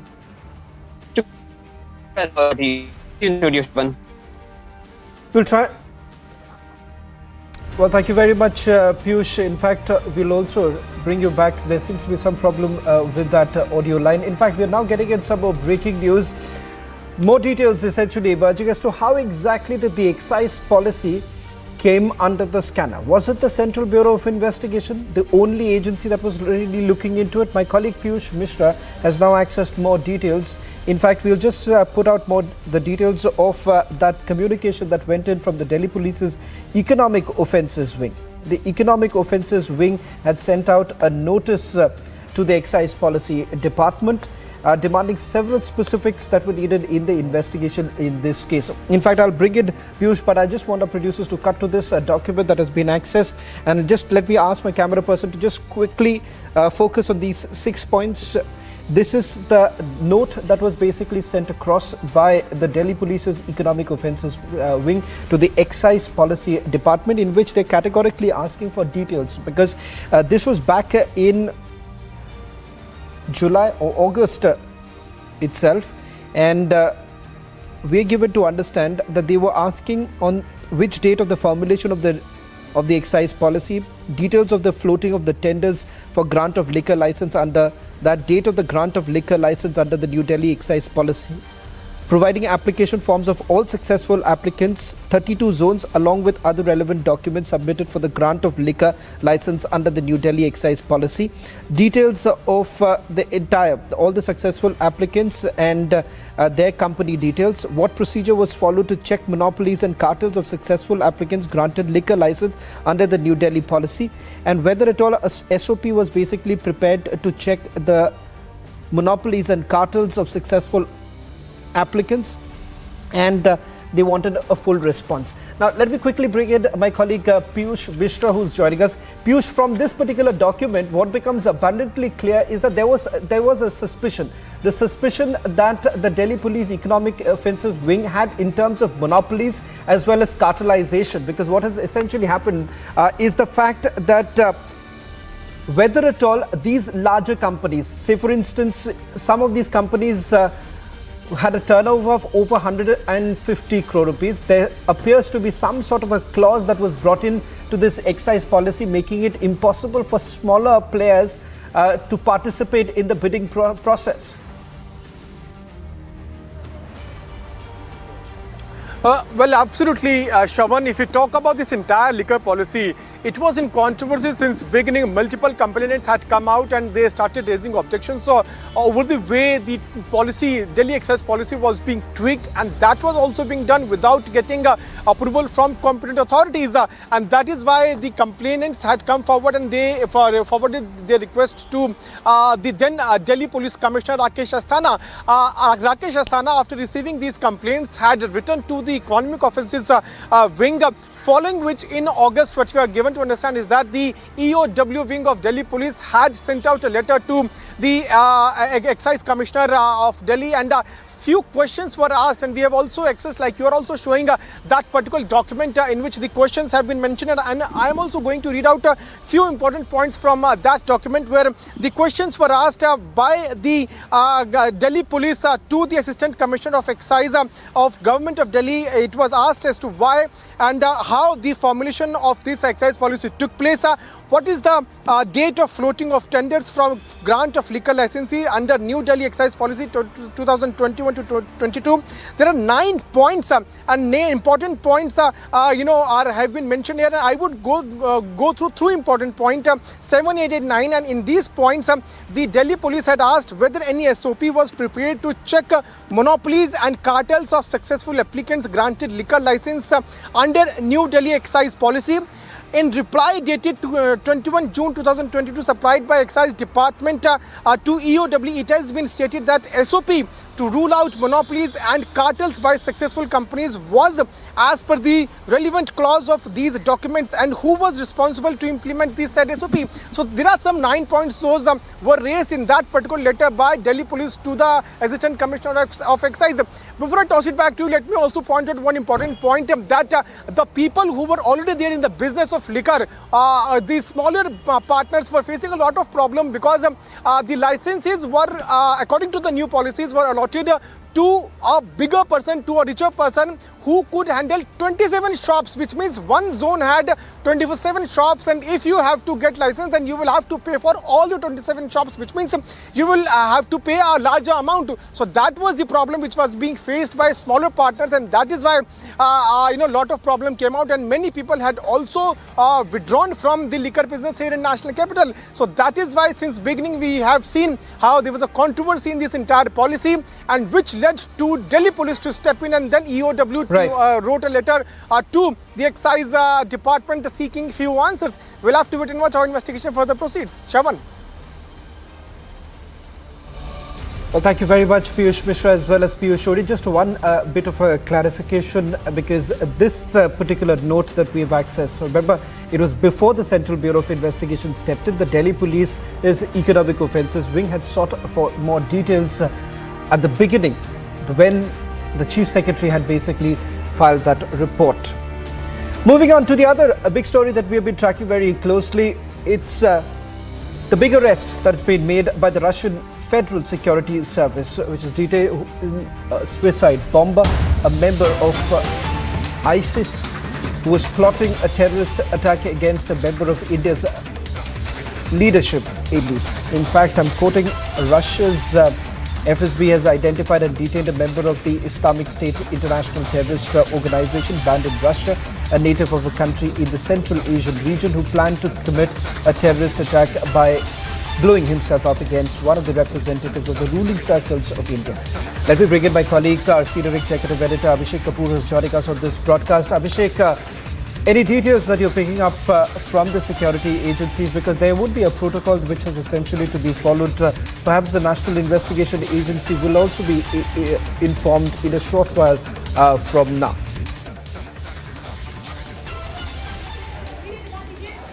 Well, yes, so I can confirm to you and to viewers, Shawan, that our agencies have been informed by the Russian FSB. We don't know whether they have been informed there at our mission in Russia. Remember, every mission has the agency component, also the military attaché, the agencies. So whether it has happened there, or similarly in the Russian embassy here, there is an agency's component present in Delhi as well. So whether those people have communicated to the agencies here directly, but that communication has happened. For a more detailed response, we have to wait for MEA to really come out with some kind of statement. But pending that, what can be confirmed is that agencies have communicated, the identity has been established. He has told the Russian agents some details, given some details about what he was supposed to do on landing in India, and based on those leads, our agencies have gotten on to the job of finding out which sleeper cell was to be activated, what are the connections, whether they go back to our neighbor to the west, that is Pakistan, or is it a larger conspiracy which involves Islamic State, Al-Qaeda in Afghanistan. Remember, after the Nupur Sharma comments, Ayman al-Zawahiri, who was still alive at that time, had come out and made a statement that this should not go unpunished. So whether this is some kind of module working in tandem with the Pakistani deep state, which perhaps provided a sleeper cell in India to facilitate the movement of this man who has been caught by the successor of KGB, the FSB. So all those things are there, but that can be confirmed that the agencies are communicating with each other now. A lot of to and fro of information is happening, and very soon we would be able to bring to our viewers the exact details of this larger diabolical plan of targeting VIPs in the ruling establishment, possibly the BJP and the RSS in Delhi by Islamic State and Al-Qaeda. Well, thank you very much, Abhishek, for getting us the latest details.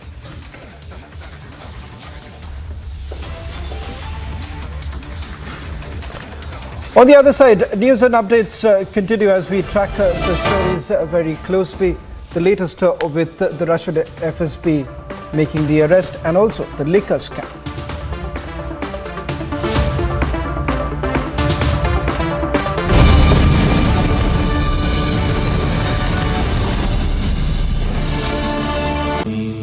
Amity has been ranked India's #1 private university for the 10th year by India Today, a testimony to Amity's world-class education whilst imbibing values and sanskars in students. Farmers have called for an agitation in Delhi as their demands for a minimum support price, along with the resignation of the Union Minister Ajay Mishra, amongst others, have led to several farmers gathering at the capital in order to protest at Jantar Mantar. Police personnel have been deployed across the border ahead of gathering. A first-year MBBS student died under suspicious circumstances in Uttar Pradesh's University of Medical Sciences in Safai. The deceased student's parents believe that fellow students and wardens were complicit in his death. An IED weighing approximately 10 to 12 kgs has been recovered from the area of Behgund in Tral. The police and the army were called in to detonate the explosive at the site, with a major incident being averted in Jammu and Kashmir.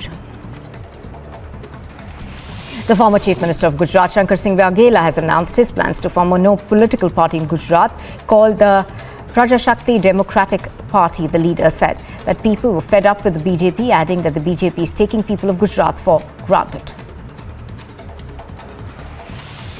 A 46-year-old allegedly with a fake Indian citizenship in 2016 was arrested from Delhi by the Rajasthan police for allegedly spying for Pakistan. The person reportedly got Indian citizenship in 2016 and was working as a taxi driver in Delhi.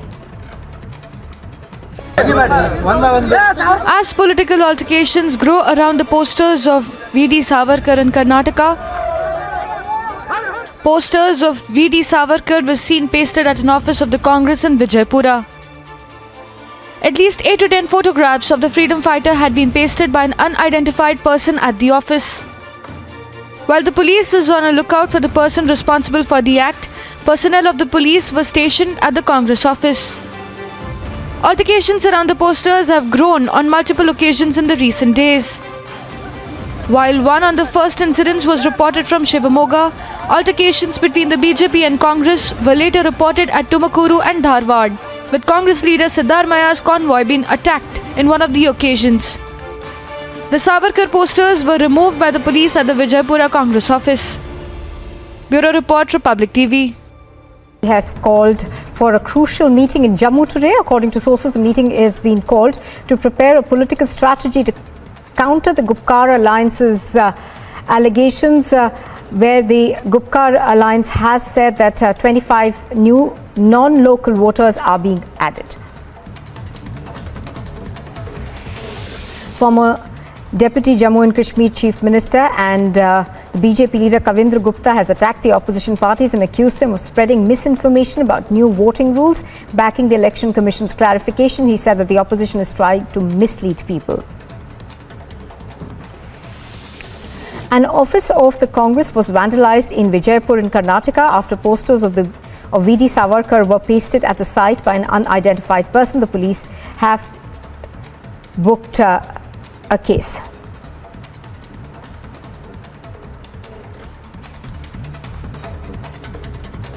Stones were hurled at Chief Minister Nitish Kumar's cavalcade in Patna yesterday, following which 13 people have been arrested. According to locals, the incident happened at around 5 in the evening at the Sodimode Gauri Chuk police station area, where a road blockade was underway over the death of a local man.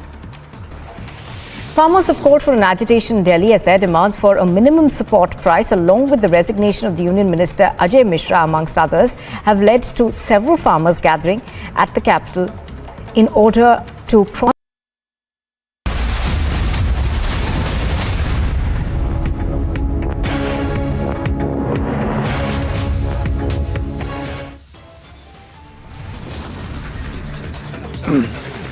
Big claim by Aam Aadmi Party.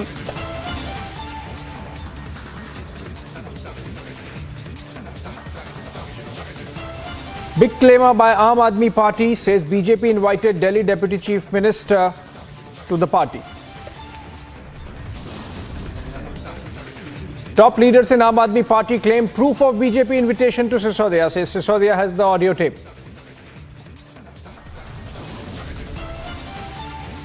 BJP hits back at the Aam Aadmi Party, says if you have proof, why not go public?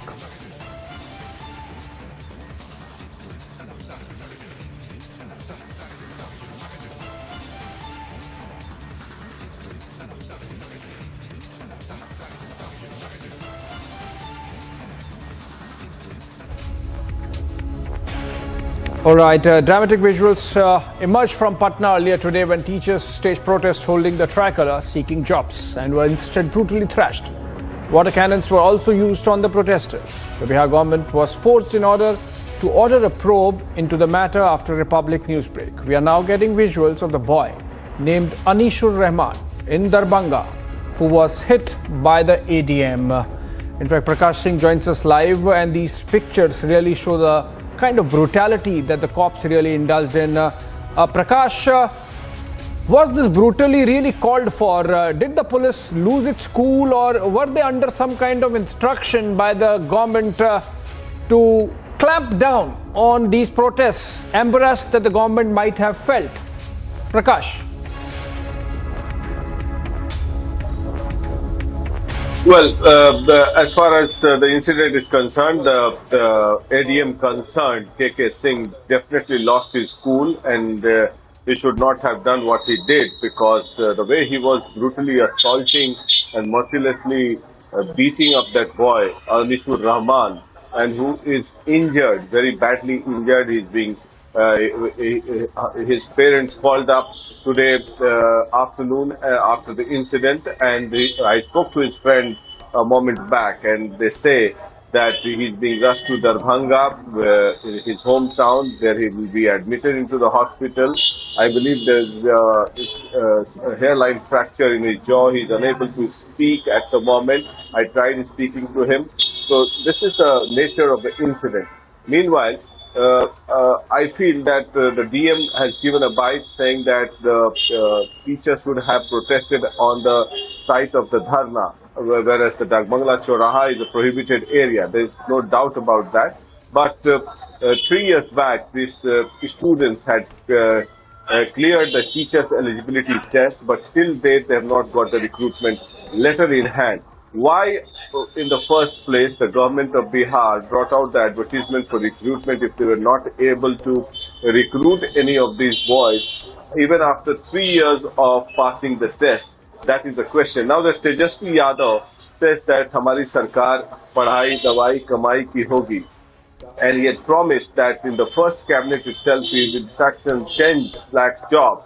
I understand there is a process. In the first place, he should not have promised that, and he says that he's been meeting TET teachers time and again. So, if he has been meeting TET teachers time and again, why did the TET teachers protest? It means that they were not convinced with Tejasvi Yadav, and the Department of Education is being handled by the RJD Minister Chandrasekhar. We'll wait and watch what kind of drama unfolds in the future, but this boy holding a tricolor was mercilessly assaulted by an officer in Patna. It goes to speak volumes about the seriousness of the government in order to recruit these people in future as well. Back to you. Right, thank you so much, Prakash. Let's listen into the ADM concerned who lost his cool and indulged in that brutality with an aspiring teacher, and then we come back to you, Prakash. बहुत ही आपत्तिजनक है जो video दिख रहा है। उसमें जो एक व्यक्ति है झंडा हाथ में लेकर के लेटा हुआ है और उसको पिटाई जो की जा रही है, तो बहुत ही आपत्तिजनक है। उसको हम लोग जस्टिफाई नहीं कर रहे हैं, नहीं कर सकते हैं, और उसकी जांच का भी हमने आदेश दिया है। 2 सदस्यीय समिति बनाया है, जिसमें कि डिप्टी डेवलपमेंट कमिश्नर पटना, विकास आयुक्त हैं पटना, और हमारे जो पुलिस अधीक्षक मध्य हैं सिटी, उन दोनों लोगों को, और हमने कहा 2 दिन के अंदर जांच करके रिपोर्ट देंगे, और जो इसमें दोषी हैं उनके विरुद्ध हम लोग कड़ी कार्रवाई करेंगे। बाकी जो स्टूडेंट्स हैं या जो अभ्यर्थी हैं, उन लोगों से हमारा आग्रह है आपके माध्यम से कि अपनी बात उचित ढंग से उचित फोरम पर कहें, और जो निर्धारित स्थल है धरना के लिए, प्रदर्शन के लिए, गर्दनी बाग, वहाँ पर जाकर के अपनी बात को कहें। शहर के बीच में बिल्कुल चौक चौराहे को चौक कर देना, जाम कर देना, जिसमें भारी असुविधा लोगों को होती है, आने जाने वाले लोगों को, उसमें बच्चे हैं, बूढ़े हैं, बीमार लोग हैं, बहुत लोग हैं, तो उनकी सुविधा का भी ध्यान रखें, और इस प्रकार से बीच चौराहे पर ये नहीं करें, और जो निर्धारित स्थल है वहीं करें। और बाकी जो घटना हुई है उसमें जो दोषी पाए जाएंगे पूरी निष्पक्षता से जांच कराएंगे, उस पर हम लोग कड़ी कार्रवाई करेंगे, उसमें कोई दो राय नहीं। सर, बातें कही जा रही हैं कि राष्ट्रीय ध्वज का अपमान हुआ है, राष्ट्रीय ध्वज पर भी एडीएम साहब का उस पहलू की भी जांच करेगी टीम, उसको बोला गया है, उस पहलू की भी जांच करेगी। सर, छात्र जो है आंदोलन के मूड में है, वैसे छात्रों को क्या कुछ संदेश देना चाहिए? नहीं, छात्रों से हमारा यही कहना है, अभी जो हमने कहा कि अपनी बात सही ढंग से सही जगह पर कहें और पूरे चौक चौराहे और सबको जाम करके अपनी बात नहीं कहें ताकि लोगों को असुविधा हो, उसको भी ध्यान में रखें। जिम्मेदार नागरिक हैं सब लोग, तो सबका दायित्व है कि हम सभी लोग एक दूसरे की सुविधा का ध्यान रखें।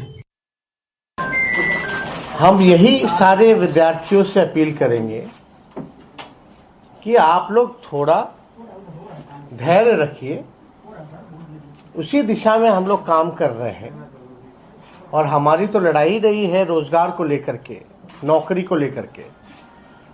और नई महागठबंधन की जो सरकार बनी है जिसका नेतृत्व नीतीश कुमार जी कर रहे हैं, 15 अगस्त को यह ऐलान ही हो गया कि 10 लाख तो नौकरी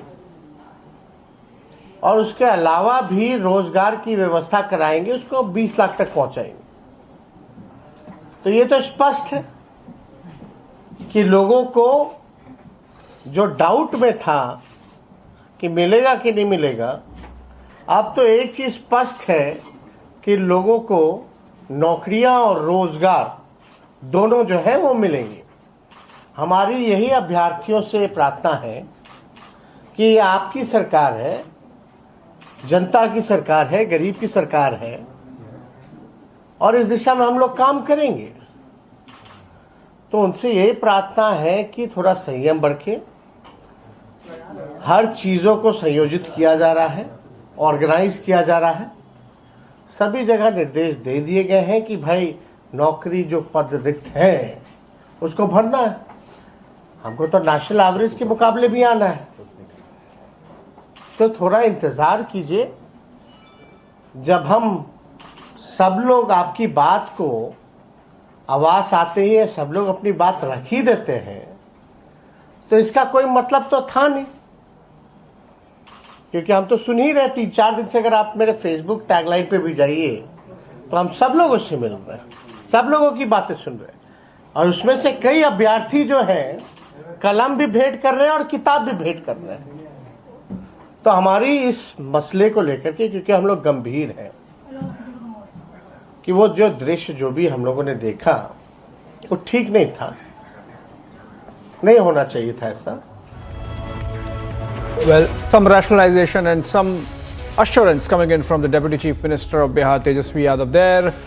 Moving on, Gujarat's veteran leader Shankar Singh Waghela, who had quit the Congress party ahead of the 2017 Rajya Sabha polls, says that the grand old party is not interested in achieving anything except fighting internally. Of course, a sad state of affairs for the Congress party in Gujarat, and Waghela commenting there. Take a look at this report. Ahead of the assembly elections in Gujarat, which is expected to take place by the year end, former Gujarat Chief Minister Shankar Singh Waghela announced that he will launch his own party. Waghela had quit Congress ahead of the 2017 Rajya Sabha polls. He claimed that the grand old party is not interested in achieving anything except fighting internally. He also claimed that Congress is not interested in Gujarat. अब जो आज की हालत है इसमें आम आदमी party की एंट्री हो गई। आम आदमी पार्टी की जो एंट्री हुई इससे कैंडिडेट भी डिक्लेयर कर दिए इन लोगों ने। बीजेपी इनके पीएम आते हैं, होम मिनिस्टर आते हैं और पावर में होने के बावजूद भी कार्यकर्ताओं को एक दिन के लिए भी खाली नहीं रखते, एक्टिव इनएक्टिव। और कांग्रेस में कोई गतिविधि दिखती नहीं है। इसलिए मैंने कहा कि अगर आपको लगता है कि मेरे को कांग्रेस में आना चाहिए, ऐसा यू फील सो, तो 15 अगस्त मेरे लिए आखिरी दिन होगा। 15 अगस्त तक आप कहेंगे तो मैं ज़रूर सोचूंगा। तो मैंने सोचा कि अब कुछ करना चाहिए, इसलिए कांग्रेस का दरवाज़ा बंद करके मैंने अपनी ये नई पार्टी का लॉन्च करने का सोचा है। बहुत नज़दीक में वीक और सो में लॉन्च करूंगा और पूरे गुजरात में अच्छे ढंग से नई चीज़ लेकर गुजरात की जनता के बीच जाएंगे, जो तीनों पार्टी नहीं जाने वाली है। He also targeted Arvind Kejriwal's Aam Aadmi Party and called it a B team of Bharatiya Janata Party. Slamming Aam Aadmi Party, Waghela said that Arvind Kejriwal's party has just come to fill up the gap and has no leadership in the state. Notably, Waghela has also been elected to Lok Sabha for 5 terms and has served as Rajya Sabha MP from 1984 to 1989. He was the Union Cabinet Minister of Textiles from 2004 to 2009 in the first Manmohan Singh cabinet. Bureau Report, Republic TV.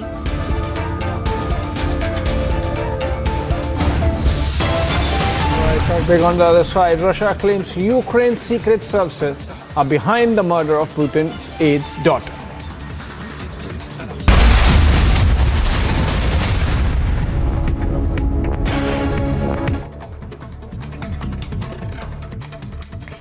The top updates right now, slamming the CBI raids against his deputy Manish Sisodia. Delhi CM Arvind Kejriwal, who's in the poll-bound state of Gujarat, said that he should be given a Bharat Ratna for reforming Delhi government schools, but instead is being targeted by the centre for political motives. Russia has said that it has detained an Islamic State terrorist who was plotting a suicide attack against a member of India's leadership elite over the offensive comments against Prophet Muhammad. During interrogation, the suicide bomber said that he swore allegiance to the Islamic State's emir in April and had undergone special training, after which he flew to Russia, from where he was to travel to India.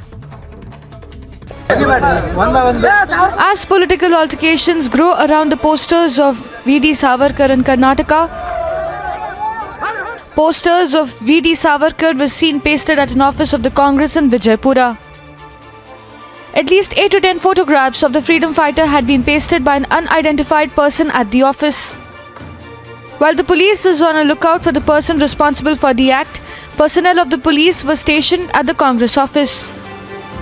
Altercations around the posters have grown on multiple occasions in the recent days. While one on the first incident was reported from Shivamoga, altercations between the BJP and Congress were later reported at Tumakuru and Dharwad, with Congress leader Siddharamaya's convoy being attacked in one of the occasions. The Savarkar posters were removed by the police at the Vijaypura Congress office. Bureau Report, Republic TV. He has called for a crucial meeting in Jammu today. According to sources, the meeting is being called to prepare a political strategy to counter the Gupkar Alliance's allegations, where the Gupkar Alliance has said that 25 new non-local voters are being added. Former Deputy Jammu and Kashmir Chief Minister and the BJP leader Kavindra Gupta has attacked the opposition parties and accused them of spreading misinformation about new voting rules, backing the Election Commission's clarification. He said that the opposition is trying to mislead people. An office of the Congress was vandalized in Vijaypur in Karnataka after posters of V.D. Savarkar were pasted at the site by an unidentified person. The police have booked a case.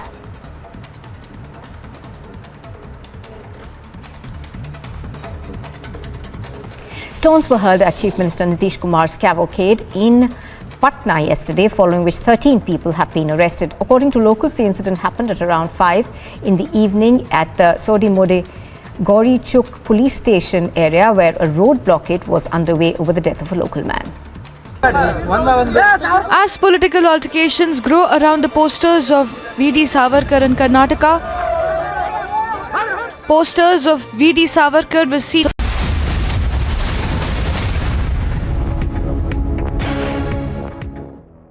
After banning and blocking the airing of Pakistan's former Prime Minister Imran Khan, the current Pak government is in process to arrest the PTI chief Imran Khan. Imran Khan has been booked under the Anti-Terrorism Act for threatening police, judiciary and other state institutions at his Islamabad rally a day ago. According to the copy of the first information report, the case was registered at the Magrala police station of Islamabad under Section 7 of the Anti-Terrorism Act, which stands for punishment for acts of terrorism. Backing his aide, Shehbaz Gill, Khan, while addressing a rally against the government, threatened to file cases against police, women magistrate and officials of Election Commission of Pakistan. Meanwhile, the Interior Minister of Pakistan Affairs, Sanaullah, said that the government was holding legal consultations before launching any case against Khan. Taking to Twitter, the former PM and PTI chief, Imran Khan, lashed the current Shehbaz Sharif government by calling it fascist for violating his freedom of speech. Bureau Report, Republic TV. The top leaders in the Aam Aadmi Party claim proof of BJP invitation to Sisodia. Says Sisodia has the audio tapes, just that they are waiting for some time to get the tapes out. Coming up.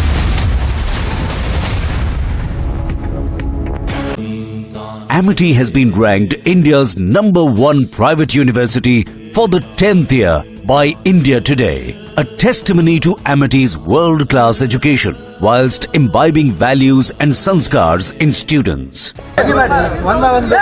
As political altercations grow around the posters of V.D. Savarkar in Karnataka, posters of V.D. Savarkar were seen pasted at an office of the Congress in Vijaypura.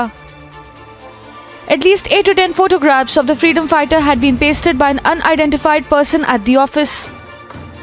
While the police is on a lookout for the person responsible for the act, personnel of the police were stationed at the Congress office. Altercations around the posters have grown on multiple occasions in the recent days. While one on the first incidents was reported from Shivamoga, altercations between the BJP and Congress were later reported at Tumakuru and Dharwad, with Congress leader Siddharamaya's convoy being attacked in one of the occasions. The Savarkar posters were removed by the police at the Vijaypura Congress office. Bureau Report, Republic TV. He has called for a crucial meeting in Jammu today. According to sources, the meeting is being called to prepare a political strategy to counter the Gupkar Alliance's allegations, where the Gupkar Alliance has said that 25 new non-local voters are being added. Former Deputy Jammu and Kashmir Chief Minister and BJP leader Kavindra Gupta has attacked the opposition parties and accused them of spreading misinformation about new voting rules, backing the Election Commission's clarification. He said that the opposition is trying to mislead people. An office of the Congress was vandalized in Vijaypur in Karnataka after posters of V.D. Savarkar were pasted at the site by an unidentified person. The police have booked a case.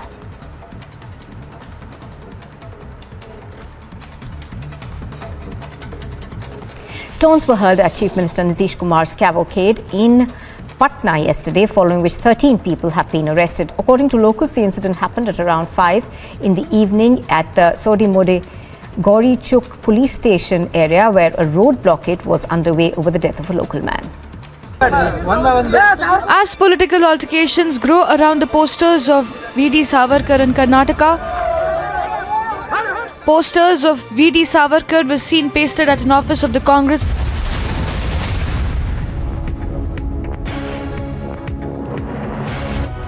An office of the Congress party was vandalized in Vijaypura in Karnataka after posters of Veer Savarkar were pasted at the site by an unidentified person. The police have taken consideration of the incident, or taken cognizance of the incident, and are on the lookout for the culprit. Take a look at this report.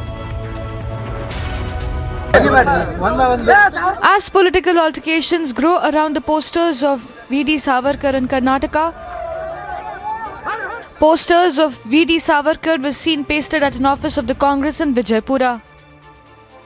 At least 8 to 10 photographs of the freedom fighter had been pasted by an unidentified person at the office. While the police is on a lookout for the person responsible for the act, personnel of the police were stationed at the Congress office. Altercations around the posters have grown on multiple occasions in the recent days. While one on the first incidents was reported from Shivamoga, altercations between the BJP and Congress were later reported at Tumakuru and Dharwad, with Congress leader Siddharamaya's convoy being attacked in one of the occasions. The Savarkar posters were removed by the police at the Vijaypura Congress office. Bureau Report, Republic TV. Well, big breakthrough as top court hears the FIFA ban scandal, asks for AIFF, All India Football Federation constitution in accordance with FIFA. Coming up on the other side.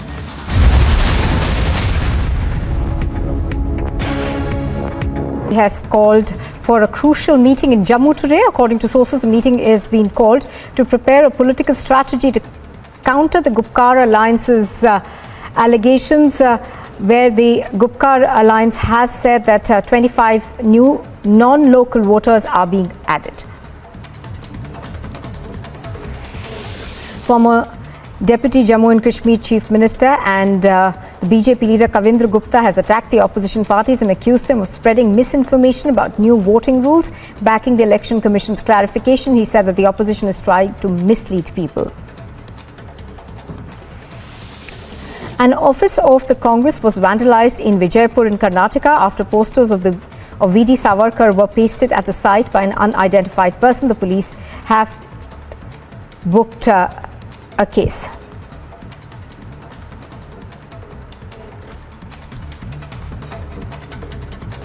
Stones were hurled at Chief Minister Nitish Kumar's cavalcade in Patna yesterday, following which 13 people have been arrested. According to locals, the incident happened at around 5 in the evening at the Sodimode Gauri Chuk police station area, where a road blockade was underway over the death of a local man. As political altercations grow around the posters of V.D. Savarkar in Karnataka, posters of V.D. Savarkar were seen pasted at an office of the Congress in Vijaypura. At least 8 to 10 photographs of the freedom fighter had been pasted by an unidentified person at the office. While the police is on a lookout for the person responsible for the act, personnel of the police were stationed at the Congress office.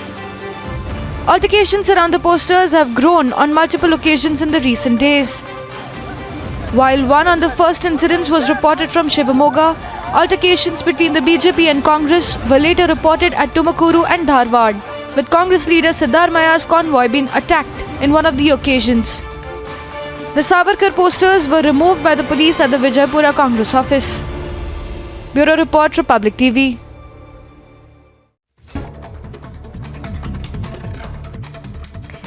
The top updates right now, slamming the CBI raids against his deputy Manish Sisodia. Delhi CM Arvind Kejriwal, who's in the poll-bound state of Gujarat, said that he should be given a Bharat Ratna for reforming Delhi government schools, but instead is being targeted by the Centre for Political Motives.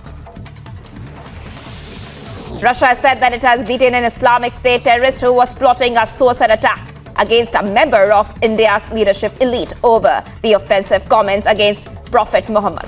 During interrogation, the suicide bomber said that he swore allegiance to the Islamic State's emir in April and had undergone special training, after which he flew to Russia, from where he was to travel to India. As political altercations grow around the posters of V.D. Savarkar in Karnataka, posters of Russia arrests ISIS terrorist headed to India. ISIS plot to target India's leadership. Watch the biggest story tonight at 7 p.m.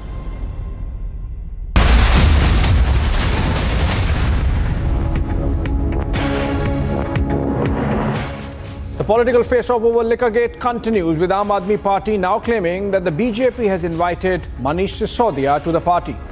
A claim that the BJP denies. However, top leaders of the AAP claim Sisodia has an audio tape of that invitation.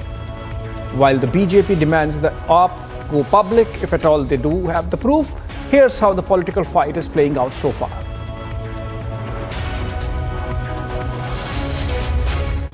Delhi के उप मुख्यमंत्री ने यह खुलासा किया कि उनके ऊपर जो सीबीआई की ईडी की धरपकड़ हो रही है, उससे संबंधित उनको एक मैसेज आया है भारतीय जनता पार्टी से।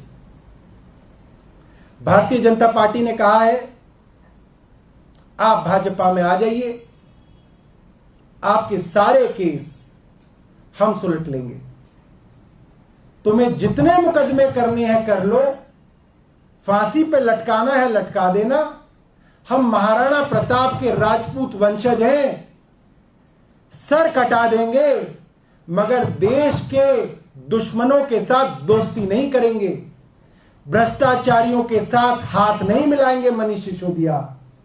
और आज इस पार्टी को, पूरी दिल्ली को मनीष सिसोदिया के ऊपर गर्व है।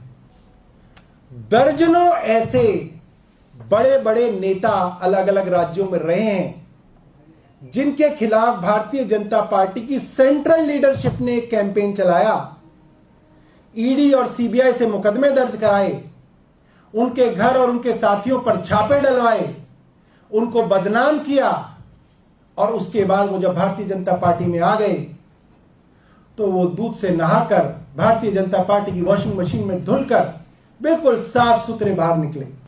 मोदी जी के कॉरपोरेट मित्रों को 10 लाख करोड़ के एनपीए की राहत हो जाए मगर इस पे सवाल ना उठे, कॉरपोरेट टैक्स कम हो जाए मगर विपक्ष चुप रहे। तो ये किस मोडस ऑपरेंडी से भारतीय जनता पार्टी काम करती है? मनीष सिसोदिया जी का ये जितना एक्ट है, जितने डायलॉग्स हैं, ये एक बार और सिद्ध कर रहा है कि वो सच में इस अपराध में बहुत अंदर तक डूबे हुए हैं। और अगर वो ऐसी भ्रष्टाचारी काम करके महाराणा प्रताप से तुलना करते हैं अपनी, तो ये महाराणा प्रताप का भी अपमान है। जनता इनकी भाषा से समझ रही है। ये भ्रष्टाचारियों की जगह आम आदमी पार्टी में हो सकती है। आम आदमी पार्टी के लोग भ्रष्टाचारी हो सकते हैं। Tensions erupted in Pakistan's Hyderabad when a Hindu community member was allegedly charged under Pakistan's draconian blasphemy law. He is said to have desecrated the Quran. According to the Pakistani media reports, a Hindu minority community member identified as Ashok Kumar was booked under 295B of blasphemy law. A huge number of locals gathered outside Kumar's residence after the news of blasphemy spread. People demanded that the police must hand over Kumar to them, accusing him of blasphemy. To control the situation, the Hyderabad police resorted to lathi charge. Reportedly, the law enforcement agencies who were there on the spot to control the situation also resorted to tear gas shelling to disperse the crowd. Bureau Report, Republic TV. Well, this is all we are in 6:30 p.m. live and breaking for the biggest story of the day. It's biggest story tonight with Niranjan in Mumbai studios. Yes, Abhishek, big story breaking with Abhishek. In fact, on the Russian bomber. Stay with us. The ISIS bomber who was arrested by Russia, rather. Stay with us, Abhishek. Let's get started with the biggest story tonight.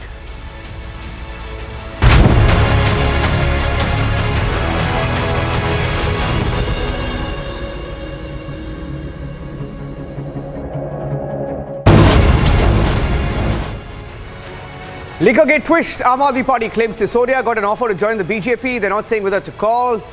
They first said it's a call, they said it's an audio, and then they say it's a message. They're kind of confused on this entire issue.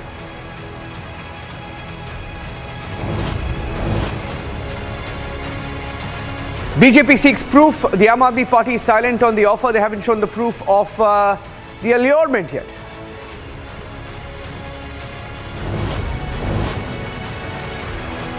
ISIS recruited a bomber who was headed to India. He's now been arrested by Russia. Story breaking on Republic on the biggest story tonight.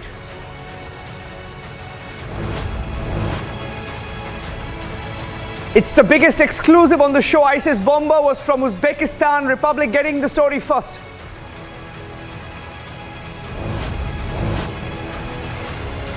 Uzbek ISIS bomber was en route to target big Indian targets. We are told political leaders from the ruling party, from the ruling circles, were on his radar.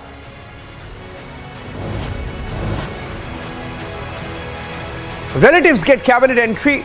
Tej Pratap, Tejasvi seen with aides, relatives inside cabinet meetings, but those seeking jobs who are meritorious thrashed on the streets of Patna. Jungle Raj is back, is what the BJP is saying.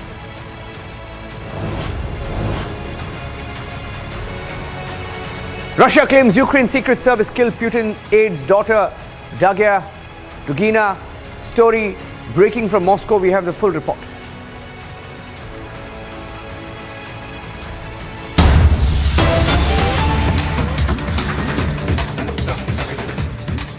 And big breaking news update on Republic. The biggest lead on the bomber, biggest lead on the ISIS bomber who was arrested by Russia. And my colleague Abhishek is breaking that story. ISIS bomber is an Uzbek national, a citizen of Uzbekistan who was recruited in Turkey, and he's an Uzbek national, recruited in Turkey and sent to Russia to come to India. Let me go across to Abhishek. Abhishek is breaking that story. Abhishek is breaking that story. Major Gaurav Arya is ready. I'm just going to get him connected. Major Gaurav Arya is getting us also his perspective. Abhishek is breaking the story. Abhishek is breaking the story right now. Going across to Abhishek.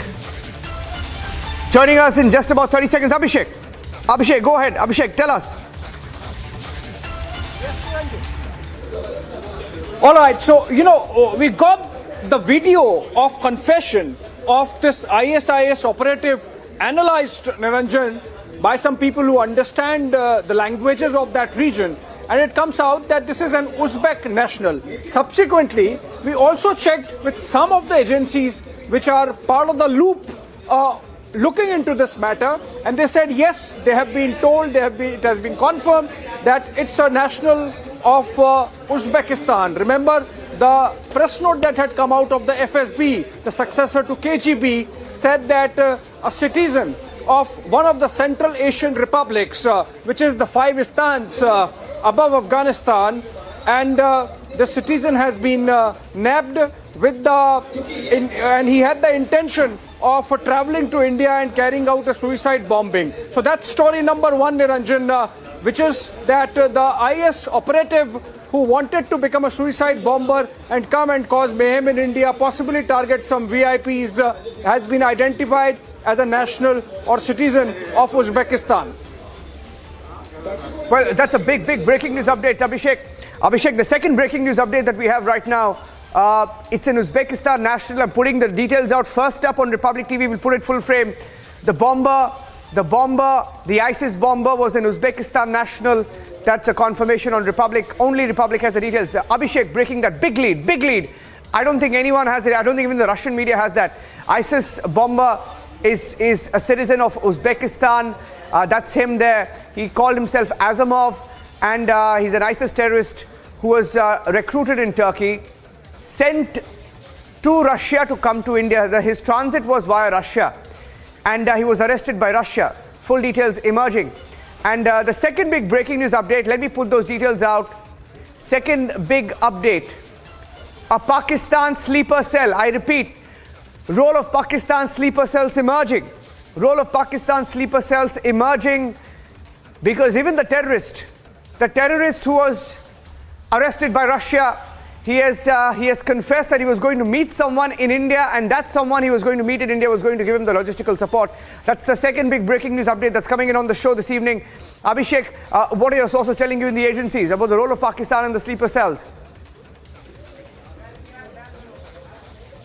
Well, yes, Niranjan, so that's the second big breaking coming out of all the inquiries we were making, all the questions we were asking through the day about this disclosure by the Russian intelligence agency that an Uzbek national, identified now as Uzbek national, trained in Turkey, recruited in Turkey by the Islamic State, and with the avowed objective of carrying out a terror attack in India to avenge the Prophet remarks, detained by the FSB and being questioned as of now.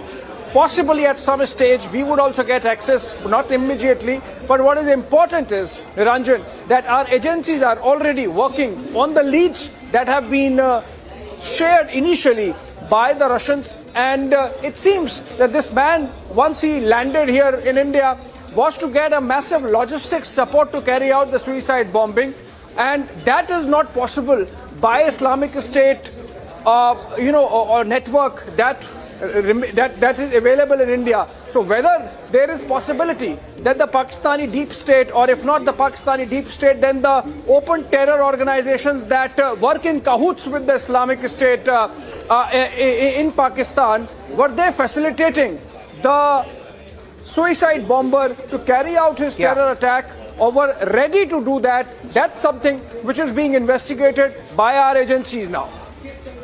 Abhishek, I request you to stay with me because Major Gaurav Arya is also joining us on the broadcast this evening. Major Gaurav Arya joining us from the national capital. Major Arya, getting in breaking news now that it was an Uzbekistan national. So, an Uzbek national who goes to Turkey, he's recruited in Turkey, he meets people in Istanbul, he's sent to Russia to come to India with documentation. Obviously, he was going to get support here. And we're also hearing that Pak sleeper cells were activated perhaps, and that is being looked into. Your analysis on this breaking news story, on the biggest story tonight, Major Arya. No, Niranjan, very interesting, because You see, one thing is absolutely clear. If you look at all the terror attacks that have happened in India, all of them, they cannot be done without local support.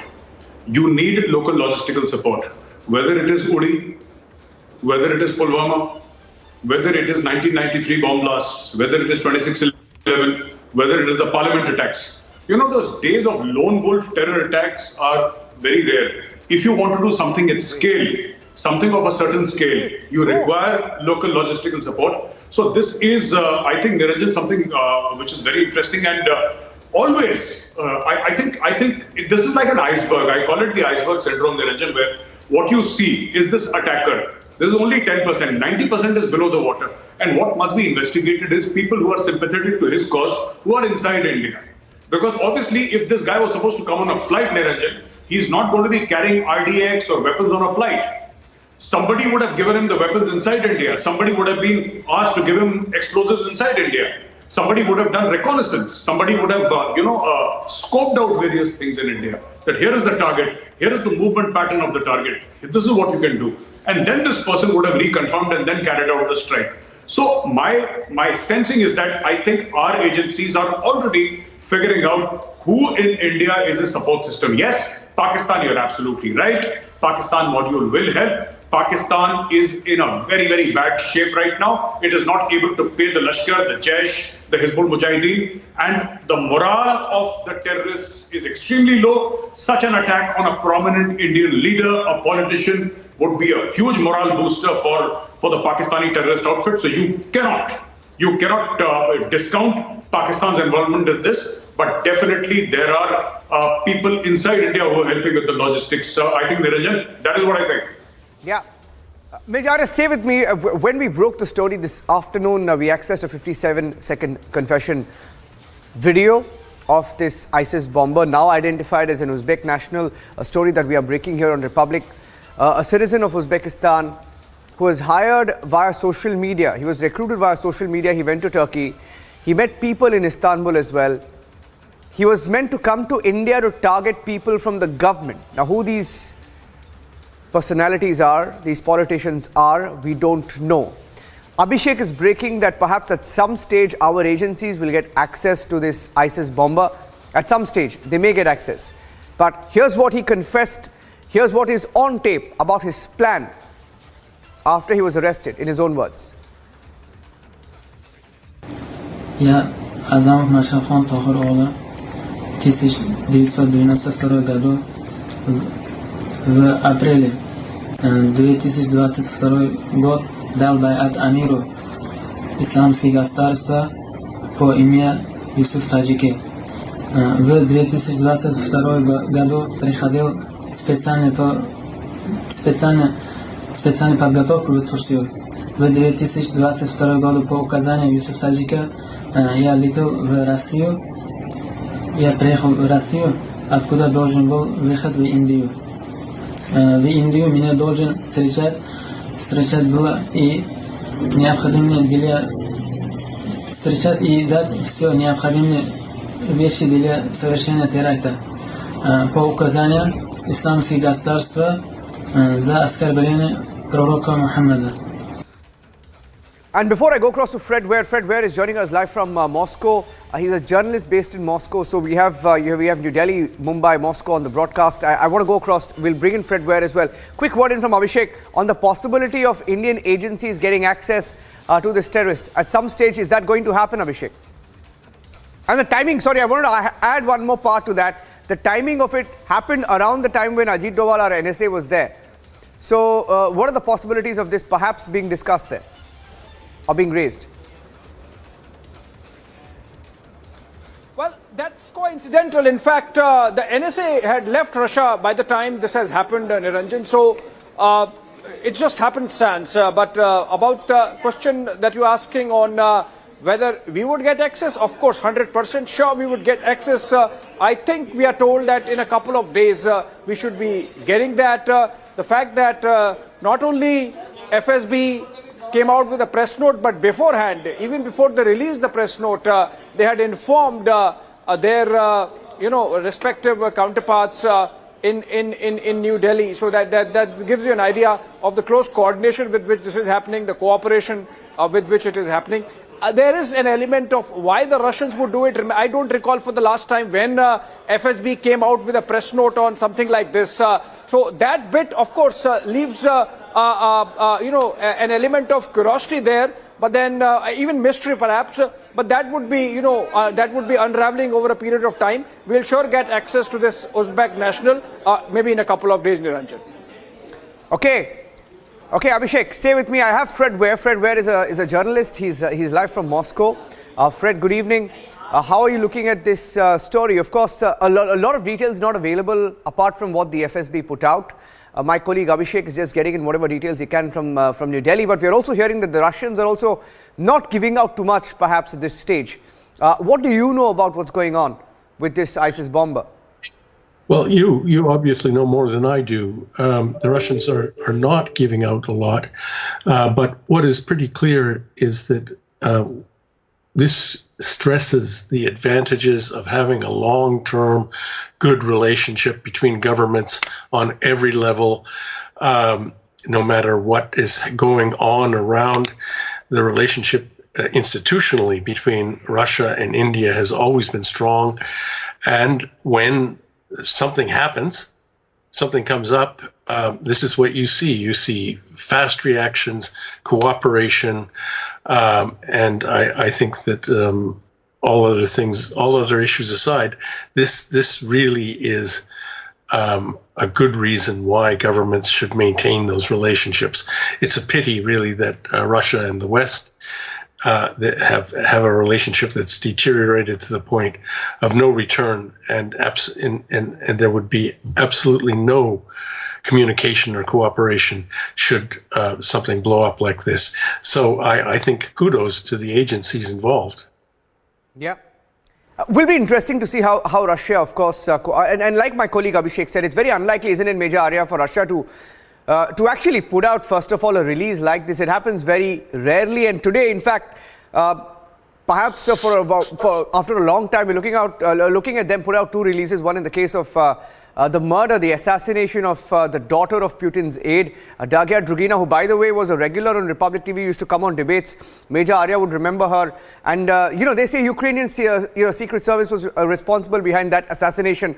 They put out a full detailed press release on the investigation into that and this. For them to go out and put out something like this in public, Major Arya, how are you reading into that? So this organization is known to be extremely secretive. And, I would not be sort of pushing things a little too far if I said that, they are the successors of the KGB. They're notoriously tight-lipped. For them to have come out and actually given out a press release shows that, how much they value the relationship with India and how much they think they believe in this entire case of this ISIS bomber, this Uzbek national. So I think, yes, it lends a lot of credibility to what they have done, the Russians have done. And this is a big welcome step. Yeah. I don't remember them putting out too many press releases, by the way, Niranjan. I don't remember them doing that. Yeah, absolutely. Well, can I get one last, one quick response from Fred as well before I let him go? Fred is joining us live from Moscow. Fred, very, very challenging times for Russian agencies, especially because they've been criticized and also now being lauded with whatever's going on now. So how are you looking at the developments in the last few days and the pressure on these agencies in Russia? Well, I think it's clear that the Ukrainians are finding ways to hit Russia. In various ways. They're using drones, they're using saboteurs. Apparently, they used this trained assassin. And I think that it's because there's, at best, a stalemate in the battlefield. The Russians are grinding forward. The outcome looks bleak for Ukraine in a lot of ways. So this is a way of hitting back, getting maximum PR resonance, And I think they also hope that it will bring the war home to Russians, to make them think, to make them scared. I myself am just working on this as a journalist, trying to figure out what is the public response to this assassination right under everybody's noses, whether Russians are intimidated and whether it is changing the picture, the mood for Russians. It's not clear to me yet, but I think there is no doubt that if the Ukrainians did this, that was their goal, to bring the war home to Russians. Yes. I'd like to thank Abhishek getting us the exclusive details on the biggest story tonight. Fred Ware joining us live from Moscow, and Major Gaurav Arya, thank you for joining us on the show. Gentlemen, getting in some more breaking news now. Once again, from very close to the national capital region, 15 Chinese illegal nationals have been arrested. I'm going across straight to get you the breaking news update. Coming in right now, we've accessed the names of these Chinese nationals, 15 of them. We have their passport numbers. They've just been arrested by the Gautam Budh Nagar police. 15 Chinese citizens living illegally. How did these Chinese citizens enter India? We have their passport numbers. Is it possible that they entered with passports? Were hiding in India, and they've now been taken into the custody of the commissionerate. They're in police custody. They've been sent to a detention center, and they will then be deported to their country. They will be sent back to China. We have the names and details of these Chinese nationals as well. We'll just put out the details. In fact, names and passport numbers of these Chinese nationals are also available with Republic TV. That's the big breaking news update coming in. Keeping a close track on that story. Let's move on and get you the other top stories we're tracking on the biggest story tonight.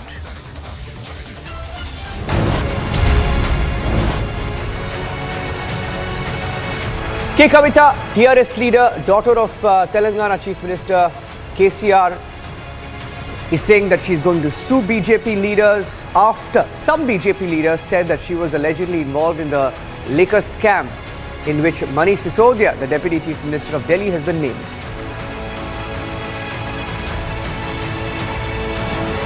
Today I want to make it very, very clear that the allegations that are made on me by BJP party and their party people are completely baseless. I have nothing to do with the Delhi liquor investigation that is going on. This is a baseless allegation made on me by Bharatiya Janata Party just to make sure they malign the reputation of our family. Now, despite Kavita's warning to the BJP of a defamation suit, the BJP not backing down. Those were pictures that came in from Telangana as BJP leaders went to the doorstep of KCR's daughter and protested against her, alleging her role in the liquor scam.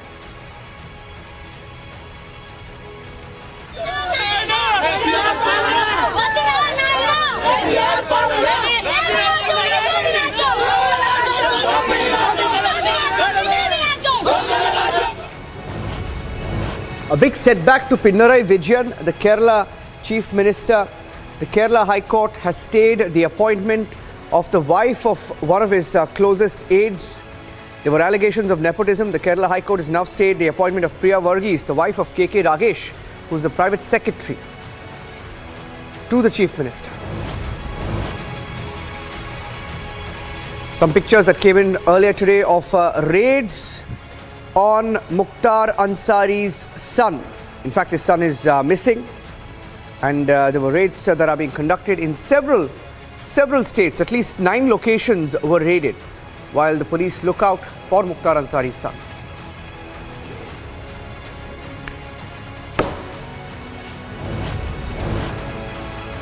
And those were pictures that came in from Jaipur as ABVP workers were lathi charged.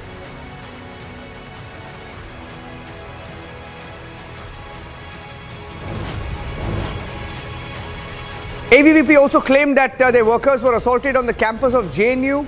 Pictures came in from JNU as well, where they said they were lathi charged as they were asking for scholarship.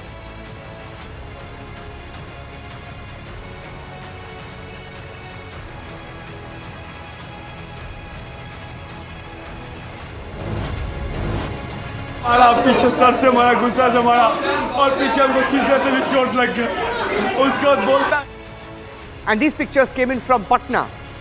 These pictures from Patna as job seekers, those seeking jobs as teachers in the state of Bihar, all qualified, came out in protest and they were thrashed for asking jobs. Look at that. One of the aspirants there who held a tricolor, he was holding the Tiranga in his hand, saying that he is a patriot, he's passed the examination and yet had no jobs. He was thrashed by the ADM there, the additional district magistrate. He was thrashed and an investigation has now been ordered.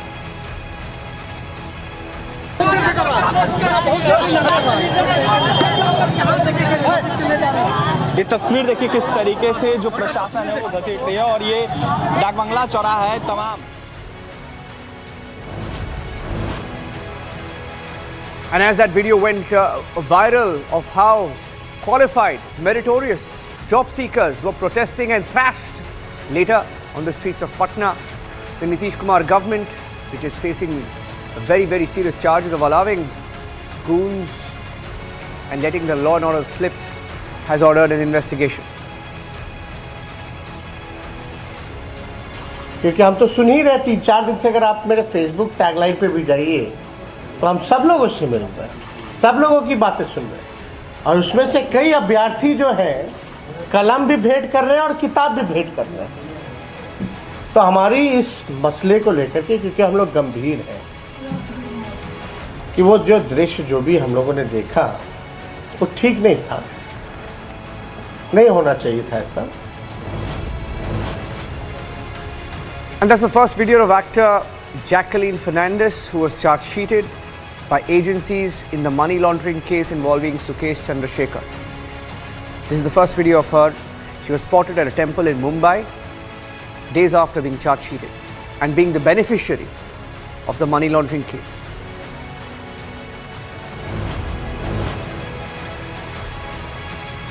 Days after the daughter of one of Vladimir Putin's aides was killed in an assassination just outside of Moscow, Daria Drugina, a vocal supporter of the Putin government. She was killed in Moscow. Russia has gone on record to blame the Ukrainian Secret Service for the assassination. वो policy बहुत अच्छी है, हम किसी के साथ भी debate करने के लिए तैयार हैं। हमारे पास ऑप्शन नहीं थी, अगर हम वो नहीं करते सारी दुकानें बंद हो जाती और वहाँ पे नकली दारू बिकनी चालू हो जाती, जैसे आज गुजरात के अंदर है। इसीलिए हम पुरानी वाली पॉलिसी पे चले गए।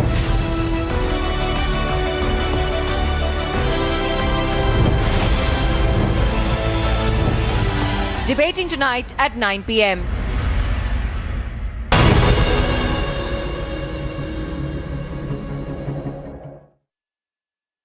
आग को फैलने से रोकना मुश्किल है पर नामुमकिन नहीं। अब फायरवॉल टेक्नोलॉजी के साथ सेंचुरी प्लाई क्लब प्राइम आग से बचाए।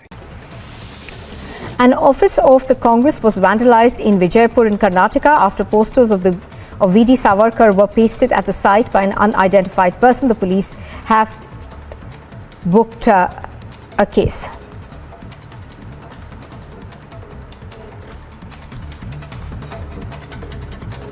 Stones were hurled at Chief Minister Nitish Kumar's cavalcade in Patna yesterday, following which 13 people have been arrested. According to locals, the incident happened at around 5 in the evening at the Sodimode Gauri Chuk police station area, where a road blockade was underway over the death of a local man. As political altercations grow around the posters of V.D. Savarkar in Karnataka,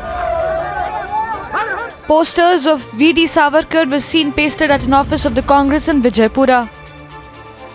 At least 8 to 10 photographs of the freedom fighter had been pasted by an unidentified person at the office. While the police is on a lookout for the person responsible for the act, personnel of the police were stationed at the Congress office. Altercations around the posters have grown on multiple occasions in the recent days. While one on the first incidents was reported from Shivamoga, altercations between the BJP and Congress were later reported at Tumakuru and Dharwad, with Congress leader Siddharamaya's convoy being attacked in one of the occasions. The Savarkar posters were removed by the police at the Vijaypura Congress office. Bureau Report, Republic TV.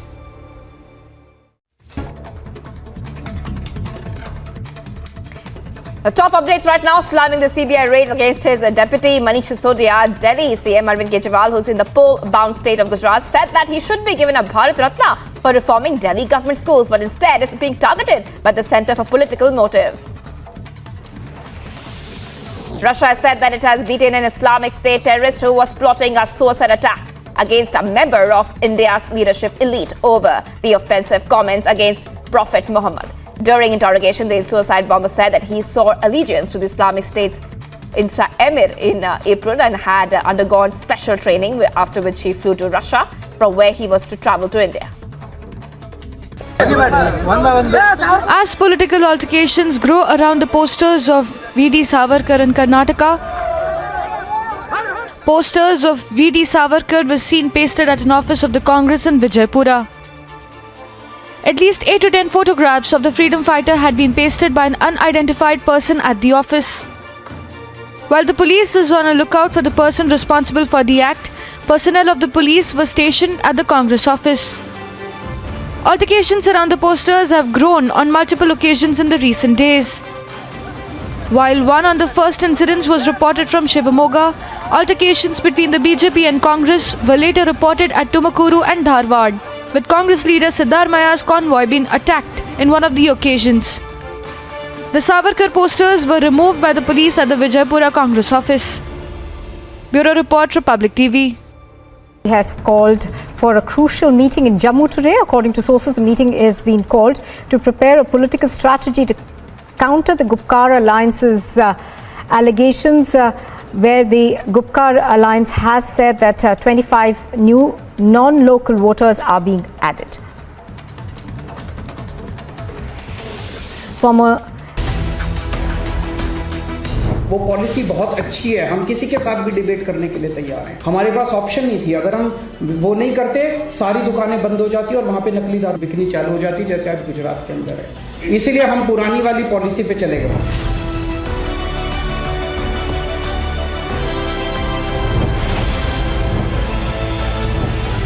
Debating tonight at 9 p.m. Sensational assassination plot involving an ISIS terrorist, a native of a Central Asian country, was hired in Turkey, was tasked with bombing an Indian leadership elite, was headed to India, arrested by Russia. Was coming to India after having been indoctrinated, trained to carry out a suicide bombing. It's perhaps for the first time that an international operation of this kind has unraveled.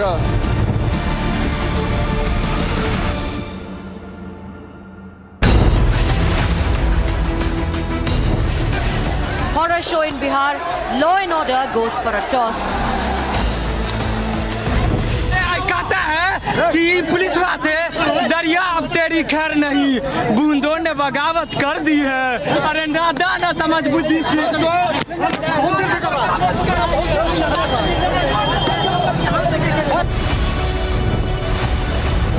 Is Jungle Raj Nitish's model for the country? Debating tonight at 10 p.m.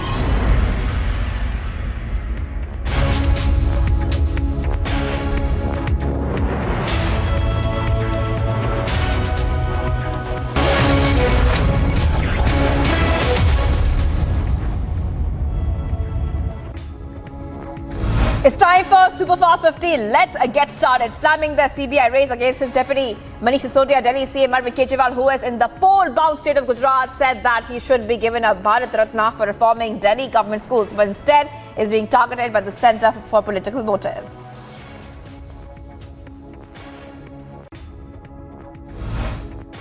जिस व्यक्ति ने 5 साल के अंदर करिश्मा करके दिखा दिया, मौजूदा रवायती पार्टियां 70 साल में जो काम नहीं कर पाई, और जिस व्यक्ति ने वो काम करके दिखा दिया कि सरकारी स्कूलों को शानदार बना दिया, इस देश के गरीब बच्चों को भविष्य दे दिया, उस व्यक्ति पे सीबीआई की रेड कराते हो तुम लोग? शर्म नहीं आती तुम लोगों को? और फिर ये अनर्गल बातें कर रहे हो। ऐसे व्यक्ति को तो भारत रत्न मिलना चाहिए।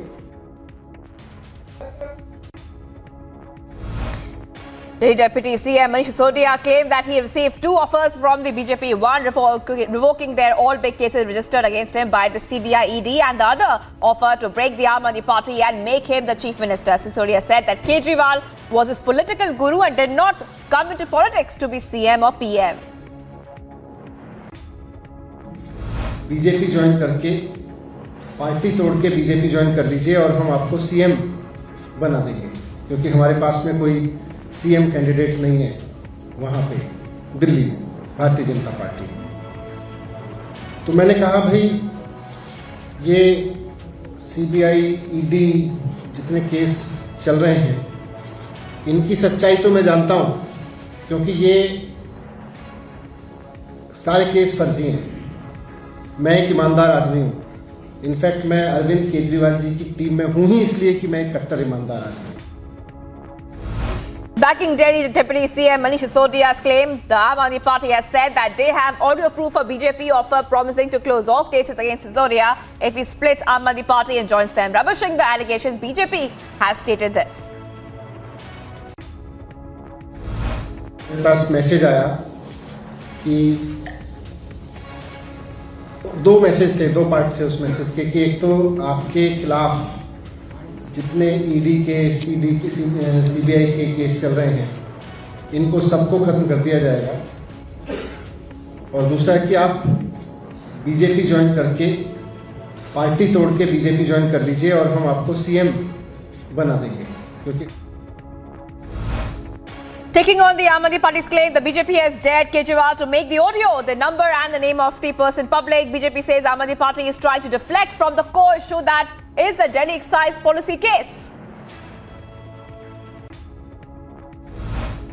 Russia detained an Islamic State terrorist who was plotting a suicide attack against a member of India's leadership elite over the offensive comments against Prophet Muhammad. The Republic has learned that the bomber was from Uzbekistan, was radicalized in Turkey. India is probing a possible hand of Pakistani sleeper cells. Congress leader V. Hanumanta Rao slammed the Modi government at the center over the rising prices of daily commodities. He further said that the Modi government in fact is doing a good work by exhorting people to celebrate Azadi Ka Amrit Mahotsav. But the same government committed a mistake by removing the pictures of former PM Jawaharlal Nehru from a series of events. Paving way for the lifting of FIFA's ban on All India Football Federation, the Supreme Court of India postponed the elections of the Executive Committee of All India Football Federation by a week and has now dissolved the 3-member committee of administrators to hand back the charge to the current administration of the board, led by Acting General Secretary Sunando Dhar. Arjuna Murthy, founder of IMMK and close aide of superstar Rajnikant, rejoined the Bharatiya Janata Party in the presence of State Party President K. Annamalai in Chennai. Before he joined Rajnikant, he used to attend BJP's Tamil Nadu intellectual cell.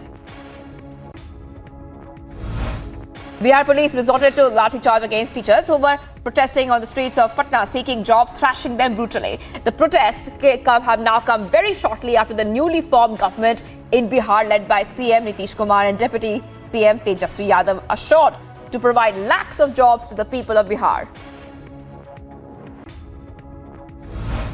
क्योंकि हम तो सुन ही रहे 3-4 दिन से, अगर आप मेरे Facebook tagline पे भी जाइए तो हम सब लोगों से मिल रहे हैं, सब लोगों की बातें सुन रहे हैं, और उसमें से कई अभ्यर्थी जो हैं कलम भी भेंट कर रहे हैं और किताब भी भेंट कर रहे हैं। तो हमारी इस मसले को लेकर के, क्योंकि हम लोग गंभीर हैं कि वो जो दृश्य जो भी हम लोगों ने देखा वो ठीक नहीं था, नहीं होना चाहिए था ऐसा। Farmers from across the states staged protests at Delhi's Jantar Mantar, protesting over unemployment. Several farmers were detained by the Delhi police and increased security on all the borders amid the protests. Delhi witnessed traffic jams as police put up checkpoints at the borders, resulting in massive traffic jams. Telangana CM K. Chandrasekhar Rao's daughter, an MLC Kavita, said that she will file a defamation case against Delhi BJP leaders MP Parvesh Verma and former MLA Manjinder Singh Sirsa for their allegations that she acted as a middleman between the liquor mafia and the Aam Aadmi Party government. Today I want to make it very, very clear that the allegations that are made on me by BJP party and their party people are completely baseless. I have nothing to do with the Delhi liquor investigation that is going on. This is a baseless allegation made on me by Bharatiya Janata Party just to make sure they malign the reputation of our family. Meanwhile, tension prevailed outside Kavita's residence in Banjara Hills, Hyderabad, after BJP leaders staged a protest after allegations were leveled by BJP leaders that she was involved in the excise scam. BJP workers then clashed with TRS workers who then tried to chase them away. A non-bailable warrant has been issued against Abbas Ansari, son of alleged mafia don turned politician Mukhtar Ansari. Now, he was declared an absconder by the district police in connection with a case of allegedly building an FCI godown on the land of people from the scheduled caste in UP's Raina village. Now, a case of transfer of arms license by fraud is also registered against him. At least half a dozen of ABVP students injured after allegedly being assaulted by security guards inside the JNU campus. The issue was related to the scholarship, which is delayed for the past 2 years. During the student union election, ABVP workers were lathi charged in Rajasthan University. Many students were injured during the lathi charge, while it was also reported that many policemen were also injured in that scuffle. TMC Birbhum District President Anubrata Mandal, who was brought to CBI office in Nizam Palace, Kolkata, for questioning in Bengal cash scam. The latest update on the Teesta Sitalwad case, Supreme Court has now heard the bail petition filed by social activist Teesta in the case for alleged fabrication of evidence in the Gujarat riots conspiracy case. A bench led by Justice Lalit heard the matter. Supreme Court has issued notice and has now sought a reply from the state of Gujarat on bail plea by Teesta. Maharashtra has logged, in fact, 1,183 fresh COVID-19 cases in the last 24 hours. It has also been reported that there were 1,098 recoveries and 1 death in the last 24 hours. In the case of grenade attack in Badgaon, in Kashmir, the police there arrested one more hybrid terrorist of prescribed outfit, Lashkar-e-Toiba, who was involved in a grenade attack on minorities. According to the police, incriminating material of Lashkar-e-Toiba and one hand grenade has been recovered so far. SP Chief Akhilesh Yadav has accused the BJP of foisting a false case on opposition leaders in the run-up to the 2024 Lok Sabha polls to divert people's attention from real issues and also as the price rise and employment issues come up. An all-party meeting was held at the National Conference President Farooq Abdullah's residence in Srinagar over the registration of new voters in Jammu and Kashmir. Developed by KPIT CSIR in Pune, Union Minister of State Dr. Jitendra Singh unveiled India's first indigenously made hydrogen fuel cell bus. Amid the ongoing economic crisis in Sri Lanka, the Indian Coast Guard rescued 8 refugees from the island nation who were stranded for 3 days in the middle of the sea near the Dhanushkodi area in Tamil Nadu. Days after former MLC Vinayak Mete died in a car crash on Mumbai-Pune Expressway, Maharashtra Deputy CM Devendra Fadnavis said that it was an utterly wrong judgment of the vehicle's driver. An IED weighing approximately 10 or 12 kilograms has now been recovered in trial that the police and the army were called in to detonate the explosive at the site, with a major incident being averted in Jammu and Kashmir. The Nationalist Socialist Council of Nagaland has stated that it would not forego the demand for a separate flag in constitution under any circumstance as it negotiates a Naga political issue. The faction of the party that is holding peace talks with the government for over 2 decades and said it attaches great importance to the Naga flag and the constitution as part of the solution. Union External Affairs Minister Dr. S. Jayashankar unveiled a statue of Mahatma Gandhi in Paraguay and appreciated the decision to locate it on a prominent waterfront in the city. Jayashankar unveiled the stone figure as he presently is on his first ever official visit to South America.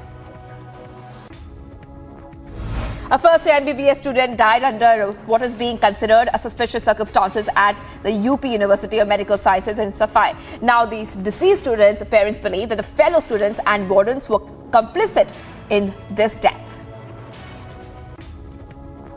The government has firmed up to give specific names to all 23 aims, including the one in Delhi, based on regional heroes, freedom fighters, historical events or monuments of the area or their district geographical identity. The Union Health Ministry has reportedly drafted a proposal to give specific names to all aims which are fully functional, partially functional and under construction.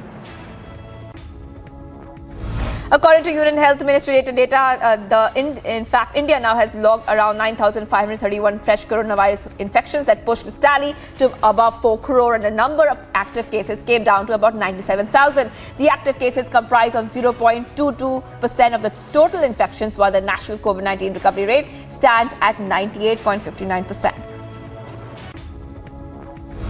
A special court in Mumbai extended the judicial custody of Shiv Sena MP Sanjay Raut till September 5th in money laundering case linked to alleged irregularities in the redevelopment of the Patra Chawl scam. India's High Commissioner handed over 21,000 tons of fertilizer supplied under India's special support to the people of Sri Lanka. PM Modi to visit Haryana and Punjab on 24th August at around 11 a.m. PM will inaugurate Amrita Hospital at Haryana's Faridabad. CM of Puducherry, Rangasamy, has now been holding the finance portfolio, presented the budget for the Union Territory for the financial year 2022 to 2023. And the total budget size was pegged at around 10,696 crore rupees. Police removed posters of V.D. Savarkar put up by unknown persons at the Congress Party office in Karnataka's Vijaypura. Police have increased security in the area. A tragic incident coming in from Hoshiarpur. An overspeeding truck ran over students who were on a bike. The accident was reported when students were on their way to school in the morning today. Sir बड़ा जो हादसा हुआ है तो उसमें driver को sir किस तरह की कार्रवाई होगी और क्या कुछ अब तक बता सकते अभी हम लोग का पहला प्राथमिक उद्देश्य ये है कि सभी बच्चों को ये इलाज मिल जाए और जैसा कि कलेक्टर साहब ने आपको बताया कि सभी अभी हो गए. Stones were hurled at CM Nitish Kumar's cavalcade in Patna yesterday, following which 13 people have been arrested. An all-party meeting was held at the National Conference. President Farooq Abdullah's residence in Srinagar over the registration of new voters in Jammu and Kashmir. Former Deputy Jammu and Kashmir CM and BJP leader Kavindra Gupta attacked the opposition parties and accused them for spreading misinformation about the new voting rules. Backing the Election Commission's clarification, he said that opposition is trying to mislead the people. Kerala High Court stayed the appointment of CM's Private Secretary KK Ragesh's wife Priya Varghese as the associate professor at the Kannur University till August 31st. Earlier, the Kerala governor said that he will order a full-fledged investigation into allegations of nepotism in appointments made to various posts in universities in the state. R. Pragya Nanda, the 17-year-old Indian chess master, defeated the world champion Magnus Carlsen in the last round of the FTX Crypto Cup in Miami. Islamabad High Court has granted anticipatory bail to Pakistan former PM Imran Khan until August 25th after he was booked under the Anti-Terrorism Act. India and the governor landed in Taiwan to hold talks with the leadership of the self-ruled island amid increasing tensions in the Taiwan Strait.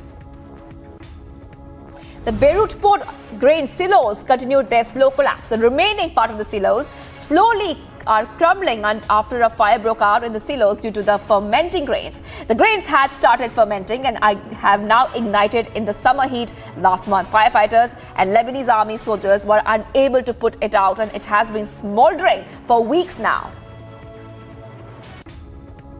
Japanese PM Fumio Kishida has been diagnosed with COVID-19 and cancelled his planned travels while he isolates and recuperates. The cabinet secretary said that PM Kishida has mild symptoms. Kishida developed a slight fever and cough and tested positive for the coronavirus. He has also postponed his trip to the Middle East. Hundreds of villagers in Fazalpur in southern Punjab had to flee their houses as heavy rain caused flood waters to rise into unprecedented levels. Rescue workers helped stranded villagers evacuate buildings alongside their household items and set up temporary tents for shelter. Every year, much of Pakistan struggles with the annual monsoons, drawing criticism about poor government planning. The Russian city of Ryazan, 100 miles southeast of Moscow, has been inundated with smoke as forest fires in the surrounding region have ballooned in size over the next 2 days. At least 2 rural settlements had been evacuated as fires crept up to people's property, while nearly the entire regional firefighting forces had to be mobilized at the region. Russian defense minister said that Russia has used its hypersonic Kinzhal missile system 3 times in Ukraine to hit highly important targets. Russia claims the missile system has a range of 2,000 kilometers and can maneuver during flight to evade radar detection and air defense systems. A federal appeals court has agreed to temporarily put on hold a lower court's order requiring that U.S. Senator Lindsey Graham testify before a special grand jury that investigating plots to overturn Donald Trump's 2020 presidential elections loss in Georgia.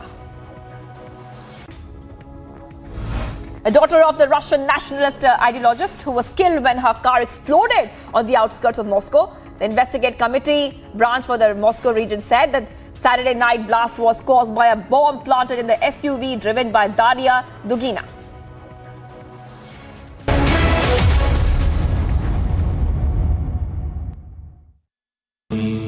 Amity has been ranked India's #1 private university for the 10th year by India Today, a testimony to Amity's world-class education whilst imbibing values and sanskars in students. As political altercations grow around the posters of V.D. Savarkar in Karnataka, posters of V.D. Savarkar were seen pasted at an office of the Congress in Vijaypura. At least 8 to 10 photographs of the freedom fighter had been pasted by an unidentified person at the office. While the police is on a lookout for the person responsible for the act, personnel of the police were stationed at the Congress office. Altercations around the posters have grown on multiple occasions in the recent days. While one on the first incidents was reported from Shivamoga, altercations between the BJP and Congress were later reported at Tumakuru and Dharwad, with Congress leader Siddharamaya's convoy being attacked in one of the occasions. The Savarkar posters were removed by the police at the Vijaypura Congress office. Bureau Report, Republic TV.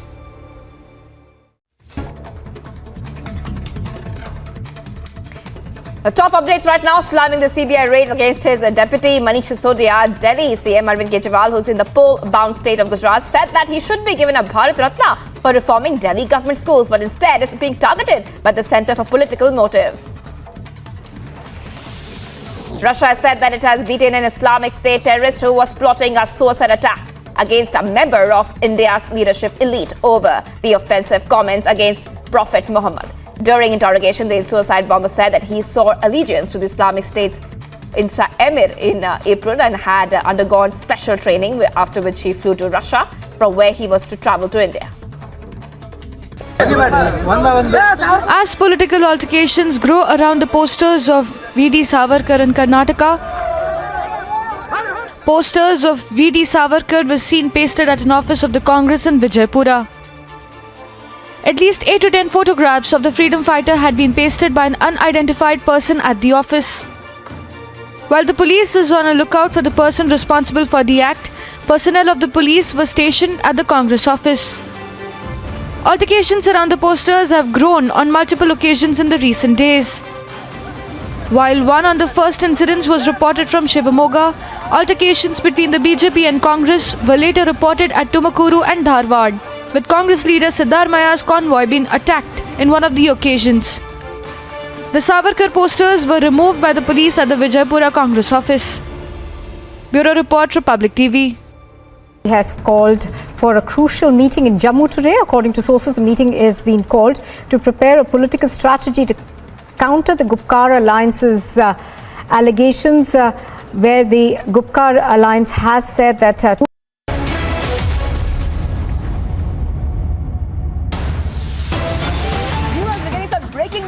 point of time. What we can tell you is a very big update coming in. Former Congress minister arrested by Punjab Vigilance.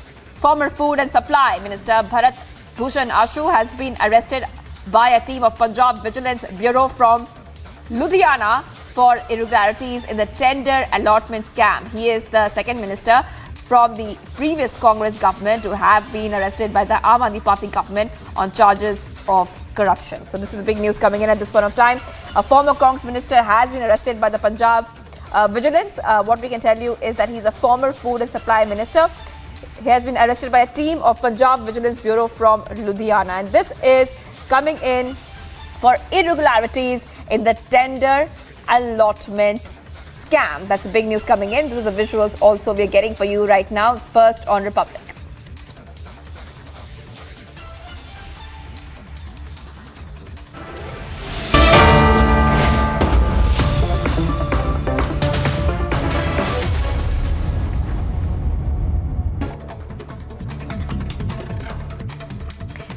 The top updates right now, slamming the CBI raids against his deputy Manish Sisodia. Delhi CM Arvind Kejriwal, who's in the poll-bound state of Gujarat, said that he should be given a Bharat Ratna for reforming Delhi government schools, but instead is being targeted by the centre for political motives. Russia has said that it has detained an Islamic State terrorist who was plotting a suicide attack against a member of India's leadership elite over the offensive comments against Prophet Muhammad. During interrogation, the suicide bomber said that he swore allegiance to the Islamic State's emir in April and had undergone special training, after which he flew to Russia, from where he was to travel to India. As political altercations grow around the posters of V.D. Savarkar in Karnataka, posters of V.D. Savarkar were seen pasted at an office of the Congress in Vijaypura. At least 8 to 10 photographs of the freedom fighter had been pasted by an unidentified person at the office. While the police is on a lookout for the person responsible for the act, personnel of the police were stationed at the Congress office. Altercations around the posters have grown on multiple occasions in the recent days. While one on the first incidents was reported from Shivamoga, altercations between the BJP and Congress were later reported at Tumakuru and Dharwad, with Congress leader Siddharamaya's convoy being attacked in one of the occasions. The Savarkar posters were removed by the police at the Vijaypura Congress office. Bureau Report, Republic TV. He has called for a crucial meeting in Jammu today. According to sources, the meeting is being called to prepare a political strategy to counter the Gupkar Alliance's allegations, where the Gupkar Alliance has said that 25 new non-local voters are being added. Former Deputy Jammu and Kashmir Chief Minister and the BJP leader Kavindra Gupta has attacked the opposition parties and accused them of spreading misinformation about new voting rules, backing the Election Commission's clarification. He said that the opposition is trying to mislead people. An office of the Congress was vandalized in Vijaypur in Karnataka after posters of V.D. Savarkar were pasted at the site by an unidentified person. The police have booked a case.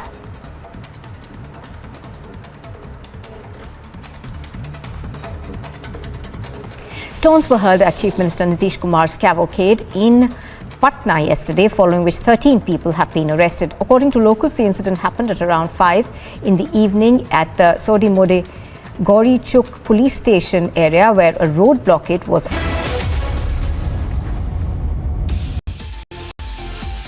We're getting in visuals of the Indian Coast Guard rescuing 8 Sri Lankan Lankans, there including 3 children and an infant who had been stranded for 3 days on the 4th sand dune islet in the middle of the sea near Dhanushkodi. And you can see those visuals there on your screen of that. What you see is the Indian Coast Guard rescuing 8 Sri Lankans, including 3 children and an infant who was stranded.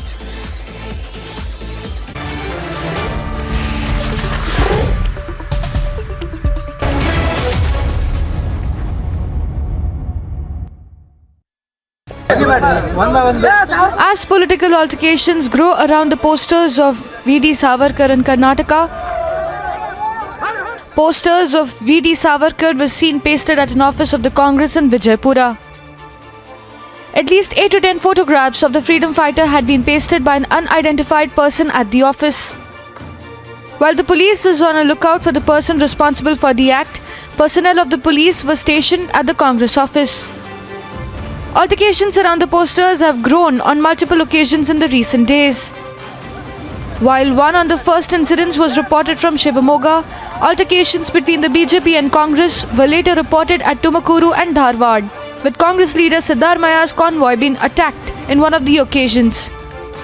The Savarkar posters were removed by the police at the Vijaypura Congress office. Bureau Report, Republic TV. He has called for a crucial meeting in Jammu today. According to sources, the meeting is being called to prepare a political strategy to counter the Gupkar Alliance's allegations, where the Gupkar Alliance has said that 25 new non-local voters are being added. Former Deputy Jammu and Kashmir Chief Minister and BJP leader Kavindra Gupta has attacked the opposition parties and accused them of spreading misinformation about new voting rules. Backing the Election Commission's clarification, he said that the opposition is trying to mislead people. An office of the Congress was vandalized in Vijaypur in Karnataka after posters of V.D. Savarkar were pasted at the site by an unidentified person. The police have booked a case.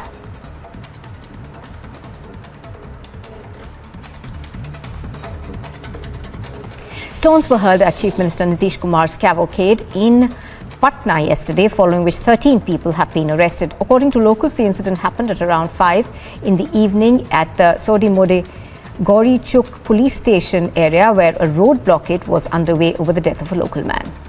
As political altercations grow around the posters of V.D. Savarkar in Karnataka, posters of V.D. Savarkar were seen pasted at an office of the Congress in Vijaypura. At least 8 to 10 photographs of the freedom fighter had been pasted by an unidentified person at the office. While the police is on a lookout for the person responsible for the act, personnel of the police were stationed at the Congress office. Altercations around the posters have grown on multiple occasions in the recent days. While one on the first incidents was reported from Shivamoga, altercations between the BJP and Congress were later reported at Tumakuru and Dharwad. वो policy बहुत अच्छी है, हम किसी के साथ भी debate करने के लिए तैयार हैं। हमारे पास ऑप्शन नहीं थी, अगर हम वो नहीं करते सारी दुकानें बंद हो जाती और वहाँ पे नकली दारू बिकनी चालू हो जाती, जैसे आज गुजरात के अंदर है। इसीलिए हम पुरानी वाली पॉलिसी पे चले गए।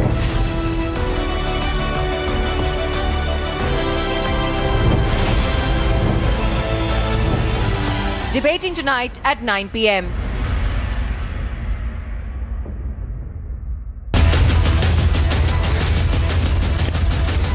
Burning Question, powered by Century Ply and Amrita Hospital, Faridabad.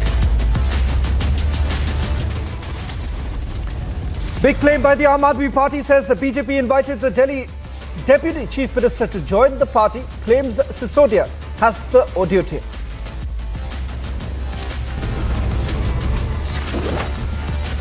BJP hits back at the Aam Aadmi Party, says if you have the proof, why not go public?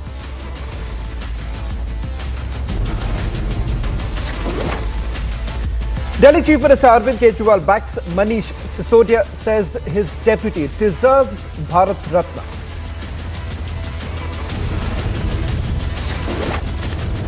As sources suggest, TRS Neta and daughter are under the lens. KCR's daughter denies role in the liquor scam.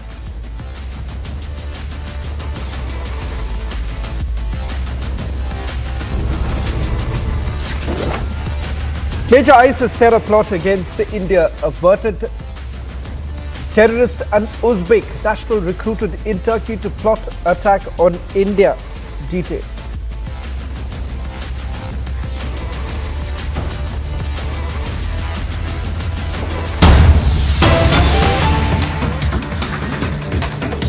In fact, we're getting in some update in the Bengal cattle smuggling case in which Trinamool Congress strongman Anubrata Mandal, who's in the custody of the Central Bureau of Investigation, has been questioned by the CBI regarding his alleged links with middleman Abdul Latif. Call data records show that Bengal police officials attached with Mondal was in touch with Latif. CBI is currently examining whether the money collected from the cattle smuggling was rooted in buying immovable properties. In fact, more details now emerging in the investigation that's being carried out by the CBI. What has turned out is that during the last searches that were carried out last week, CBI has recovered incriminating documents in the form of property papers. They currently examining whether the money that was collected from the smuggling was rooted in buying immovable properties. In fact, they've also come across certain properties that were mostly bought in the name of his daughter as well as his deceased wife. CBI has also questioned Mondal on how exactly the cattle was procured from Pushuhat in Ilam Bazar. They've also been able to identify the exact money trail. And some of the proceeds of the crime is suspected to have been diverted to mutual funds. In fact, this is not exactly linked to Odubrotho, but turns out that the proceeds of crime was diverted by other accused. In fact, one of the BSF officials in his wife's name, it was the mutual funds that were bought by the accused.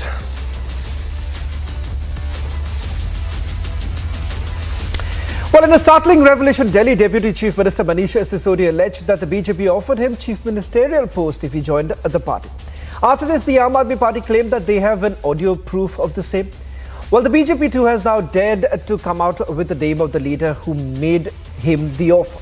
While the political mudslinging continues on the backdrop of the liquor gate, many explosive revelations too have emerged.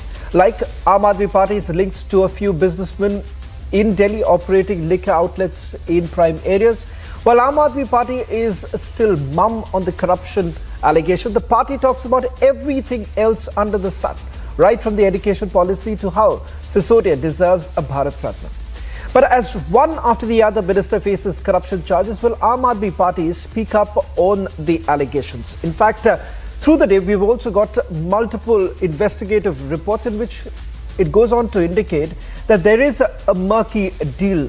The deal between certain liquor companies with the excise department. How exactly is it possible that a claim that is, or rather a clause that is being brought in the excise policy says that 150 crore, that should be your annual turnover. Shouldn't that really raise the alarm? The question here is that from the very day this FIR was actually registered by the Central Bureau of Investigation, what we have seen is the Aam Aadmi Party heavily relying on Western media reports, but not a single answer when it comes to the liquor scam. Specific questions were also asked to the Aam Aadmi Party whether at all they had made this particular policy only to benefit a few. But in response, what comes across is just a way to duck all the questions. Here is a report and then we debate. Massive charges, incriminating evidences, detailed investigations. One after the other, our ministers are coming under the radar of probe agencies in corruption cases. Earlier, it was Satyendra Jain. Now, it is Manish Sisodia. But Delhi Chief Minister Arvind Kejriwal perpetually comes in defense of his ministers. मैंने सत्येंद्र जैन के मामले के सारे कागज देखे हैं। Case बिल्कुल फर्जी है। जिस व्यक्ति ने 5 साल के अंदर करिश्मा करके दिखा दिया, मौजूदा रवायती पार्टियां 70 साल में जो काम नहीं कर पाई और जिस व्यक्ति ने वो काम करके दिखा दिया कि सरकारी स्कूलों को शानदार बना दिया, इस देश के गरीब बच्चों को भविष्य दे दिया, उस व्यक्ति पे सीबीआई की रेड कराते हो तुम लोग? शर्म नहीं आती तुम लोगों को? और फिर ये अनर्गल बातें कर रहे हो। ऐसे व्यक्ति को तो भारत रत्न मिलना चाहिए। While justifying now revoked Delhi excise policy, Kejriwal said had to withdraw it unwillingly. 850 दुकानें खुलनी थी दिल्ली के अंदर, एक एक करके 350 दुकानें खुल पाई, 500 दुकानें नहीं खुल पाई। जिस तरह से केंद्र सरकार और सारी एजेंसीज दबाव डाल रही थी हमारे अफसरों के ऊपर, अफसरों ने उस पॉलिसी के तहत नई पॉलिसी, नई दुकानें का ठेका करना, नीलामी करने के लिए मना कर दिया। वो पॉलिसी बहुत अच्छी है, हम किसी के साथ भी डिबेट करने के लिए तैयार हैं। हमारे पास ऑप्शन नहीं थी, अगर हम वो नहीं करते सारी दुकानें बंद हो जाती और वहां पे नकली दारू बिकनी चालू हो जाती, जैसे आज गुजरात के अंदर है।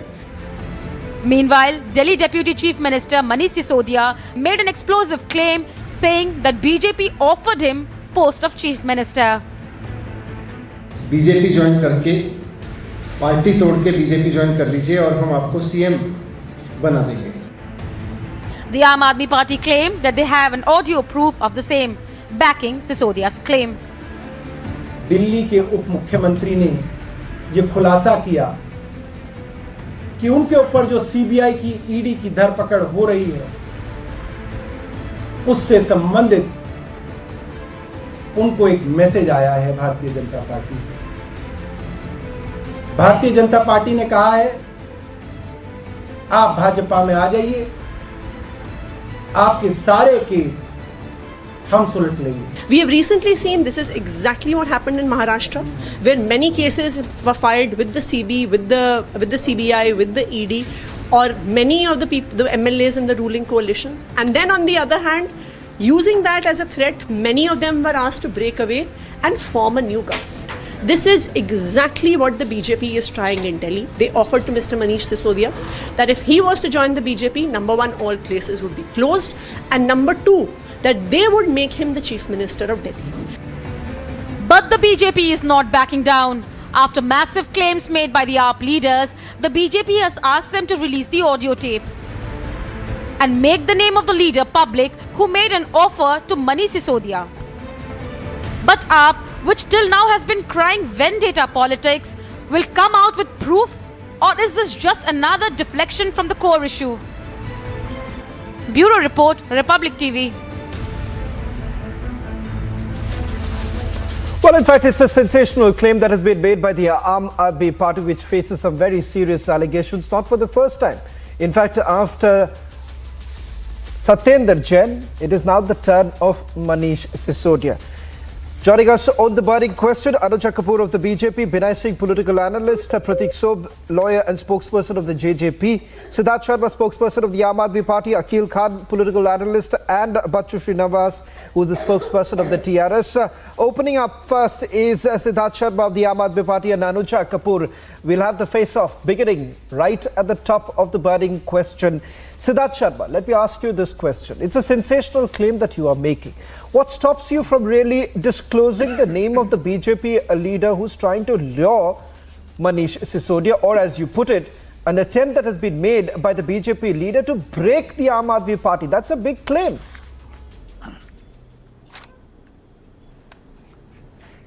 Yeah. Shavan, BJP, the truth today is that the BJP is totally spooked by Aam Aadmi Party.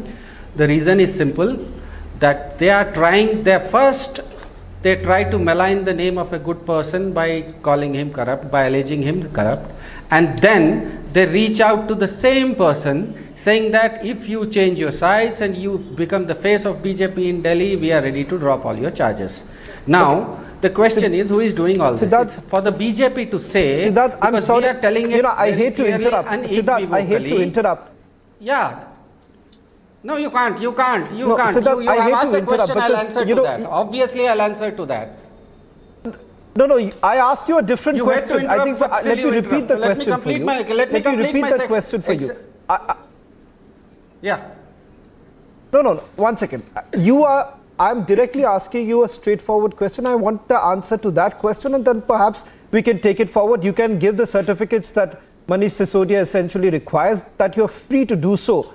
You'll be allowed to do so also. But I'm asking you a straightforward question, because today the biggest story has been with Manish Sisodia actually going to Gujarat and making that sensational allegation, saying that there was an attempt to buy him over, or as Atishi points out, saying that perhaps one has to enter the BJP's washing machine to get themselves washed off. But if that's the claim that you're making, what stops you from naming the BJP leader, or does your party has the intention of naming the BJP leader? Exactly. I was coming to that. I'm going to name the people who have been approaching Manish Sisodia. These are the same people who approached Mr. Hemant Biswa Sharma when he was in Congress and BJP was going hammer and tongs against Hemant Biswa Sharma on corruption, and once he was reached out to by certain gangs of BJP, he turned into BJP. These are the same gangs of BJP people who reached out to Mr. Suvendu Adhikari when he was in TMC and he was charged with corruption, and they tried to and they successfully brought him into BJP. These are the same gang of BJP people who got in touch with Mr. Baijayant Panda and got him into BJP. These are the same gang of people who reached out to Mr. Narayan Rane when he was in the opposition. BJP charged Narayan Rane with corruption and then brought him into the BJP. These are the same people who reached out to Manish Sisodia today and told him unequivocally that if you change your sides, come to BJP, we'll make you the face of BJP in Delhi because we don't have a face. And then they say that if you come to our side, we are going to totally erase off all your cases. Now, the moot question is, this is an excise policy. What is the case? The problem with BJP today is that BJP stands for bankruptcy of policy, and it is spooked by Arvind Kejriwal's competency. BJP literally gets spooked by Arvind Kejriwal's competency. How? The excise policy that the Delhi government is bringing, it has been passed it has been discussed on the floor of the House in the legislature. It got the concurrence of the former LG, and 2 days before this policy was going to take shape on the ground, the new LG puts in certain restrictions and says that the excise policy is wrong. Now, how come an excise policy is wrong, which is increasing the state exchequer's revenue by 1,300 crores, at the same time not increasing a single vend? And if this excise policy of Delhi government is wrong, please, by God, tell me how come Gujarat excise policy is right, where hundreds and dozens of people are dying due to huge tragedy? How come Gujarat excise policy is not being hounded by the EC, by the CBI and the ED? Exactly. That is the reason why the Supreme Court also of India has clearly said that the CBI and ED now seem to be the caged parrots. BJP, that was said when during the Congress's regime. Today they've become trained hounds. They are not anymore caged parrots. Now, they are trained hounds. Mr. Sharma, they just unleashed their hounds. Mr. Sharma, I think so you'll be satisfied. You've made your opening remarks. Then you say that okay, come to our side. Okay. Yeah. Okay. Are you satisfied? Are you satisfied now? You've made your opening remarks. Can I now ask you a follow-up question, just based on what you have essentially said? And promise me only one thing. There is no point. I'll give you the chance to take on the BJP also in a short while from now. But I think so. Imagine a perfect situation right now, Mr. Sharma, that you are essentially trying to project your party as the squeaky clean party of the country. Fair enough. So you would like to at least answer some questions to ensure that these allegations that have been leveled against you does not hold. Now I'm asking you pointed just 2 questions, Mr. Sharma. Try your best to at least answer directly rather than the whataboutery. Is it true that the Delhi government was accused of favoring large distribution of companies by stipulating a condition, Mr. Sharma? And that condition is this: that there should be an annual turnover of 150 crore rupees for 3 previous years to bid for L1 license. Now, Mr. Sharma, just answer this question. How did you actually come to a conclusion that it should be 150 crore annual turnover, not 100, not 80, not 90?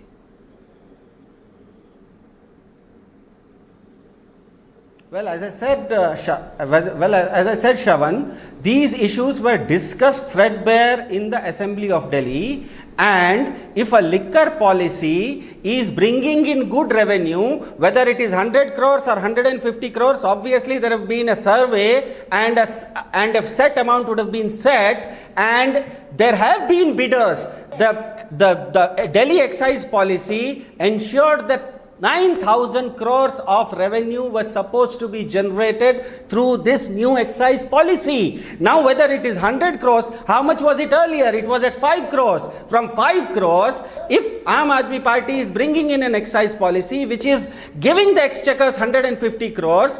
Where is the wrong in it? It is bringing in money to the exchequer. It is bringing in money to the government. It is bringing in money so that welfare schemes can be happened. One thing that you now, got for the second question. No,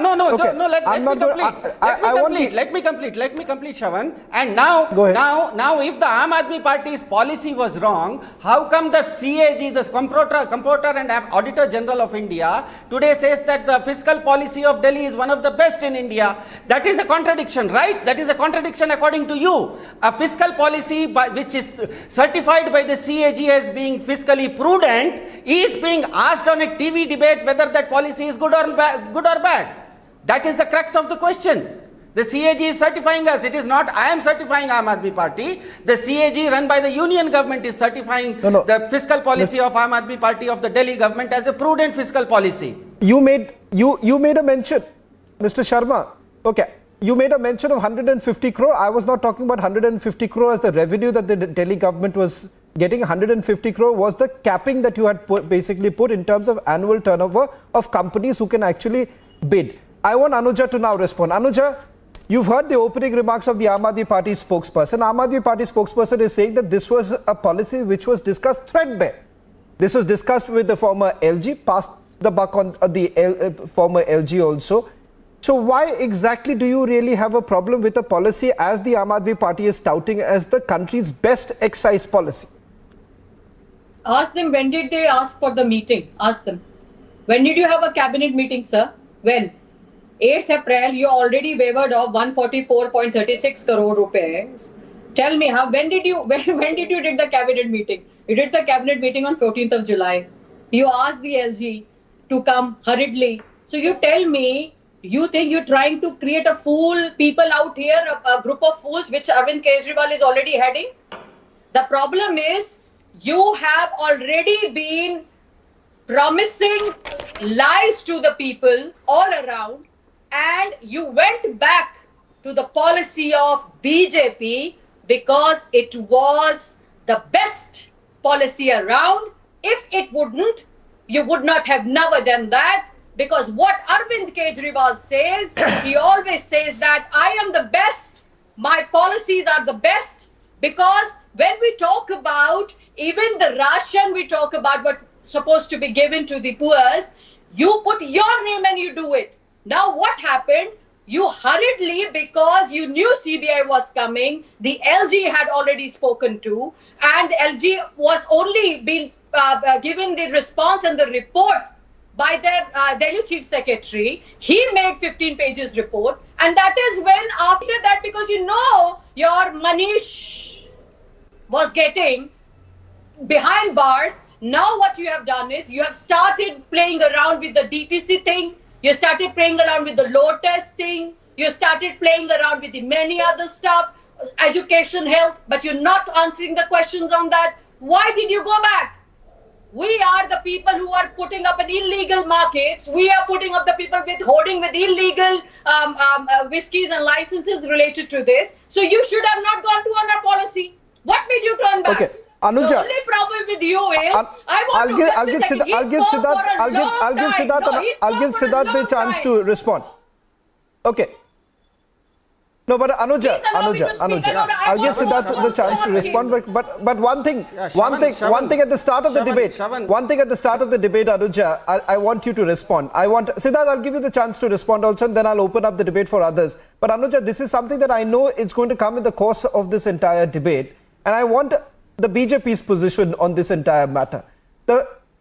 Through the day, if you have seen, Aam Aadmi Party has basically taken the name of several of your leaders, starting from Shubhendu Adhikari to your Assam Chief Minister, several others. Narayan Rane being the other person. The allegation, not just from the Aam Aadmi Party, but the entire opposition. TRS is also joining us on this debate. I'll also bring in the TRS in a while from now. Anuja, is the BJP really the washing machine as the opposition claims? Because if that's the case, why is it that not a single leader of yours who've been facing some serious charges are also facing the agencies? The agencies don't seem to be interested in calling any of your leaders. Now, that's what the opposition parties have also been alleging. So I want your position right at the start of the debate so that that's clear for everyone else in the panel right now. At least you get an answer to that question that in all likelihood you will be bringing it up. And then so that you can quickly respond, I'll bring in the TRS also. CBI is no. Yeah, CBI Shavan, is this not question BJP. is to the Who's BJP speaking? via Is the it you or anchor me? One minute, just Anuja, I have asked Anuja a question. I've asked Anuja the question because I know, this is something. No, I'm not hijacking. Siddharth, this is the question. This is exactly what your party in multiple press conferences have been asking. Now this has to be an equal Anuja, timings. go ahead, because this is respond, what and then happens, Siddharth, yes. a quick response. Yeah. So what I am telling is CBI is not an earnest of BJP. It is not a behest of BJP. Okay, and if it is not the behest of BJP, it is not the behest of then Congress also. It is not the behest of Aam Aadmi Party, because Aam Aadmi Party believes that everybody is doing what they want to do. They only want to divert the topic from here and there because BJP is specifically asking the questions. What did you do with the money which you wavered off and 30 crore which you wavered off? Why did you do that? Why did you give them back? Why did you give the retails, the blacklisted companies and the cartel you allowed, where in your own policy also it says that it is not allowed according to the Delhi new excise policy also. Why did you do that? We want answers. Then you were receiving the surplus sale of 20,000 crore. Then your Atishi and your okay, Raghav you've made Chandra, a point. They also Let's Siddharth, a quick response. Okay, Anuja, I need to also bring in. There are other panelists who are waiting here patiently also. I want a quick response from Siddharth. Siddharth, a direct allegation. Siddharth, a direct allegation against. Direct allegation. Siddharth, hear me out. It's a direct allegation that has been leveled against your party that you are basically favoring the wholesalers. I'm going to put out the facts in a short while from now, but a quick response to what Anuja had to say, Siddharth, and I'll also get it my other panelists. Quick response. Yeah. With respect to the other panelists, I'll just take 20 seconds. And this is not a question to Anusha. This is a question to Shavan, which if he deems fit, he will have to ask Anusha. The debate today has two portions. One is the political angle and the other is the policy angle of excise. Are you the anchor? The political angle I've already spoken about. As far as this excise policy is concerned, Shavan, you will have to ask the person that if the Delhi excise policy is wrong, which policy of which state is it being compared to? Whether it is being compared to Gujarat, whether the Gujarat's excise policy is good, whether the huge tragedy is happening in Gujarat is good. Now, when a policy is discussed, it has to be discussed in comparison with someone. Anuja, hold on. Speaking over each other is not going to really work. One second, Anuja. My debate. Anuja, 1 minute. Hold on. Anuja, you post some. Very simple. 1 second, both of you. Anuja and Siddharth. Hold on. 1 minute. What is his connection in Sarabhat? No, 1 second. Let me ask those questions. Anuja, you've already asked this question. Anuja, come on. Hold on. Anuja, you've already asked those questions. Let Siddharth respond. Siddharth, quick response with regards to Anuja is asking you, when did the cabinet meeting happen?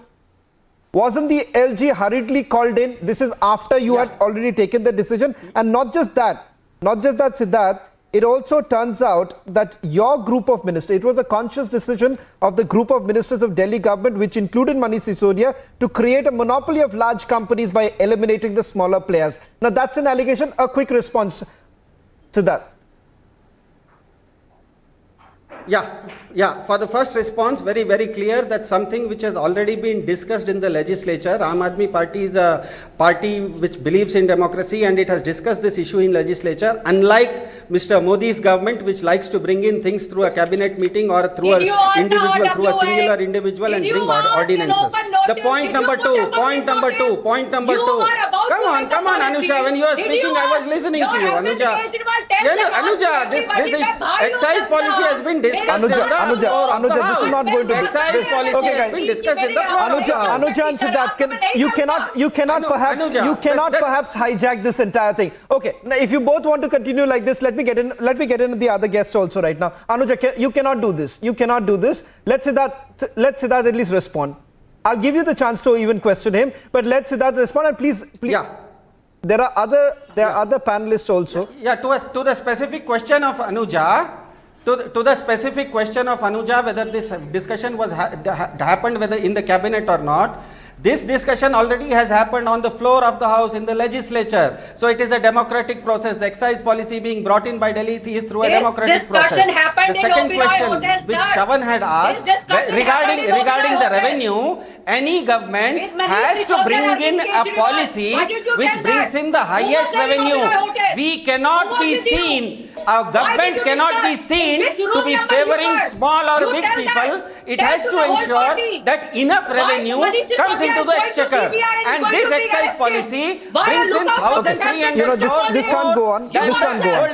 No, both of you want to just shout. Both of you want to just shout over each other. Let me bring in Binay and Atil Khan. I'll request both my political guests. No, okay. You want to just pass on the buck on each other. 1 second. This can't go on. There is a serious issue that we are really discussing right now. Binay, if I can come to you, you've heard both the political parties, the BJP on the one hand and the Aam Aadmi Party. There are basic questions. At least I can raise some 10 questions as far as the excise policy in itself is concerned. And some things are, for any layman, they're going to ask this basic question. You have exactly 2 wholesalers in the entire city. Those 2 wholesalers happens to be Indo Spirit and Brindco Spirits. They have some links, I'm given to understand, with the Deputy Chief Minister. Now, that's not what I am saying. The CBI FIR says. Binay, if the Aam Aadmi Party is absolutely serious, and they claim that they are squeaky clean, there is a high possibility they can be squeaky clean. There is no harm in being that, and they are, after all, harbingers of perhaps bringing in clean politics in this country. But if that's the case, why is it so very difficult? Atil Khan, why is it so very difficult for the Aam Aadmi Party to basically respond to some of those questions that are being repeatedly being asked as far as the liquor scam is concerned? Binay first and then Atil. First of all, Shavan, let me put it. Let me put this in a very technical way. I must. I must. Shavan, I should say. I can speak first. No, go ahead. Binay, go ahead first, and then Atil you can respond. Should I go ahead? Yeah, Shavan, Atil, you can respond. Let Binay make his point. Shavan, let me put this case in a very technical way. Let me put this case in a very technical way. Any tender, it is a central government tender or any state government tender, the binding instruction for any tender is the CBC guideline. So all tenders are guided, or they are bounded to follow the CBC guidelines, and that is the binding force. So again, any tender, if you take this liquor tender, so it is based on the instructions of the CBC, and you can say that is the Bible. That is the bottom line. So whatever the pre-qualification you are going to put, the financial pre-qualification or the technical, that is based on the previous records or the previous business of the same project. So in the last year or in the last 5 years, what kind of liquor business has been carried out in what volume? So that will ascertain that what will be the financial pre-qualification for that tender. So it is 150 you just mentioned. So that will be based on those 5 years, the previous 5 years. So again, Sawan, if CBI has booked a case, that is not ultimate. CBI will have to prove that in court, and I think without evidence, CBI won't put their hand into any case. And let me come to a very important point. We are discussing New York Times for the last 3-4 days. So let me take you to a brief tour of New York Times. In the last 100 years, Savan, you are aware that nearly 100 allegations of cheating, of racism, of corruption, they were labeled against New York Times, and in many of the cases New York Times even apologized. So I want to say that Kejriwal and his party, they have a history, and the party, you are quoting New York Times, they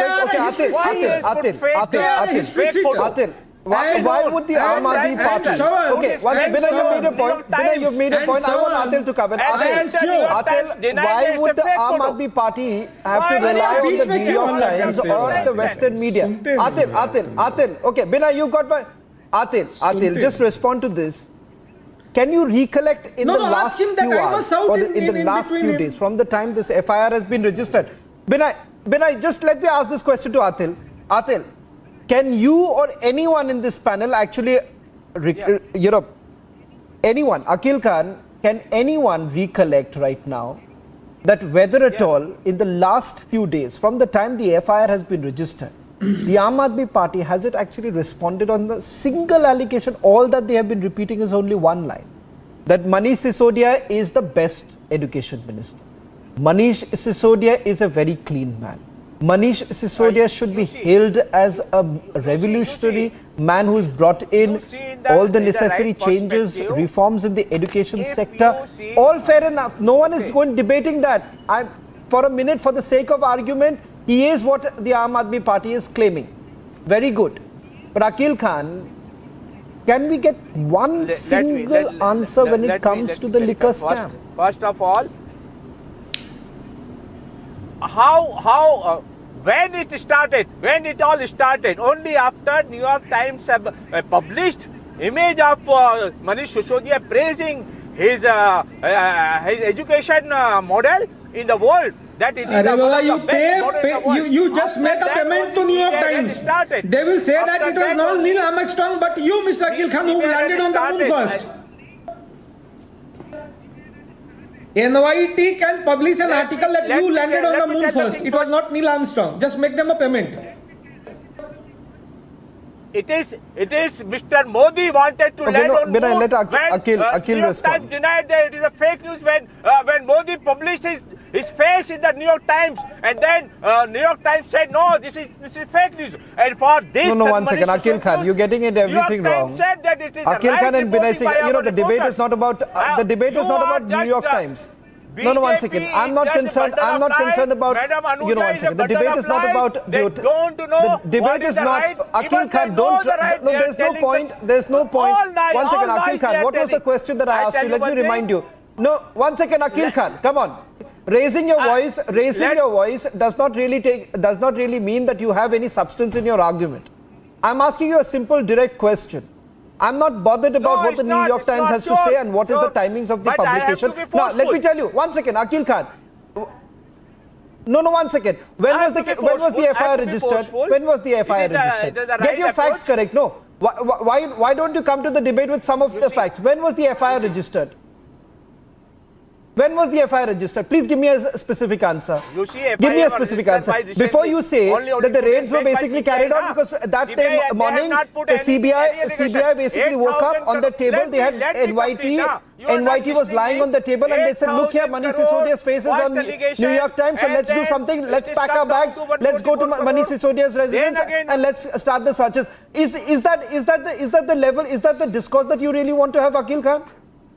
Are you seriously telling this entire country that the CBI just woke up in the morning and then they saw New York Times lying on the table? I'm sure that I have my doubts. Whether the New York Times really goes to the CBI headquarters. But the fact of the matter is that are you really telling the whole world today that you basically wake up in the morning, CBI woke up and they found out that the education ministers face is on their front page. So they did not like it. So what they did was they packed their bags early morning at 7:30. They landed at the Deputy Chief Minister's residence. They also went to 29 other locations. They carried out the searches.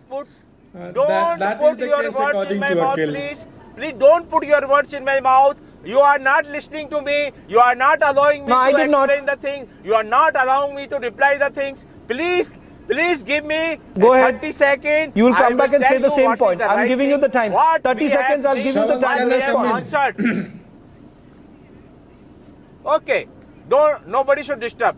First of all, LG in June, they had 3 times returned this proposal by Manish Sisodia for the policy, Abkari policy, excise policy, 3 times. And then finally agreed. And they signed it. If anything wrong in that policy, then first of all, LG must be punished. LG must be inquired first, because he is the owner. He is the person who has allowed all these things to do. After 3 times returning it to the Aam Aadmi Party.